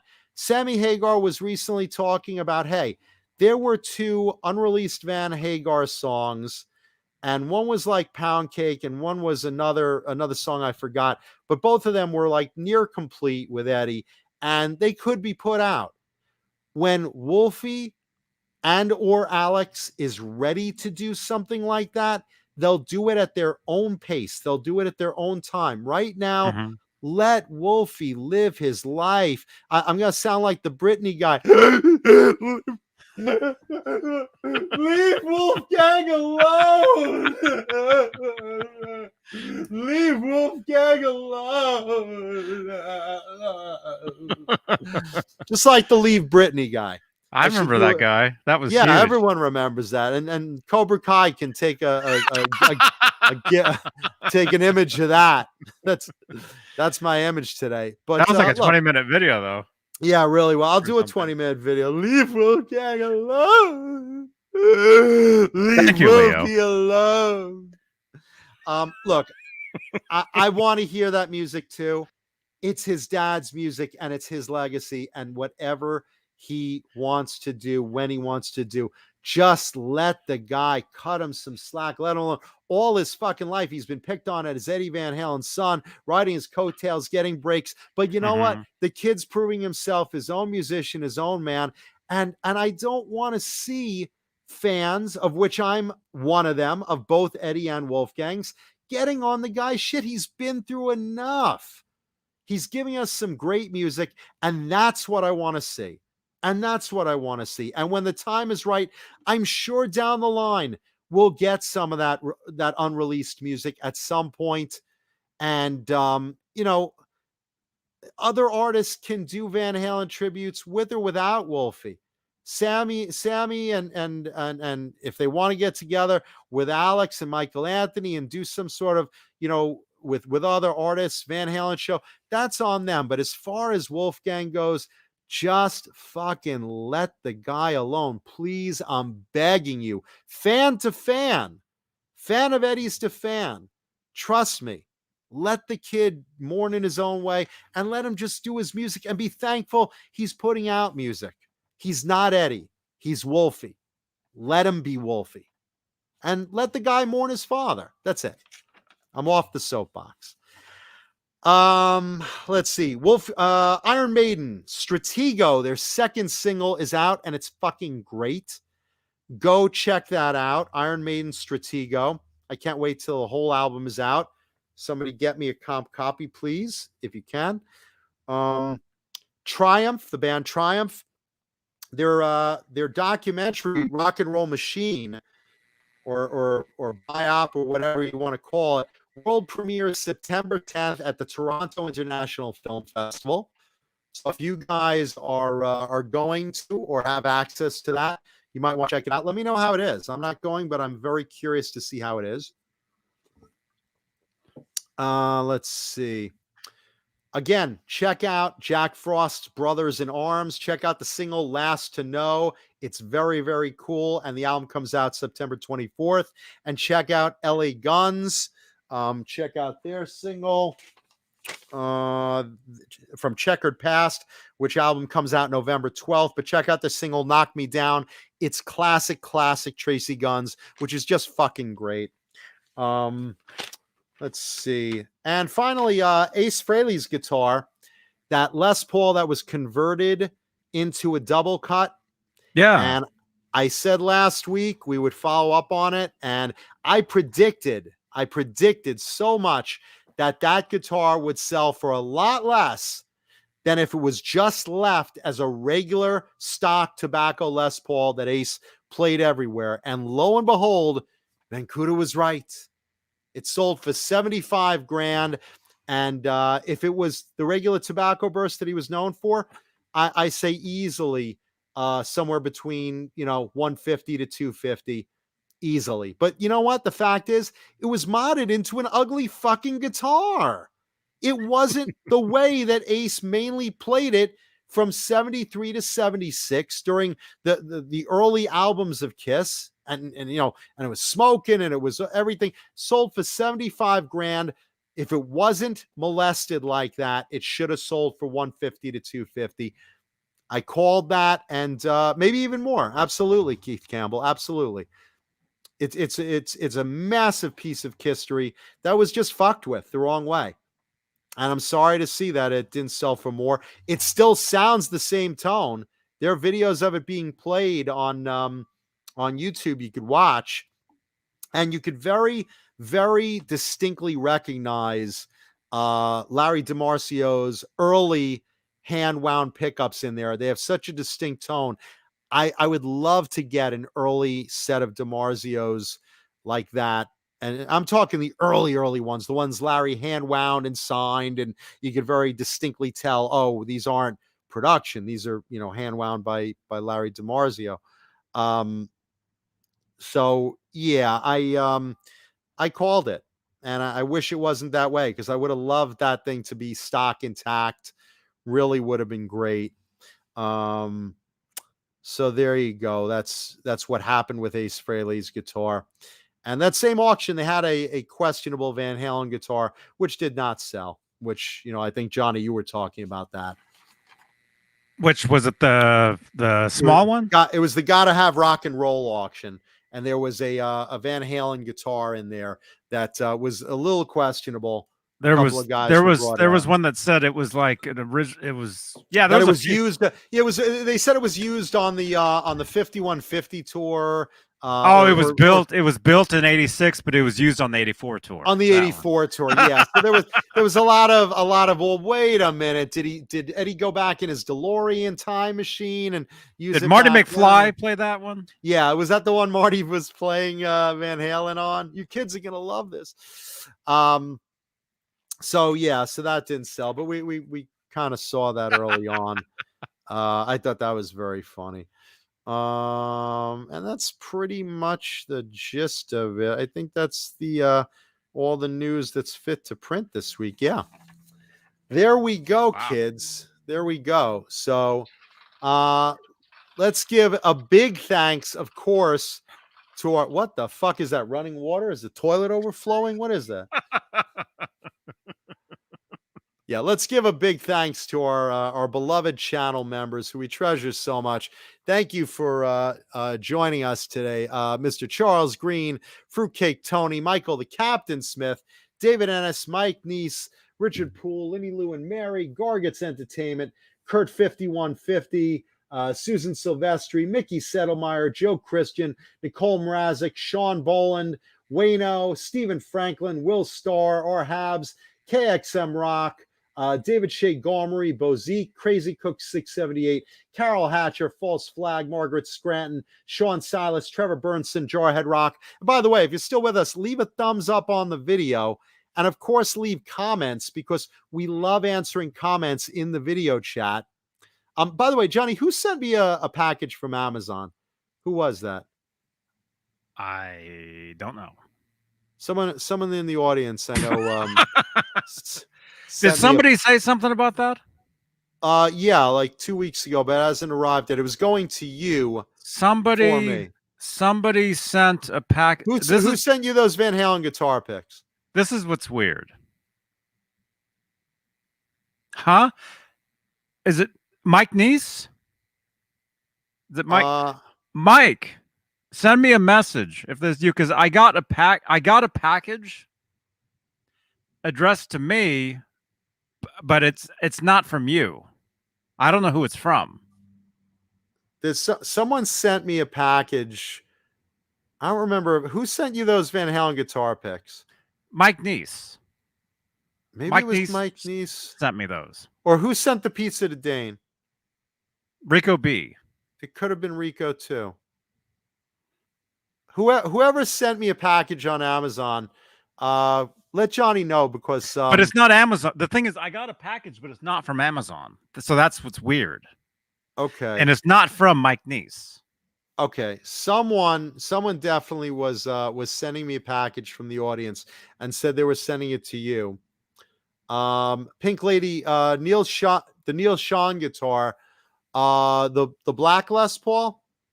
We could look that up real quick. That's sold at Heritage, who had a really good Neil Sean auction. Thank you, False Flag. I'm gonna go on there right now and look that up, including his famous black 70. It was a 78 Les Paul. John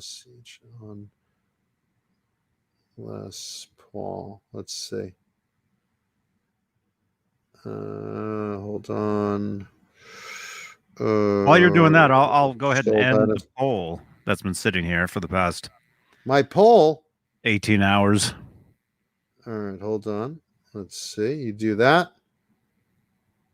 Just going into Heritage right now. Hold on. Nice. We had a poll running the entire show. Did you drop a thumbs up? 79% yes, 20% no. Why would you not? Why would you not? 130 votes. That's the most we've ever had on a poll. So And thank you. and thank you, everybody. I love everybody on my poll.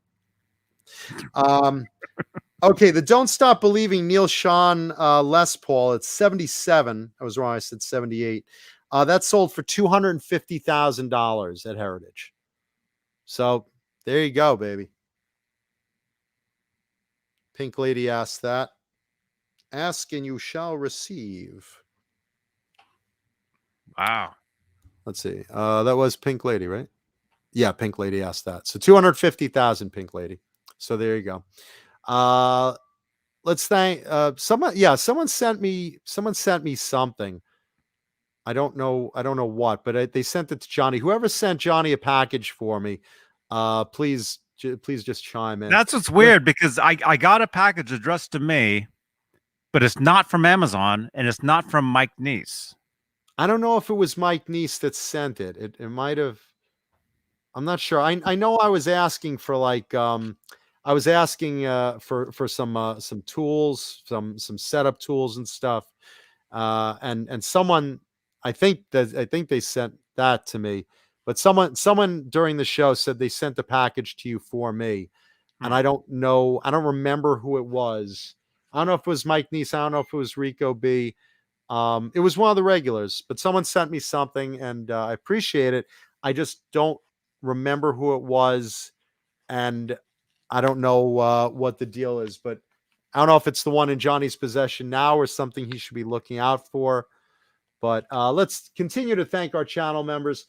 Halface, John Moronic, James Gum, Hillary Lewis, Jim Nicholas, Mr. 802 Blues, Mr. BHB Jr., that's Bruce, Frag 5150, Pal Guitars, Dan Halen, Frank Corcoran, Ben Tom and Tom Jr., Jeff T, R2R3 Locking Nut, Fernando Riley, Robot Master Switch, 6Chick71, Rick Green, The Chad, Two Brain Cells, G-Man, Michael B, Thomas Santiago, Voodoo Child SJ, that's my buddy Sean Jean Son.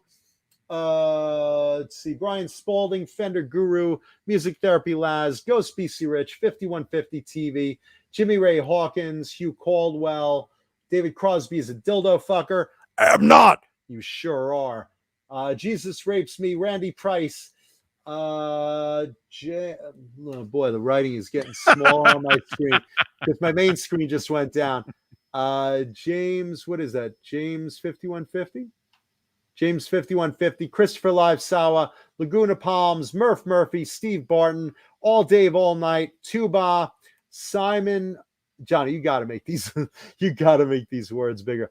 Is that Simon Hosford? Simon Hosford, Majestic PBJ and Cat and Steve Carmichael. Literally, I'm like fucking Mr. Magoo. I'm just getting right up in there. I'm just like, let me see. let me see. What does this say? What is that? Who the fuck? Yeah. So whoever sent the package for me, please. I'm very curious. And so is Johnny. We don't know what package it is and what it's for. And just drop Johnny a note, please, and let him know. And let's see. Again, thank you, our amazing sponsors. Bang Energy Drink, Colonel's Gourmet Popcorn, Vinum Custom Pickups, FU Tone, Tessie Switch, and Swiss Picks. Did I miss anyone? And of course, check out Dane Zimmerman's YouTube. Check out Dane Zimmerman's store, Zim's Guitars, if you're in Arizona. A big special thanks to YouTube, actually, because I can't even see the Facebook feed. So if it wasn't for YouTube, we wouldn't be here at all tonight. Well, thank you, YouTube. We definitely appreciate the platform that we live on. We really like that. So appreciate saying thank you, Keith Campbell, and all you knuckleheads, as Keith Campbell says. Thank you. My wife Linda used to call us all knuckleheads. So I'm opening and closing the way that now. Nighty night, knuckleheads. Keith Campbell and all of his knuckleheads. Thank you, everybody. But to our audience, we love you. We appreciate you. Hey, it's FDA approved. Get the vaccine so we could all get back to enjoying live music. And much love, everybody. Love you. Thank you. Appreciate you. Have a good night, everybody. Be safe. You guys rock. You do. Have a good night. And if anybody is going to stay up for a little while, catch me on Twitch doing some GTA. Yeah. Twitch. Good night. Good night, everybody. We love you.